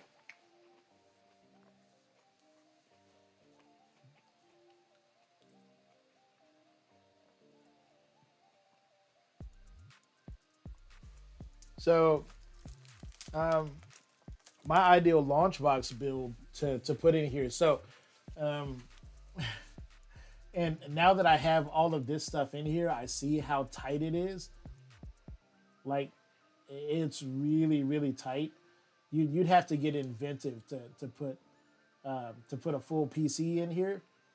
But I've got a um, oh, I can't think of what the motherboard is, but it's an Asus Maximus ITX. It's like an Asus Maximus, not a Hero. Heroes their MATX, but whatever the ITX is. But it's like a Maximus, not a Maximus, whatever the ITX is, but it's the sixth one, the sixth series of the mini ITX motherboard. I got 16 gigs of DDR3, and I've got a 1080 Ti water cooled, and a 600 watt power supply, and a Core i7 4790K. Like if I could fit that inside of here, like that would be amazing. Now I would have to cut 120 millimeter fan holes in the back panel just to exhaust all of that heat out of it. But that would be pretty beastly, and I could probably run um, Mortal Kombat at 1080p with all the goodies turned on. Mm.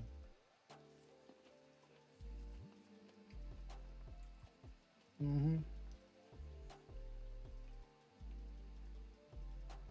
Weighs like 35 pounds. Yeah, that's what you told me is it weighs about 35 pounds. I would say with everything that's in there now, mm, probably 50.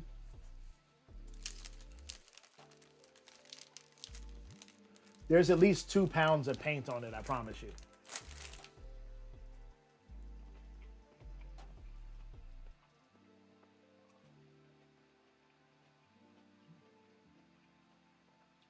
I'm just gonna sit here and eat all these grapes. Best freaking grapes I've ever had. What's some legendary fruit that you've eaten the fruit before, and it was like, it's a banana. But then you went somewhere, or you went to a restaurant, or you bought a banana, and for some weird reason, it was like the most epic version of a banana ever. What is that fruit?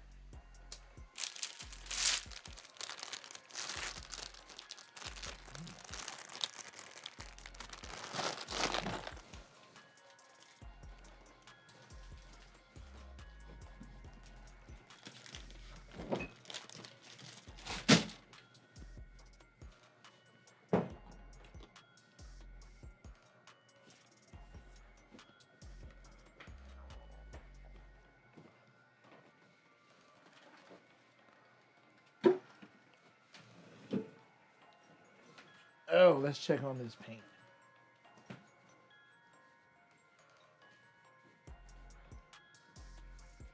Yeah,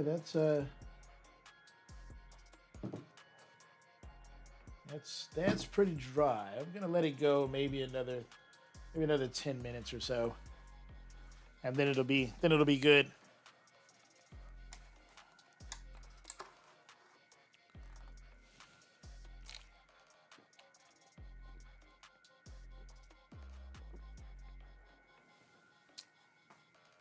Nah, I'm only gonna have to touch it for a few seconds, so let's go ahead and slap it in there. It's dry to the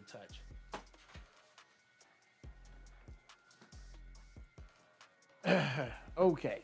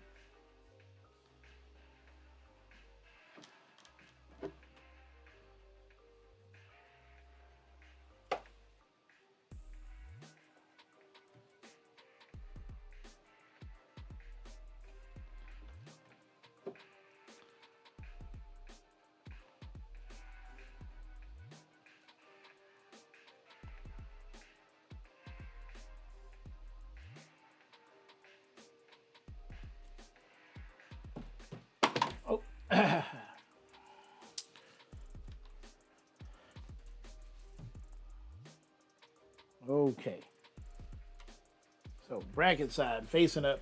Hey, there's a big ass void in this piece of wood that's going to be facing out. Cheap ass project. Who the hell put this bullshit together? There's a void in this cheap ass plywood.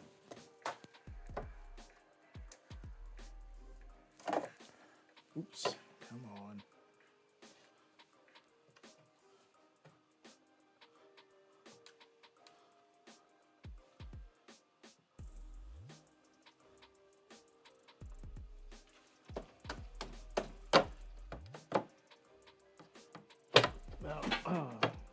Okay, so that goes up in there like that. And then, hey, where did that weird ass screwdriver go? Here it is. Oh shit, look at that. It actually does have a fucking purpose. Look at that. Okay. All right, Firebird. Smart thinking. Okay, smart ass.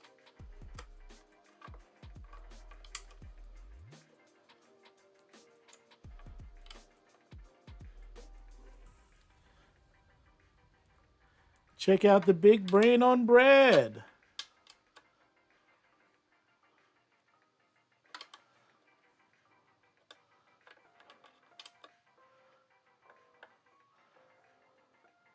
That's right, a Royale with cheese.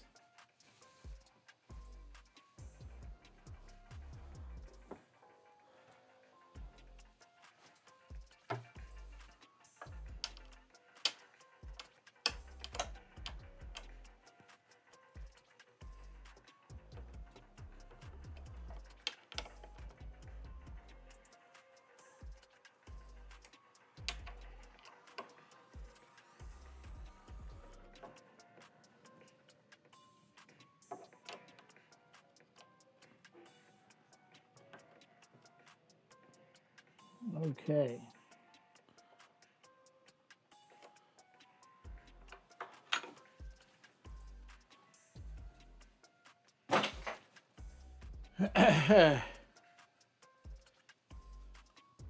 I forgot I didn't actually need to paint the edge of that because it's going to be covered up by the Plex. Now for the second issue, the Plex seemed to be a little wide. That's why it was bowed out in a circle like that. Let's see if that's actually the case.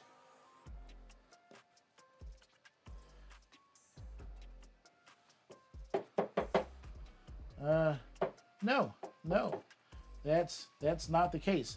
Although, problem, we'll address that in a second.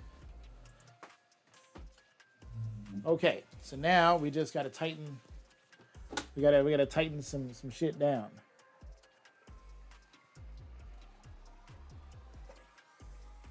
Uh-oh. See, that leads us to another problem in that the speaker panel is. I can't raise the speaker panel into position. So did I do that out of order, Firebird? Should the speaker panel be in place before the top brace?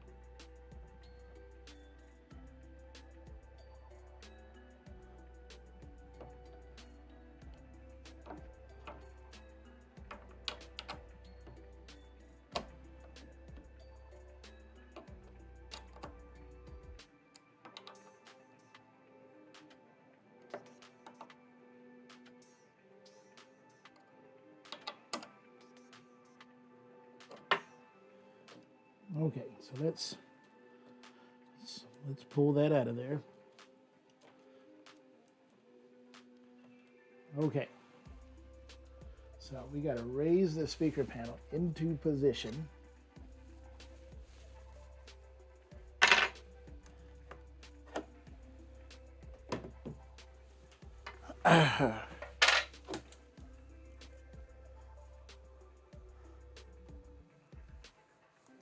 Oh, okay.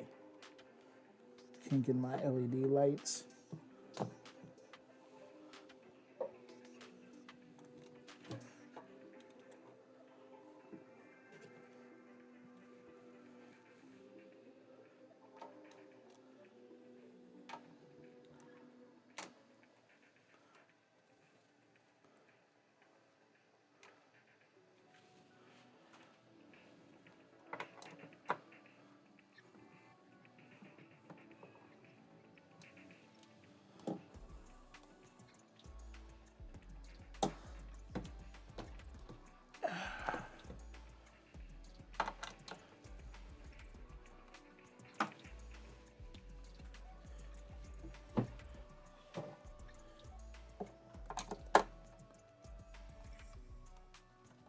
It's really hard to see with these lights just like flashing in your face.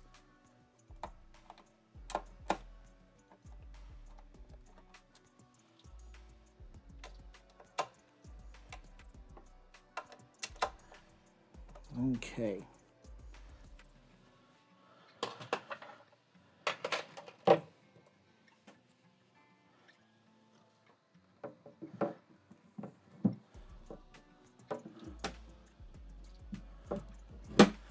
It's amazing how much energy and how much better I feel eating those grapes. It's amazing what a little fruit snack will do for you.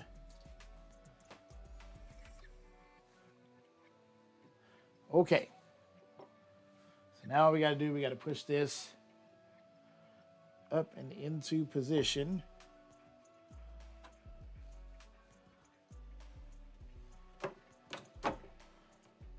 Yeah, I'm going to have to do quite a bit of touch-up paint, but nobody's fault but mine. But I tell you what, when she is all touched up, boy, is she going to be pretty. She is going to be a beauty.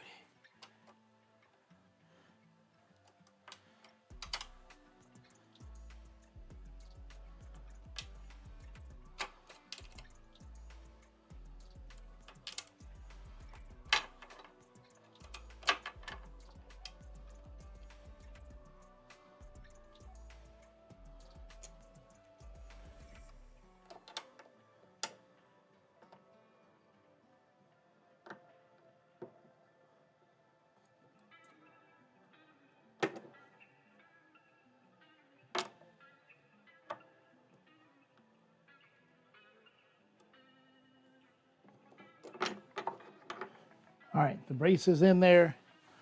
The brace is painted. The speaker panel is back in there.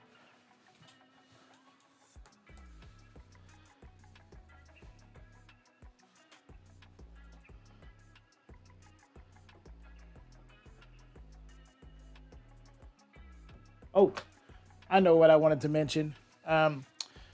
Where this goes on the top, it needs just a small fix. I'll show you what I mean. Oh.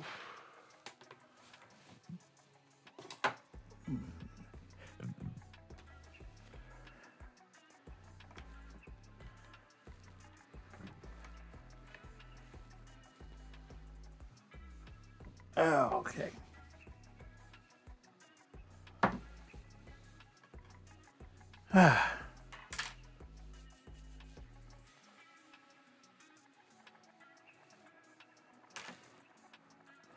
Okay, so when I put this in here, which now it clears the slot, looks very good. It's in there. You see that? I don't necessarily like that. So I'm gonna fix that.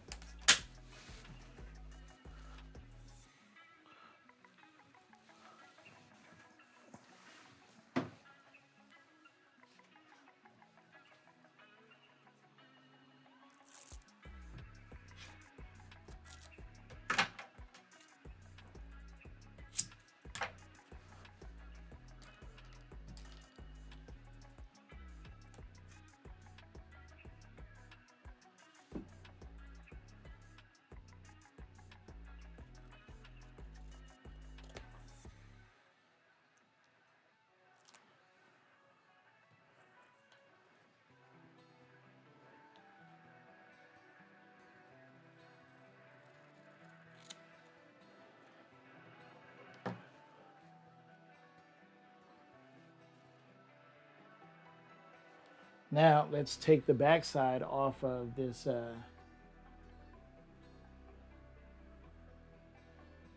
this plexi.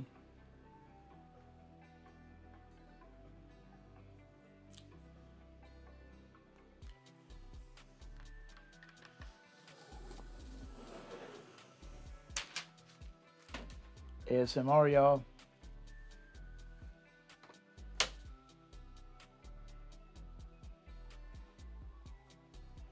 So we're just gonna stick one right here at the top.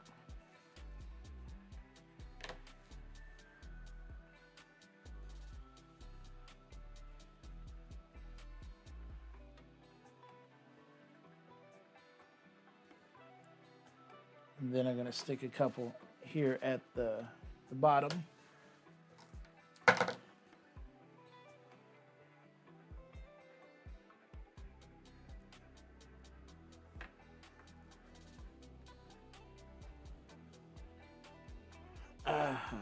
Okay.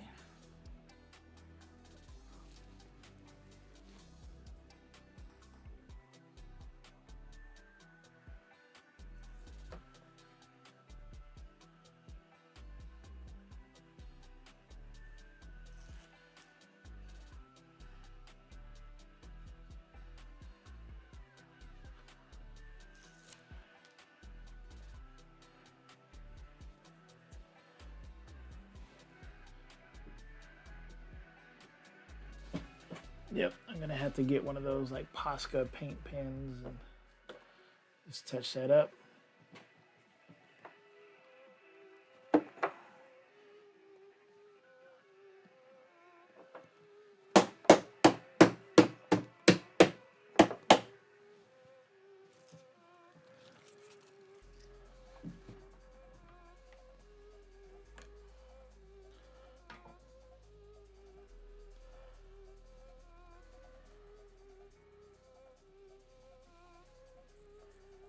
One last thing that I have to do, because it'll annoy me to no end.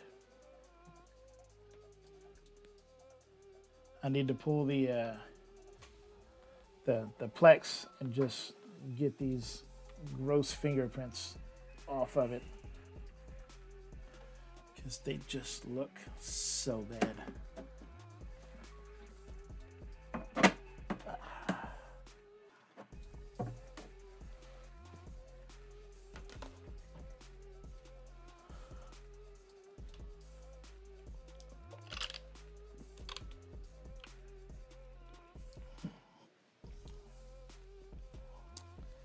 And hey guys, those of you that are subscribed, those of you who are still here, those of you who have been watching this freaking ridiculous odyssey, from the bottom of my heart, thank you very much. Even if you left and you came back, and you left and you came back, whatever you did, if you tuned in today, I got nothing but immense thanks. So thank you very much. I really do appreciate it. If you like what you saw, or even if you didn't, but you like the Bartop, shoot Firebird a message. Let him know how much you like it. I would imagine that even if Firebird has some suggestions, if you have some suggestions for him, I'm sure that he might be interested in those as well.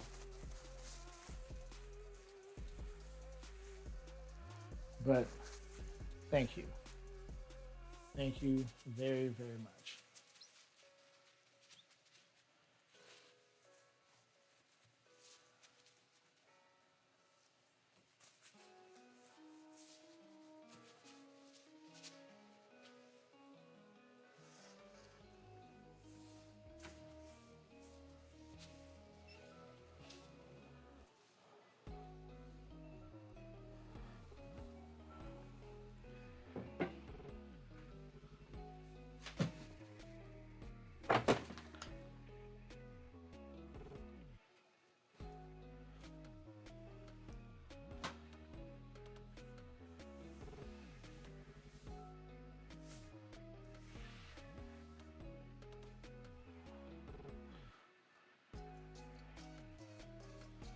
Hey, welcome back, everybody. Welcome back.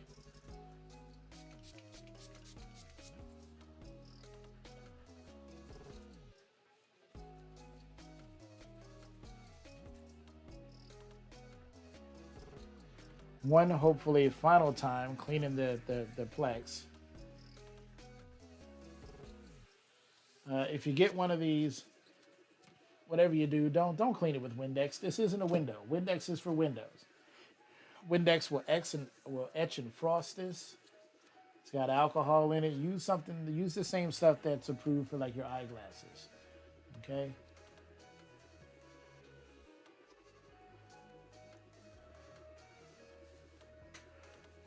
I'm open to hear anything good or bad. It's so nice to be able to remove the plexi and clean it, and the screens as well. Yeah, other kits you can't do that for sure. No, it's very challenging to try to do that with other kits.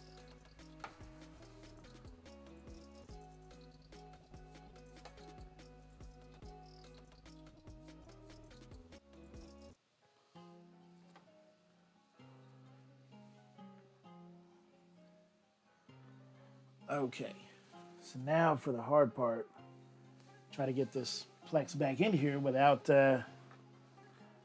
screwing it up. So I'm gonna disappear from y'all for just a second or two.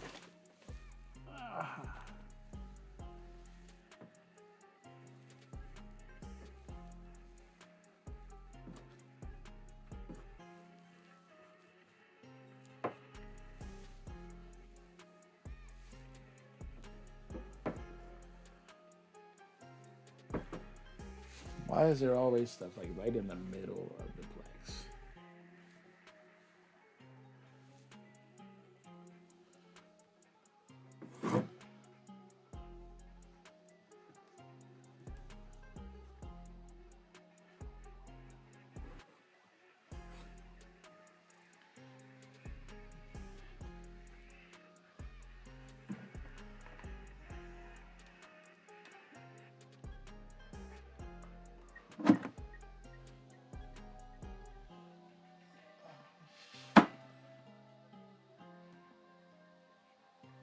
Okay. Nice clean Plex. Now the trick is to try to get it back in there with it still being clean.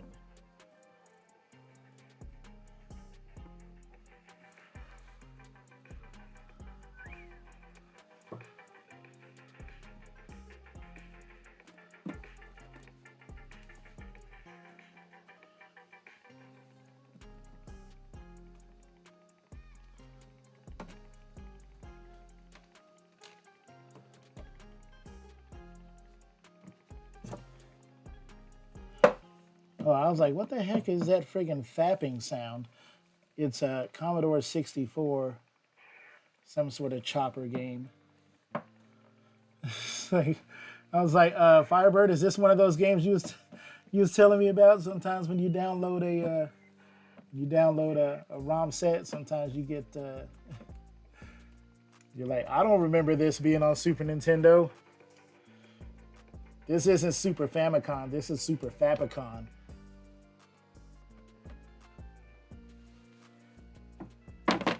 There we go. Okay.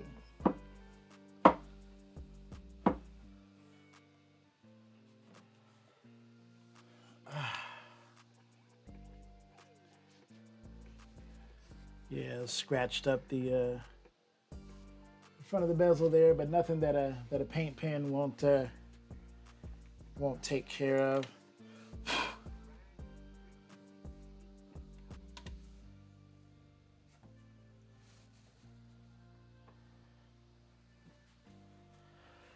Oh,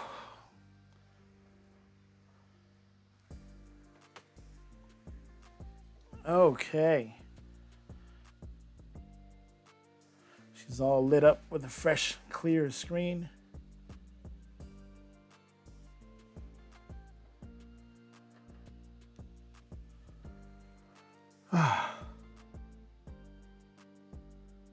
Man.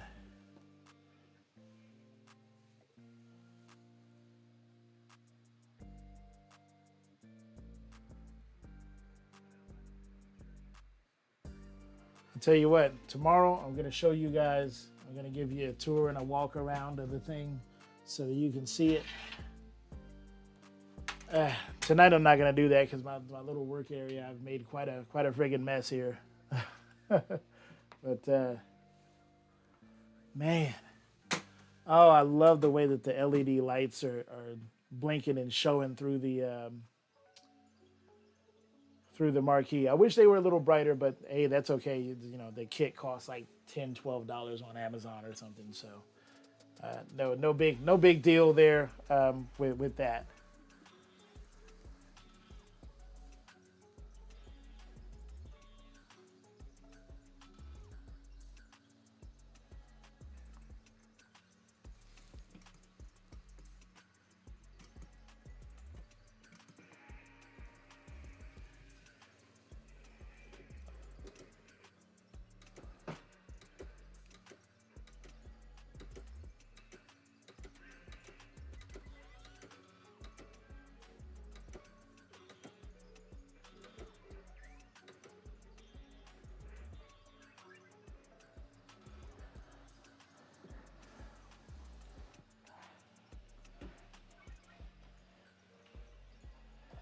As much trouble as it gave me, it is a really fun build, and I think once the once the instructions are complete, um, it'll be a relatively fast build, at least as far as the cabinet is concerned. A relatively fast build. If you're using something like the Easy Starts, the EG Starts, like I am, they just kind of snap in there. If I really wanted to make this better, and I might actually do that, instead of mounting the controllers, the encoders to the bottom of the cabinet, I might try to find a way to mount them to the top. That way, all of the buttons are closer. So I might do that. We'll see. That's probably, I'd probably try to mount one in here, especially with these really high standoffs that I have. They can actually straddle the buttons. That's how tall they are. Yeah, mount it to the underside, and that way these cables, especially ones like this one here that's really tight, I can't actually put the joystick all the way up because of that. Now, if I were using something like an iPack on this instead of these EG Starts, if I were using an iPack, it wouldn't be a big deal because I could do my own cable length because I'd have to terminate my own cables if I did that. That wouldn't be a big issue to me. So I can make the cables however long I need them. I can cable manage them, tie them up, track them down tight to the surface. So I can make them however long I want. And I'll probably end up doing that is just using an iPack. But for now, this works. My favorite feature is, you got an 8-way there, and you can just pull up on that, and you can literally just switch that around. That's a super cool feature. You know, if you wanna play a 4-way game, you just give it a little twist.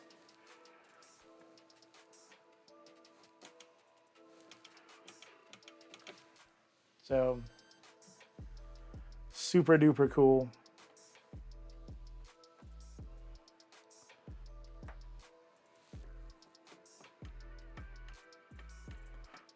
Yeah, lots of games to go through. So, woo.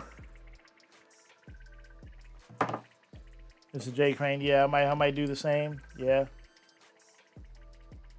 I've been using the SJJX controller. I don't know what that is, but yeah, I'll probably click that link later.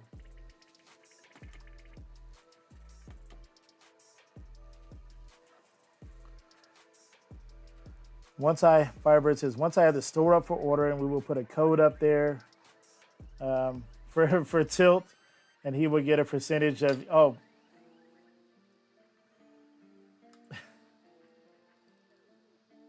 Firebird, there's really no need. My payment is this really cool thing here. That's amazing. Um, you know I didn't do this because I wanted to get paid or anything like that. I did it because it's cool.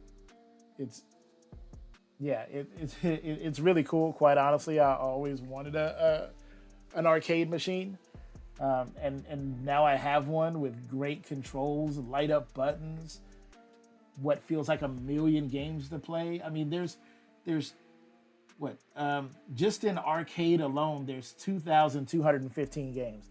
Now, probably only about 20 of those will I actually play, but that's fine. The stereo system gets nice and loud. I mean, it's got my logo all over it. I love the colors of it. I mean, it's got blinking LED lights everywhere, and it's friggin' awesome. Oh, an illuminated joystick would really set this off. It would really be cool. But the only illuminated joysticks that I've ever seen are usually attached to like crap crap joysticks. So you get a cool joystick, but it's a crap joystick. Um, custom made for the man himself. Well, it sounds like you're gonna have that DJ Crane special edition coming up. It's gonna be all white like a crane. Fire up some Donkey Kong and take a crack at it. Really, y'all don't want to see that. Y'all don't want to see that. Donkey Kong. Okay, well I'm gonna have to turn this thing around. Plus, okay. So y'all are gonna have to bear with me, okay? Because I'm gonna turn the I gotta turn the camera off, but I'm gonna try to bring y'all along with me, okay? Okay, are y'all down for that? Are y'all down to come along with me on a Donkey Kong adventure? I'm gonna see if I can figure out how to make that work. So you're gonna have to give me a second, okay? But DK, make sure you switch to 4-way. Okay, so give me a second. Y'all will still be able to hear me, but I gotta turn off my camera, okay? So goodbye. I'll be right back, okay?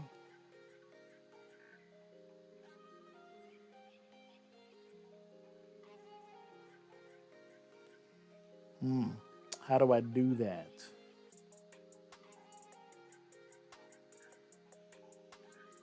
Let me see.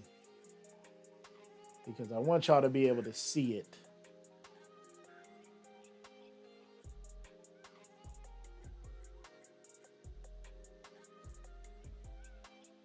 Okay, I think I know how. Okay, hang on just a second, guys. I'm still here. Haven't gone anywhere. Don't panic. Flip. Don't panic. Flip instead.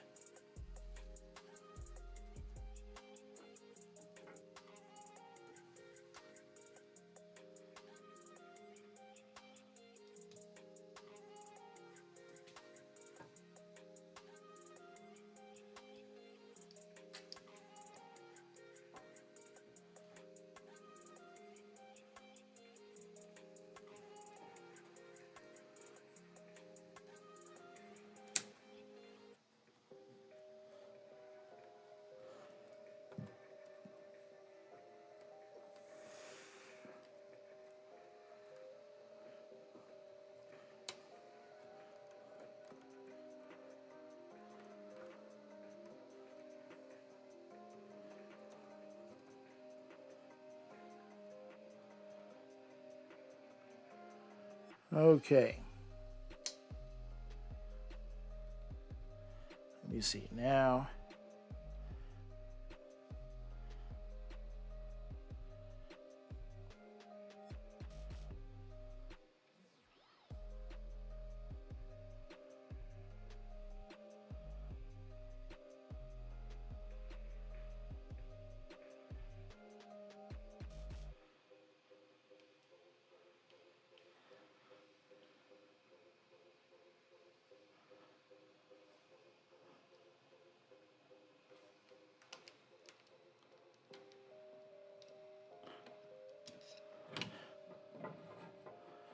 Whoa. Okay. Gotta redo my mount, how things are rigged up.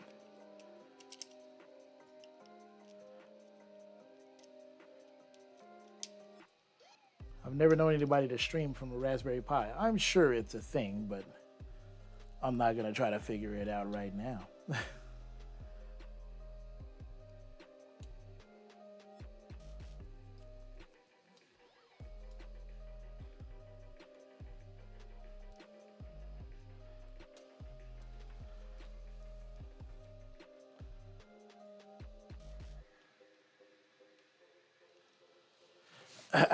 Okay, so how in the world do we do that? Don't play the Pi for its well don't downplay the Pi for it's well equipped, huh? Okay, well.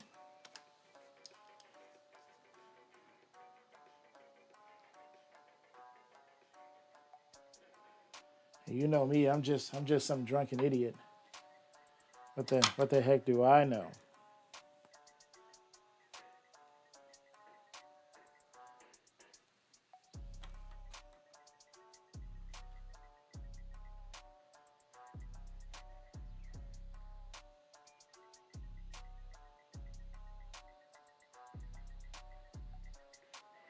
Okay. So if that's gonna work.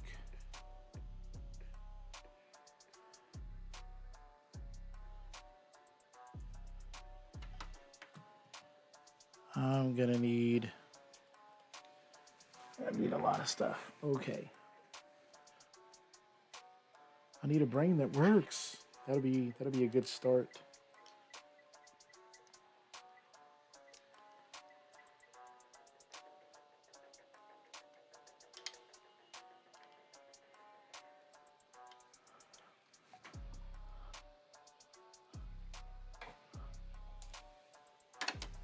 Okay, so we gotta tighten up some stuff.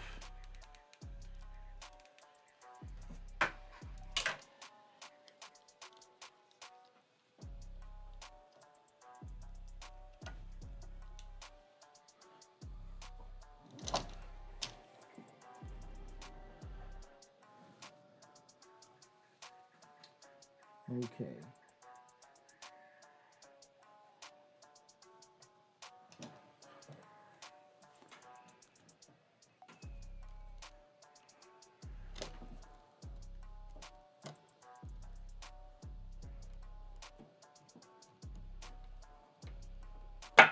Oh shit.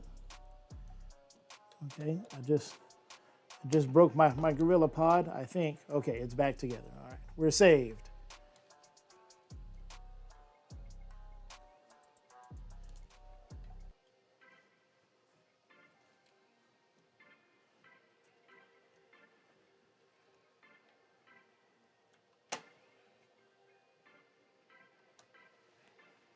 All right, cool. So we got that. Okay, and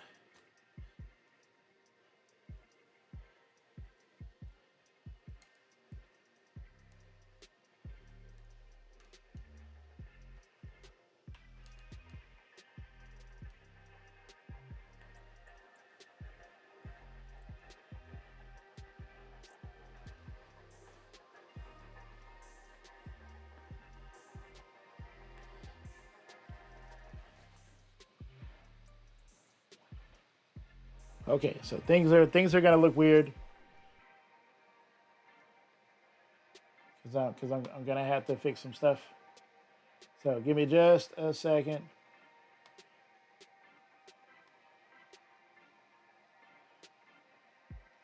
We need to transform. We need to rotate 90 degrees counterclockwise. Oh, and you got a big picture of my face right there. It's a big ass picture of my face. Sorry about that.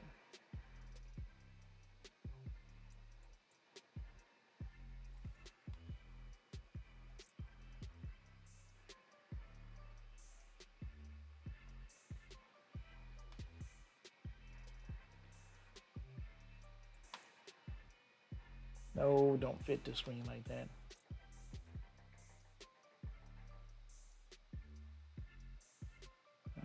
Let's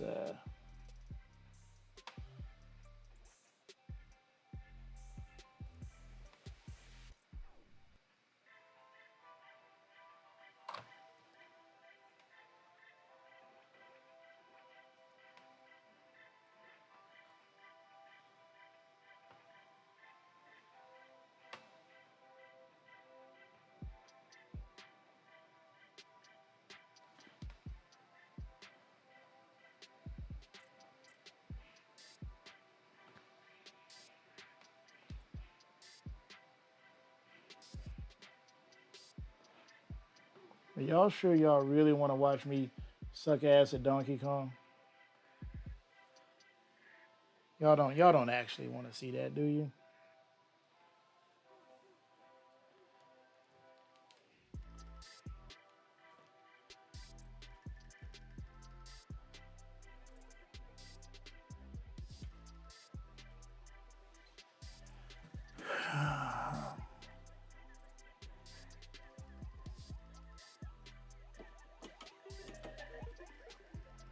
Okay.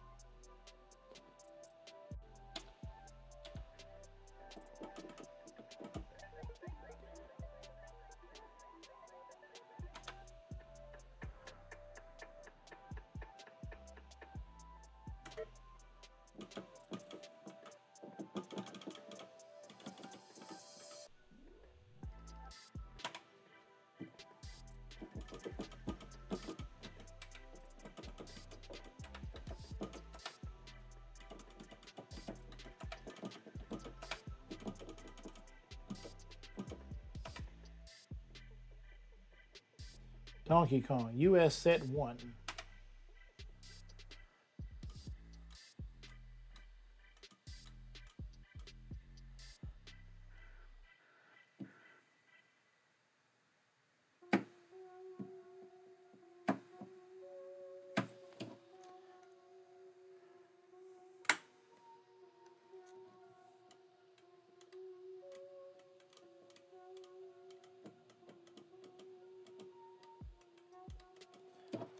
Nope, I had it 4-way before. Yeah, that feels like solid 4-way. Okay. Coin button works. All right. Oh, we need our volume up and down. Where did my tiny keyboard go? What did I do with it? I totally had it.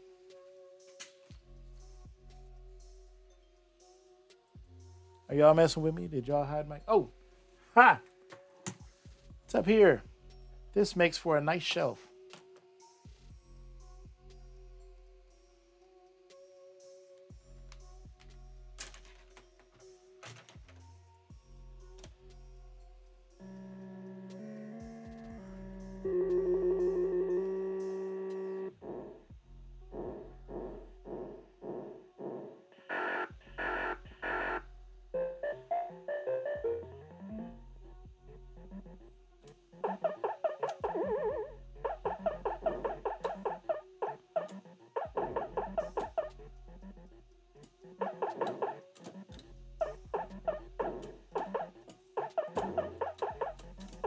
No, fuck.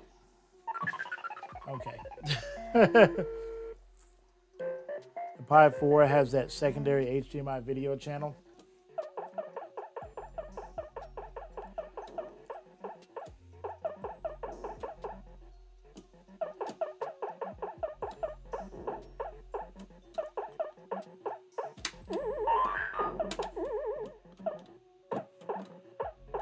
No, I'm dead. Oh, shit. Ah, fuck. I'm surprised that that didn't come down on my head. I'm surprised I made it that long.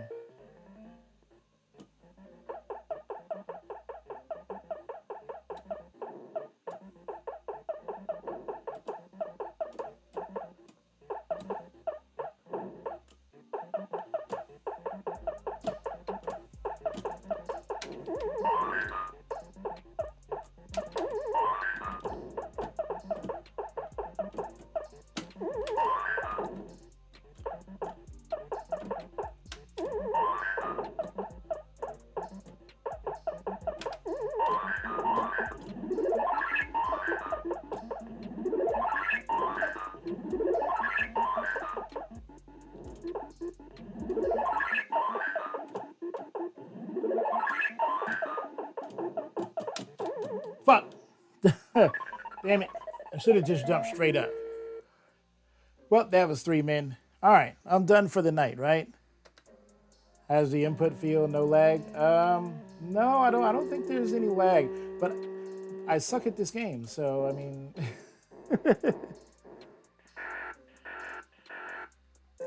how's the picture quality? Can you see me die over and over?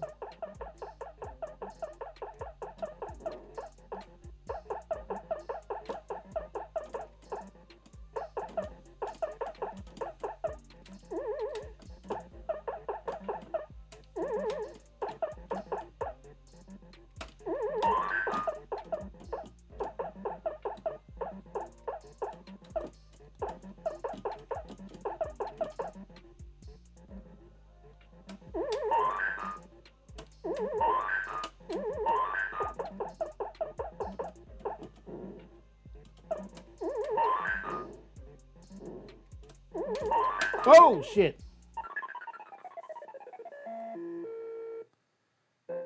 Too bad he should grab the hammer on level 2. Yeah, the second hammer.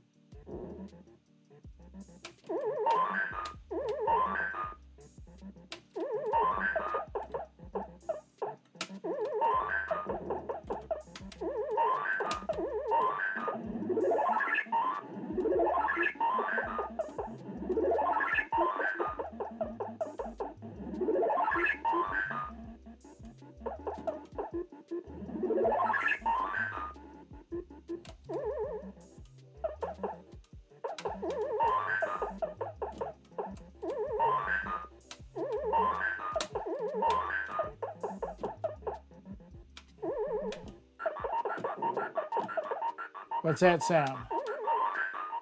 Am I running out of time?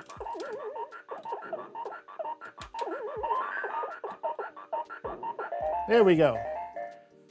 What was that sound? Was I running out of time? Oh shit, I was running out of time. Okay, cool.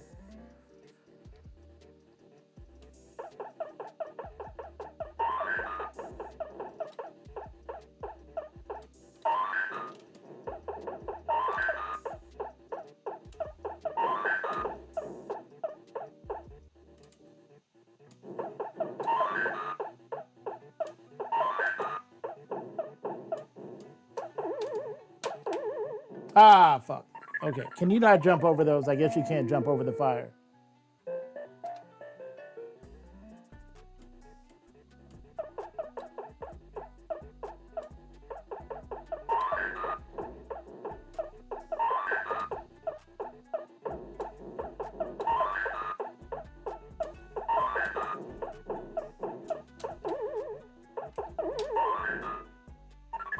come on, man.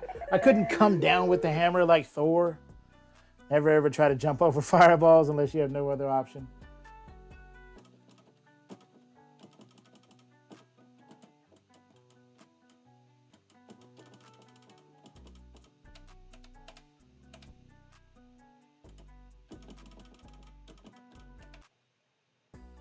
My name was registered.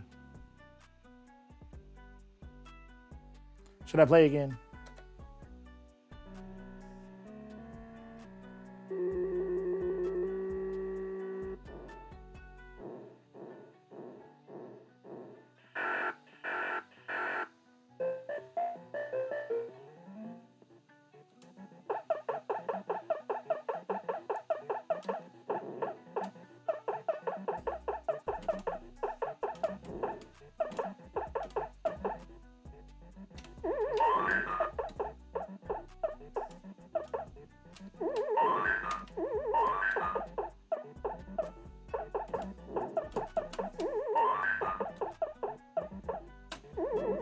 Ooh. Ah, damn it. I thought I had more hang time. Hang time like Jordan.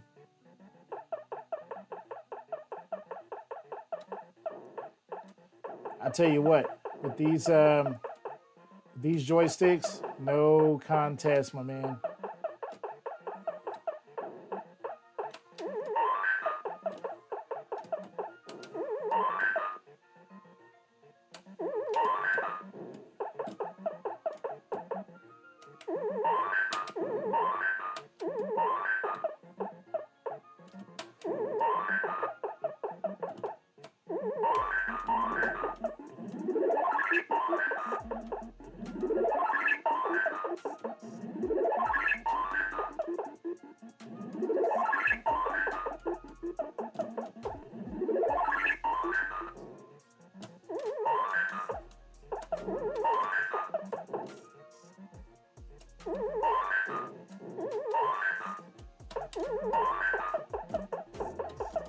Fuck.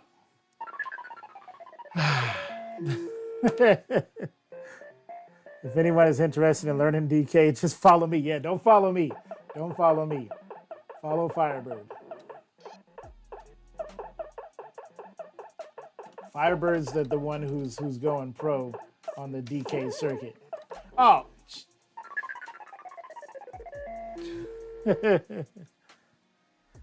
Mouths are the best way to deal with fireballs. This is cool. This is cool. I got arcade joysticks, arcade buttons. It's cool. I'm gonna make Tilt into a great DK player. I don't know about all of that.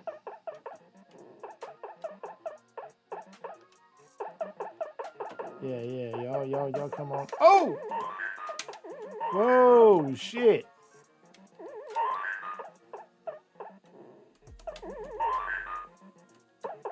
Oh, I thought I could beat it. Next year, you're gonna meet me at the arcade in Little Rock. You're gonna compete. I'm gonna compete in the Donkey Kong tournament next October. That means I gotta play. I gotta play Donkey Kong like every day.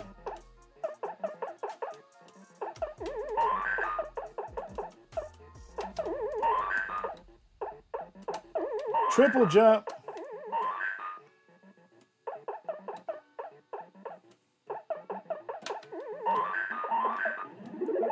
Let's go. Let's freaking go.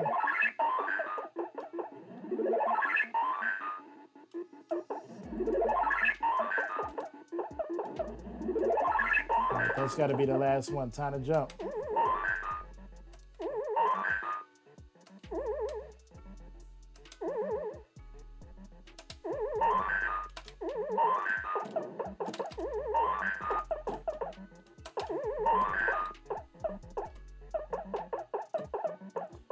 Let's go. And multiple skill levels to compete in. Yeah. Whatever's the bottom tier, baby. Give me that one. Oh, wrong way. Let's go this way. Pause this. I'm gonna go here. I'm gonna go right here. I'm gonna grab this one. I'm gonna go here.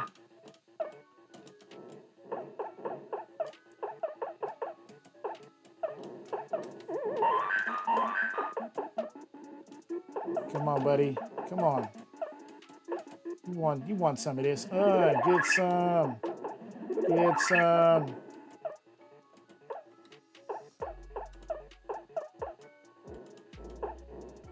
Fuck. Okay.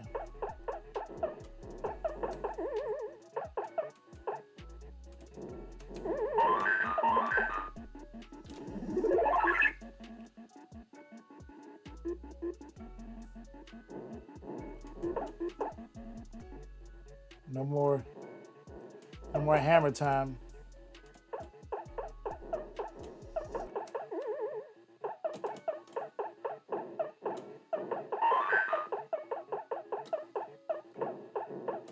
Ah, fuck. While in midair, click stick to the left. What? Go up and stand by Kong.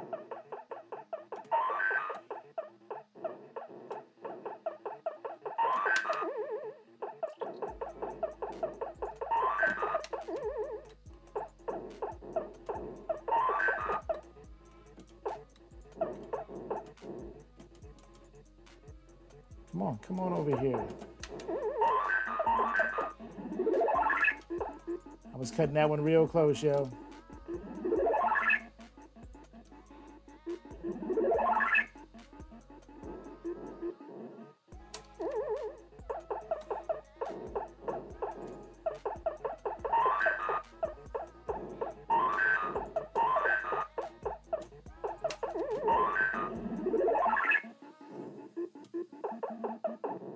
Oh, no way. No way. I was doing it. I was doing the thing, yo.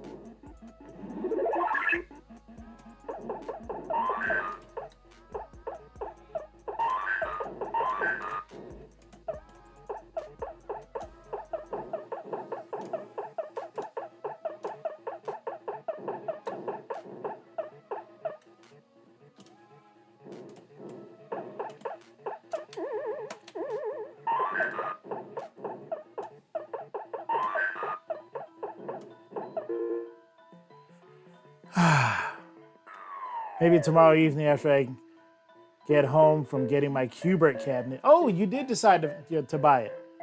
Oh, well, congratulations, man.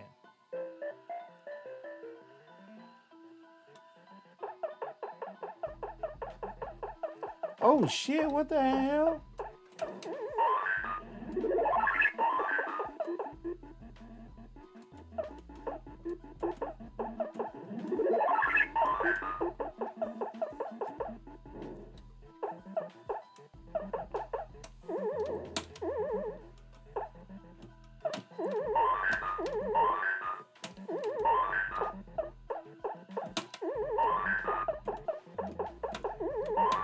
Oh, I couldn't jump fast enough.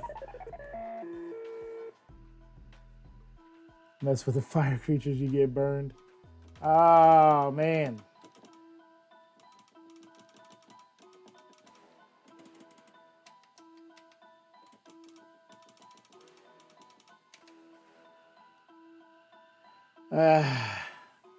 And I'm out of quarters.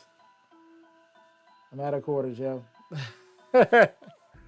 Oh, man, what fun that is. That's huge fun.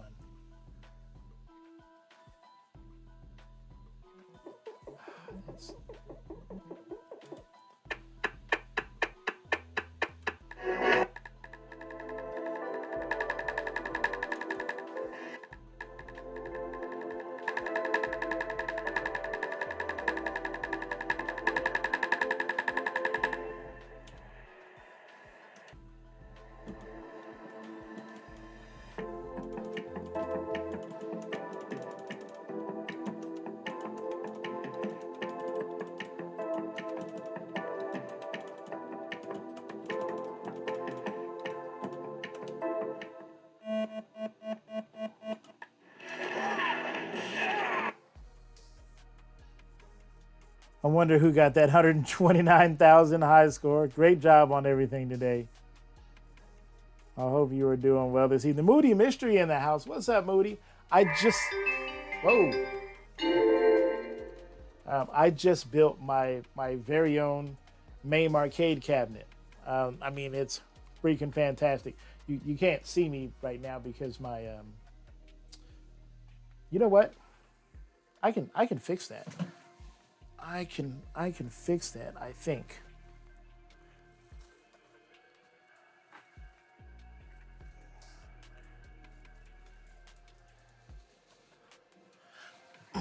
Give me a second to see if I can actually fix it.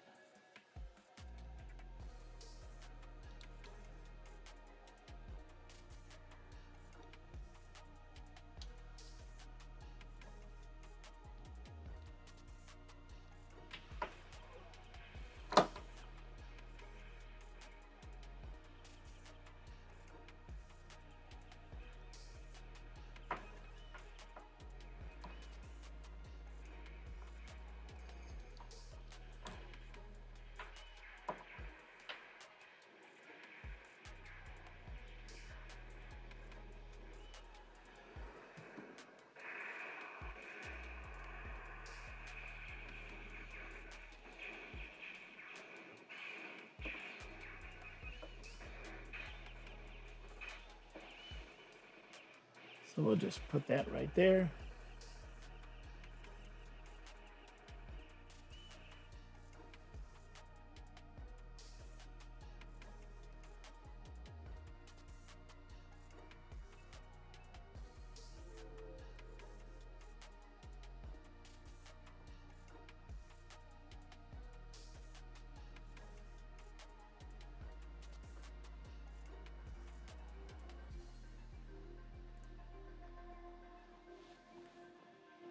Hey, would you look at that? There I am.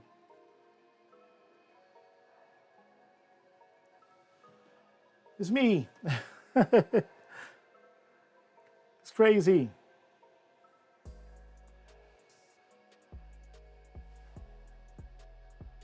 I built this thing. Isn't that cool?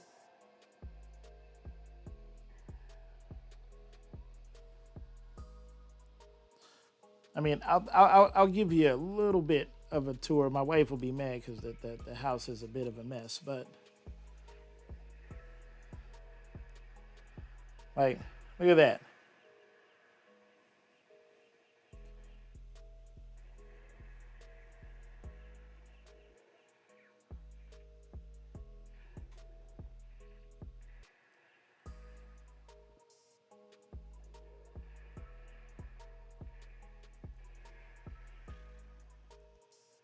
See how we get a little bit of the lighting effect through the speakers.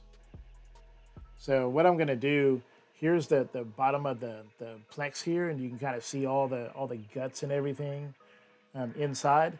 I'm gonna use some of that vinyl wrap that was made for a bigger panel, and I'm gonna cover the bottom of the Plex here with it, and then at the top as well, you can see like the speaker wires come down. So I'm gonna put a strip of it at the top there as well. But I mean, we try to get back from it a little bit, but yeah, look at that.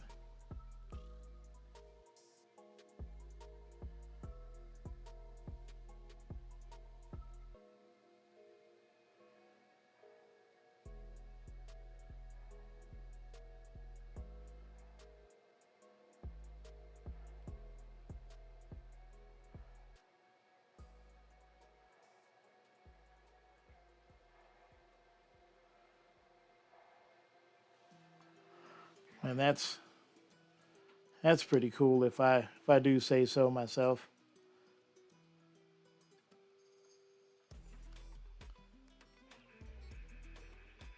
What do you guys think? Is it cool?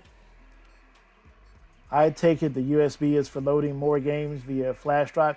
Yes, I could use it for that, but mainly I wanted to use it for controllers.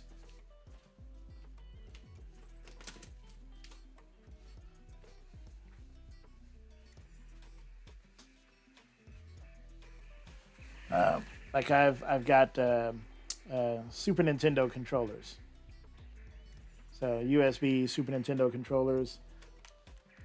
I'll probably switch this out for a two USB version. But yeah,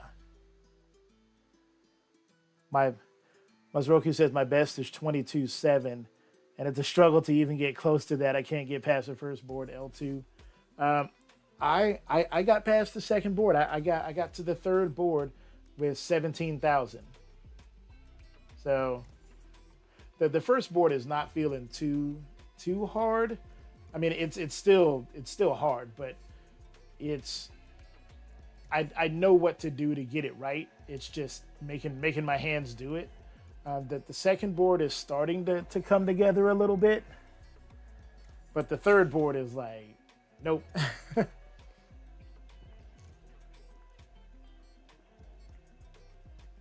But I've only ever been to the third board, like every once in a while.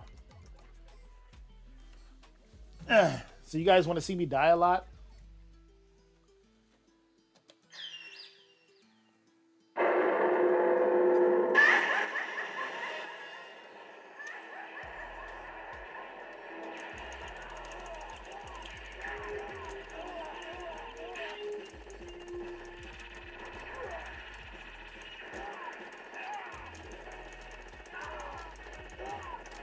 Headshot.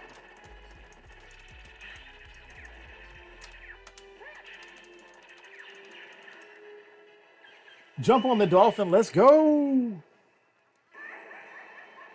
Muzz, I will teach you.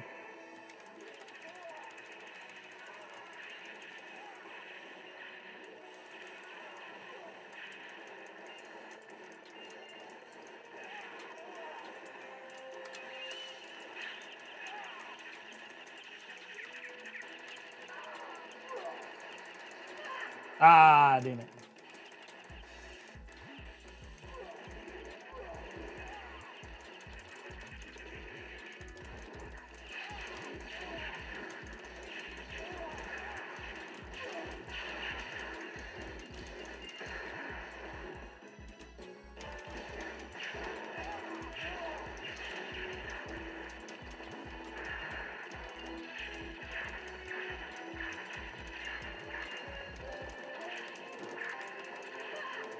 Damn it.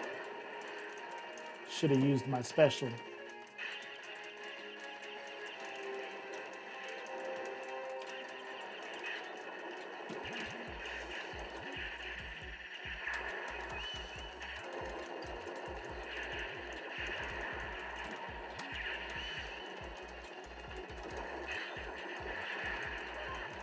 Damn it.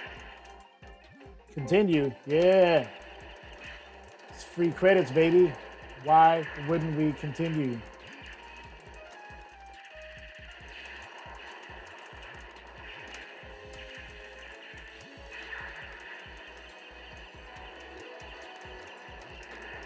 Boom.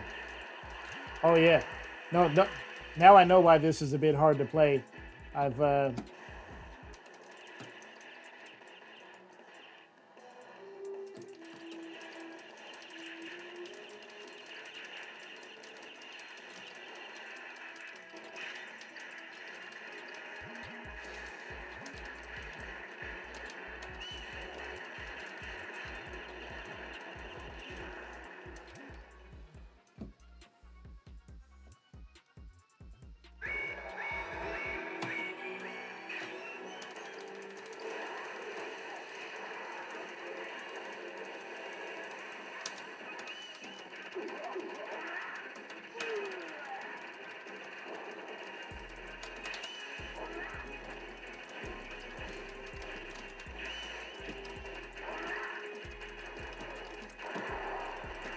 I tried to go for the gat.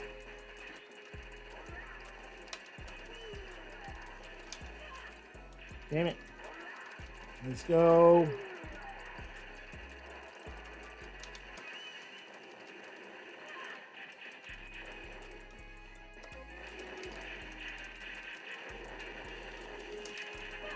Damn it. Woo. Having your own arcade, you can now get back into games for all the quarters. Heck yeah, I can just keep hitting that continue button, baby. Hell yeah.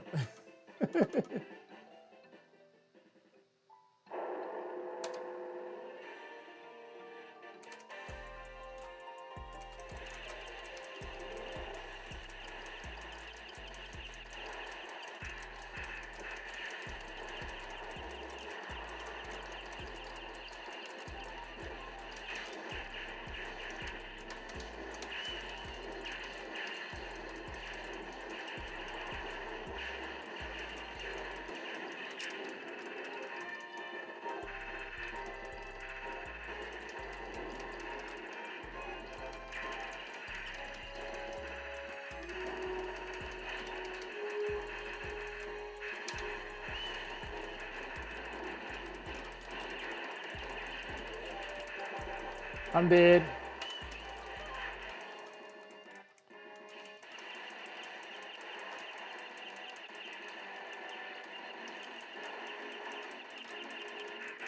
Nope. Ah, there was a landmine.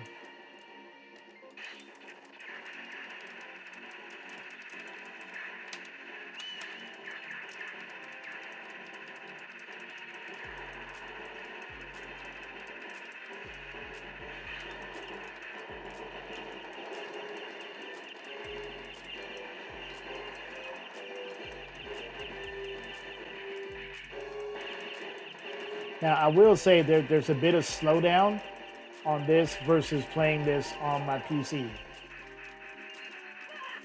Oh shit, why did I swim forward into the flame?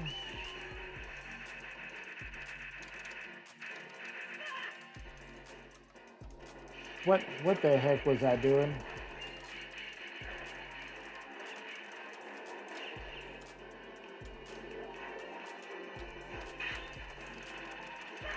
Damn it.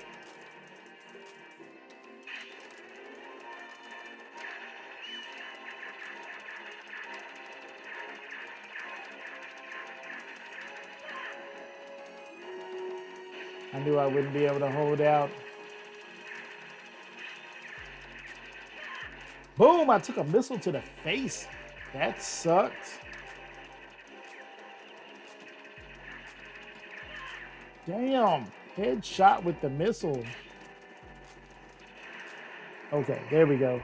Haha.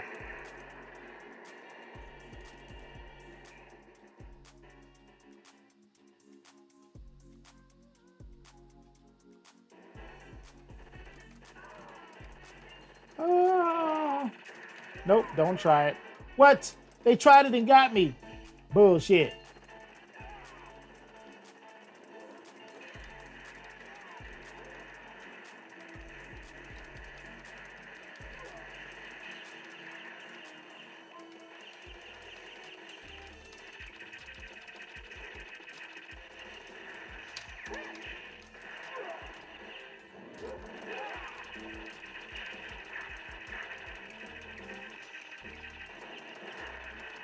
Ah, I should have jumped.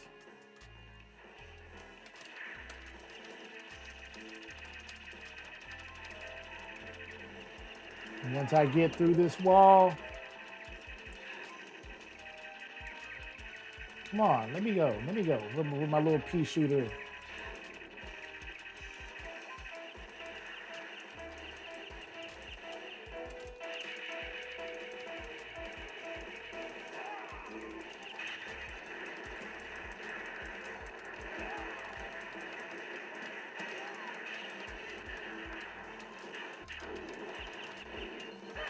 Oh, I took a missile up the ass.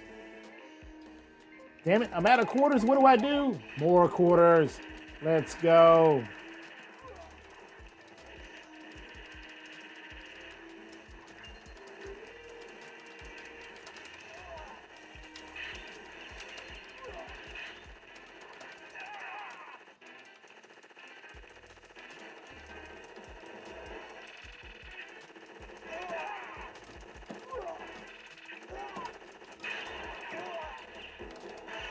Damn it.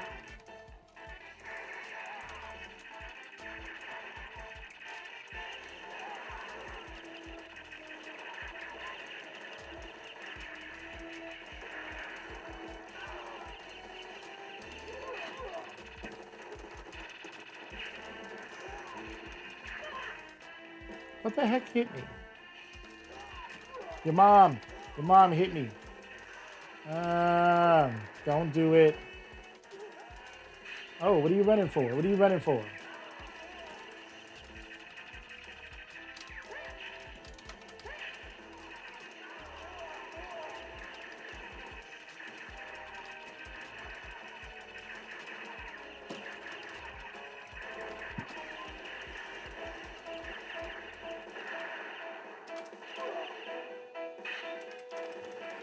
Oh my God, it is amazing how much better, like, proper controls now. I'm playing with a four-way controller, so it's not as good as it could be, but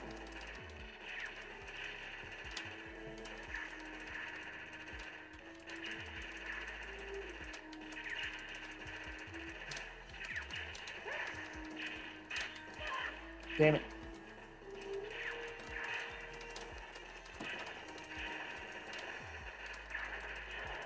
Boom! I die less and less every time I play this, which I mean is kind of the point of playing games, right? The most rewarding part to making this cabinet is knowing people will have fun with it. I love seeing you enjoy it so much.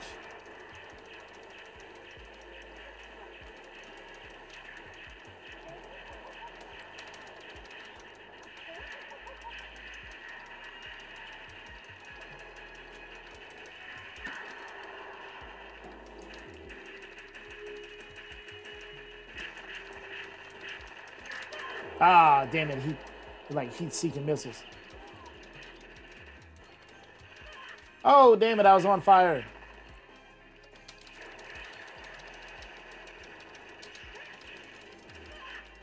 Damn it, Toasty! Toasty! Damn it!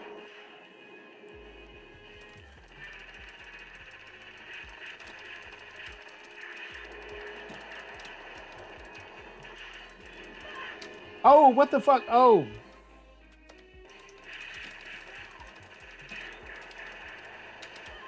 Damn it. Okay, okay, come on. You've had your fun.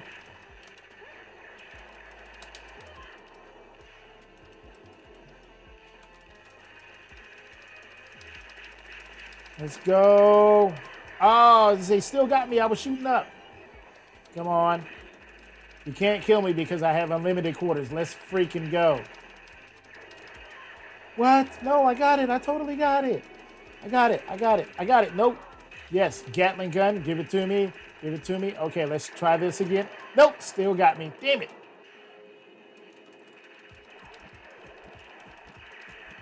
All right. See?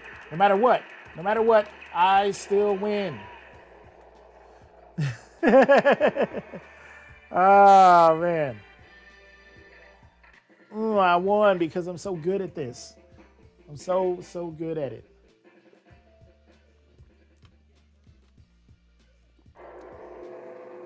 Now, I guarantee you, my wife, who doesn't play video games,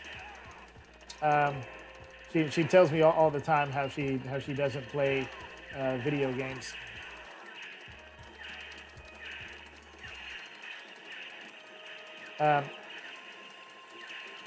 Do not think for a second she's not gonna be in here trying to play some Pac-Man or some Galaga.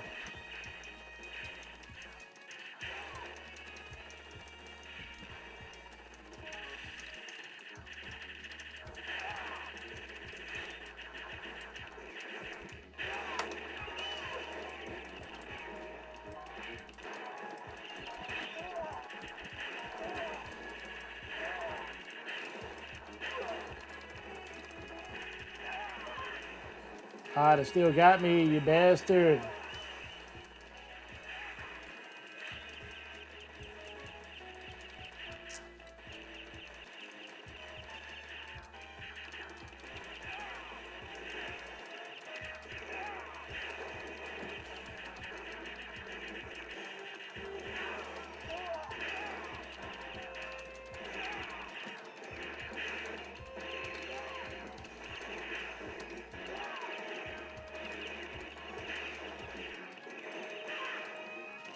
close. They got me.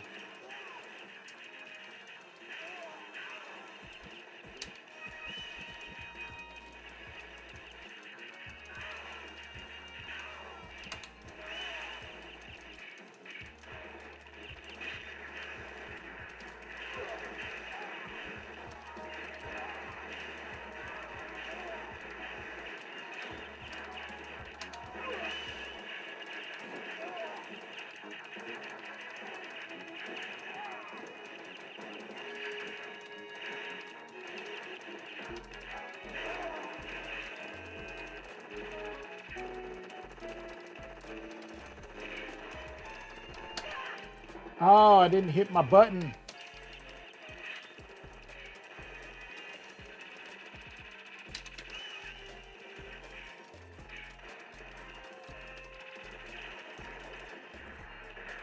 Boom! Kaboom! Moody Mystery working on getting 4 pounds of chicken I cooked, put away in the fridge for later. Meal prep, baby. Meal prep for the win. You know what? I struggled today with this build, but this is, yeah. And I didn't struggle because, you know, you know, you know the reason, you've been here before, but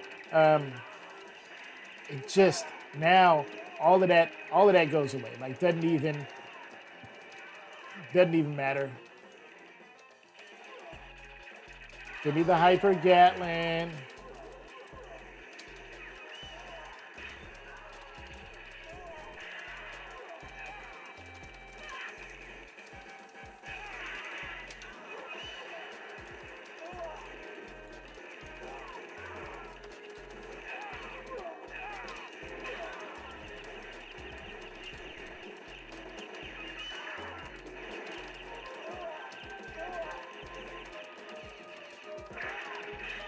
Oh, I got the Gatling gun, but then it was over. But it's not. I'm back.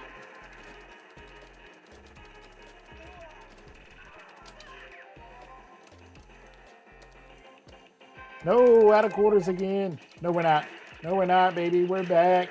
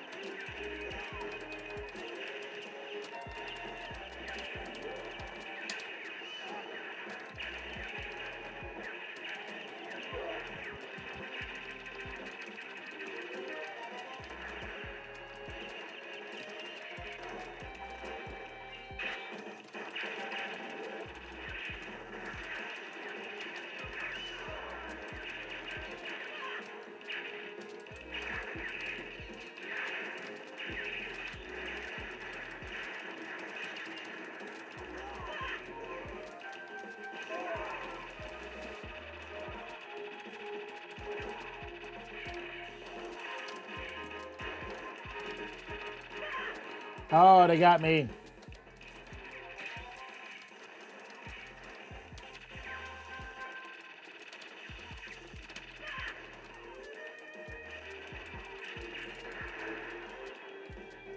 Let's go.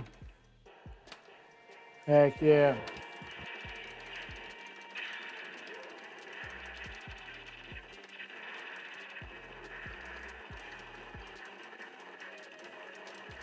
Man, they're dropping little fire bombs and shit. Oh! Oh, I didn't see it. Oh, damn. There's so much stuff on the screen.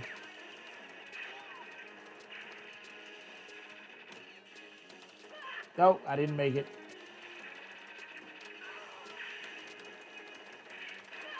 What the heck? Look at that. Look at all this.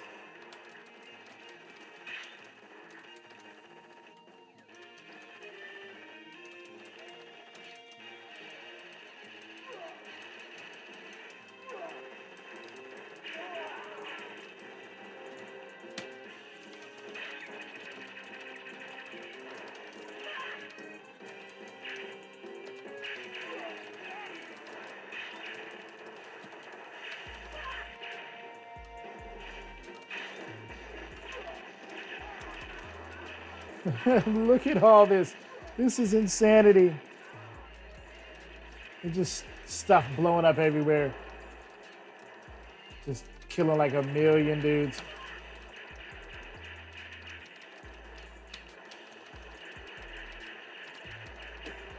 Damn it.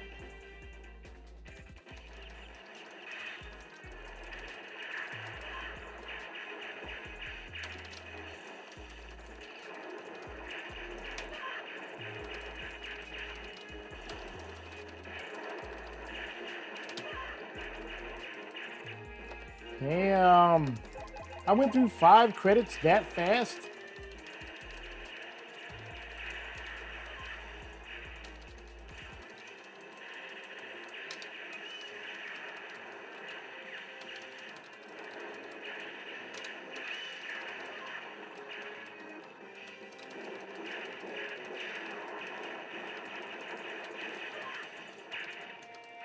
How are you supposed to even get past that?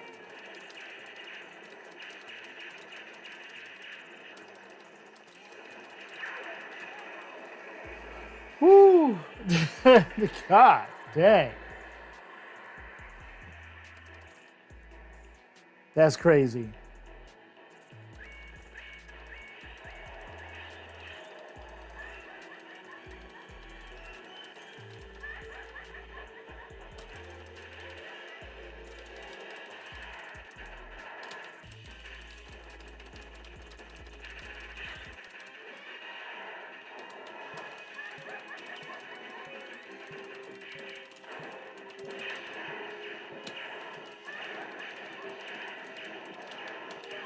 Oh, I jumped up. I shouldn't have jumped up.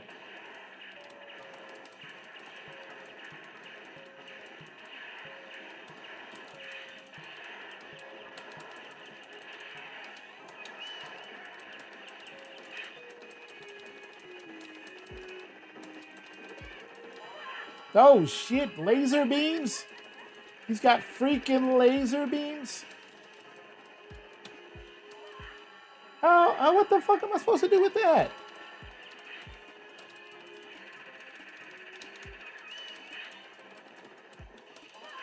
What am I? It covers the whole screen. Are you kidding?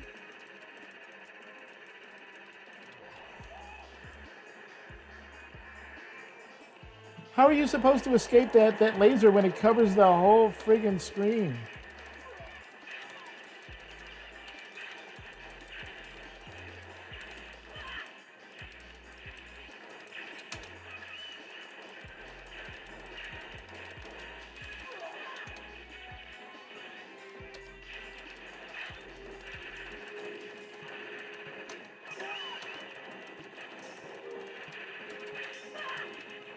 Look at that. What are you supposed to do with that? Just keep putting quarters in the machine is, I guess, what you're supposed to do.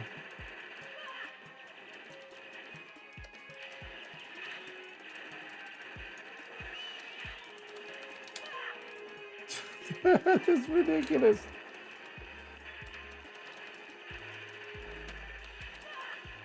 You can't go anywhere. You just look at that. You just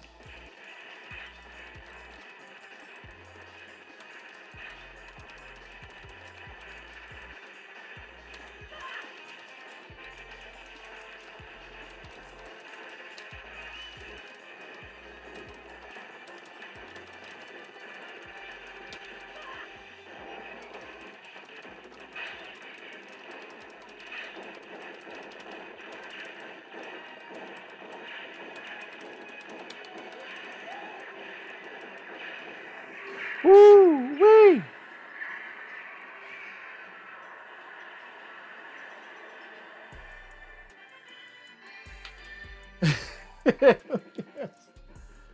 That's ridiculous.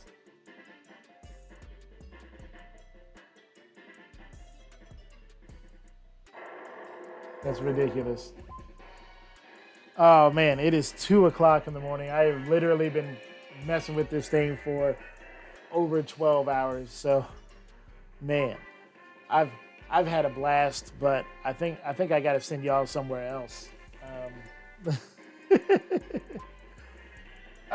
Trials and tribulations. What a day today.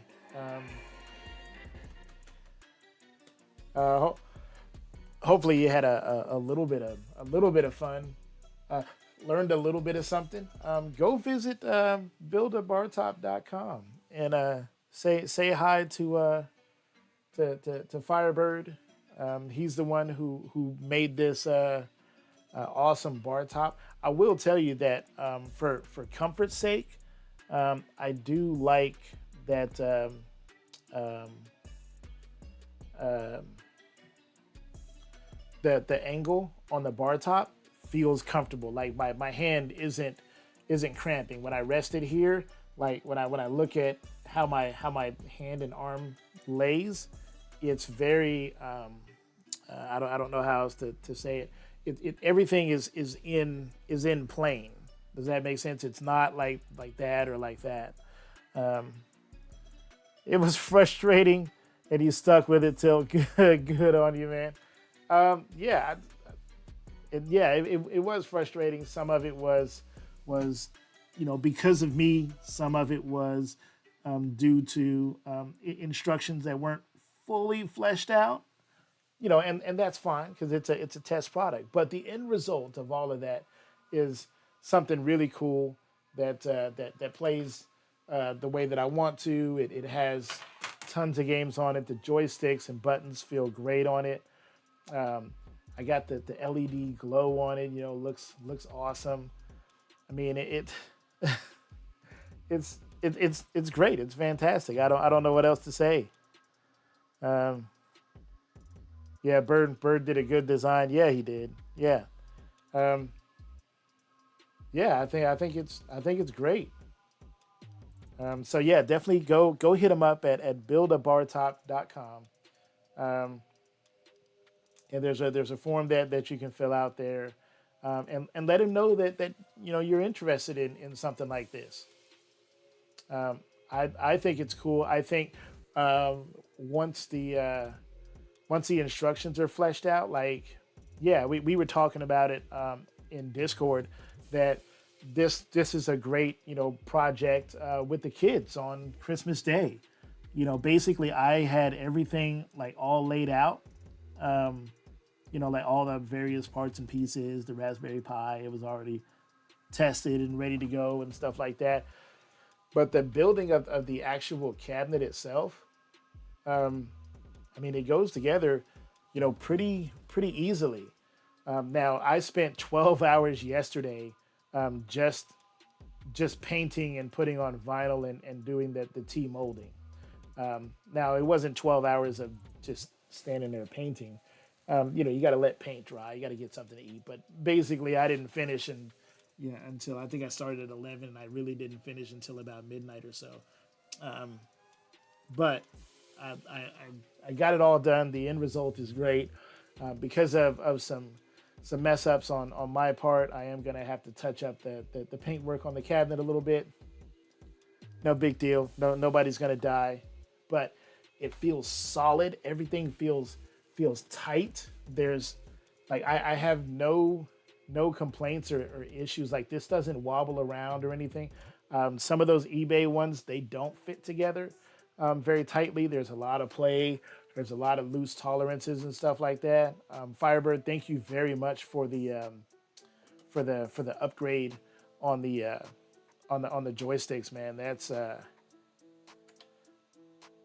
cherry sweet, man.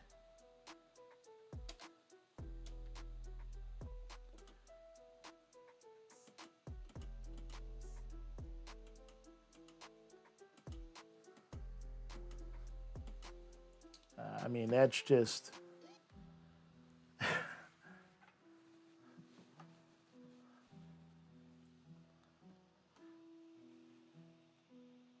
Sammy Thomas Wave games. How many? So 21 Sammy games. That's okay. Somehow this pack that's on here that's downloaded to this one, it has more games. I have 16 Sammy games on my V pin. So that's okay.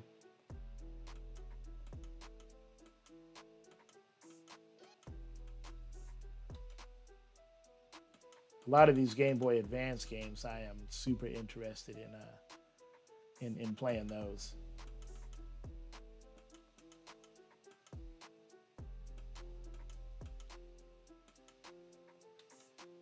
Wait, was that Doom? Nice.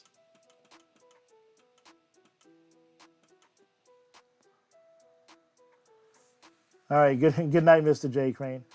Okay, so who's the kid and who's the adult today, Tilt?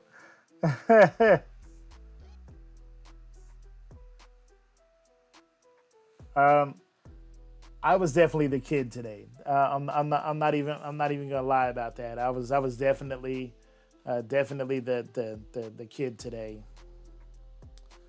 Uh, yeah, I was definitely the kid today. Uh, so Mr. J Crane is out. Firebird, I'm gonna hit the sack myself here soon. Got to be on the road in 5 hours. Where the heck are you going? Oh, that's because you're going to get your Cubert. So yeah, you're going to be occupied all day. A couple hours there, a couple hours back. You probably have some lunch while you're there in town. Oh yeah, we won't hear from Firebird until tomorrow night, guys. I am sorry that I did not do the pinball stream tonight, but I will be back tomorrow at 10 o'clock because it's Sunday. I might even be a little bit earlier than that. I am going to extend. I'm going to extend uh, the score entry by another day. Okay, so I'll post it in the forums, but I'm going to extend it until Monday at 11 p.m. Okay, so I'm gonna make that as soon as I have my phone back. I'm gonna make that that notation in the forums that I'm going to extend it by another day. So if you, I will allow you to put up better scores between now and Monday. So play your hearts out, post your best score between now and Monday. That's the way we'll do it. I feel really great, but I also feel bad that I didn't do the pinball stream tonight like I was supposed to. But I was working on this here, so hopefully y'all will forgive me for that. Cool, I could use that extra day, and I have to make my pinball runs. Yeah, so you have until Monday night at 11 p.m. and that's when it will end. So I'm giving you an extra 24 hours to put in your best scores. So even if you've already put in scores, if you think you can do better than that, then do another run and put in your scores. Okay, give it your best shot, just like I did today, working with this Bartop Arcade. You know, sometimes you just need a little extra time. Sometimes you got to sit back and problem solve and figure out what the heck is going on, and then you just keep pushing forward. So that's what I want you guys to do for week 8. Keep pushing forward, do something awesome, and post some great scores. And I'm going to see you guys tomorrow night at 10 o'clock, if not a little bit sooner. But for now, oh my God, I am tired. And I'm probably going to play some more Donkey Kong. This thing is so cool. But if my wife hasn't gone to bed, then maybe I'll show it off to her. I'm kind of feeling braggadocious right now because I'm like, hey, look, I did a thing and it's cool. Okay, guys. So thank you so much. Who else is streaming? Is Sarvet's streaming? Do you know? Let me check my phone and see if Sarvet's is streaming.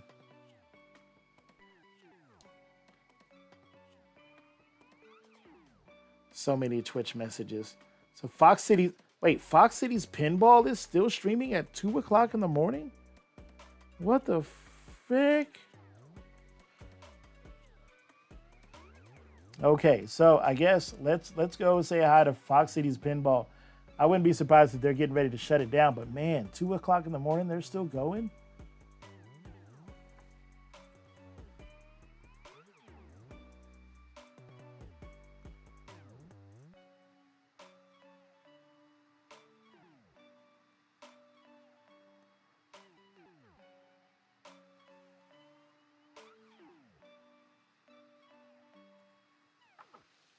Okay, Fox City's Pinball. All right, go say hi to him, show him some love. Thank you very much for hanging out with me today for 12 hours on a project that really should take like 3, maybe 4. So, thank you so much, and I will see y'all tomorrow. Have a great night, peeps.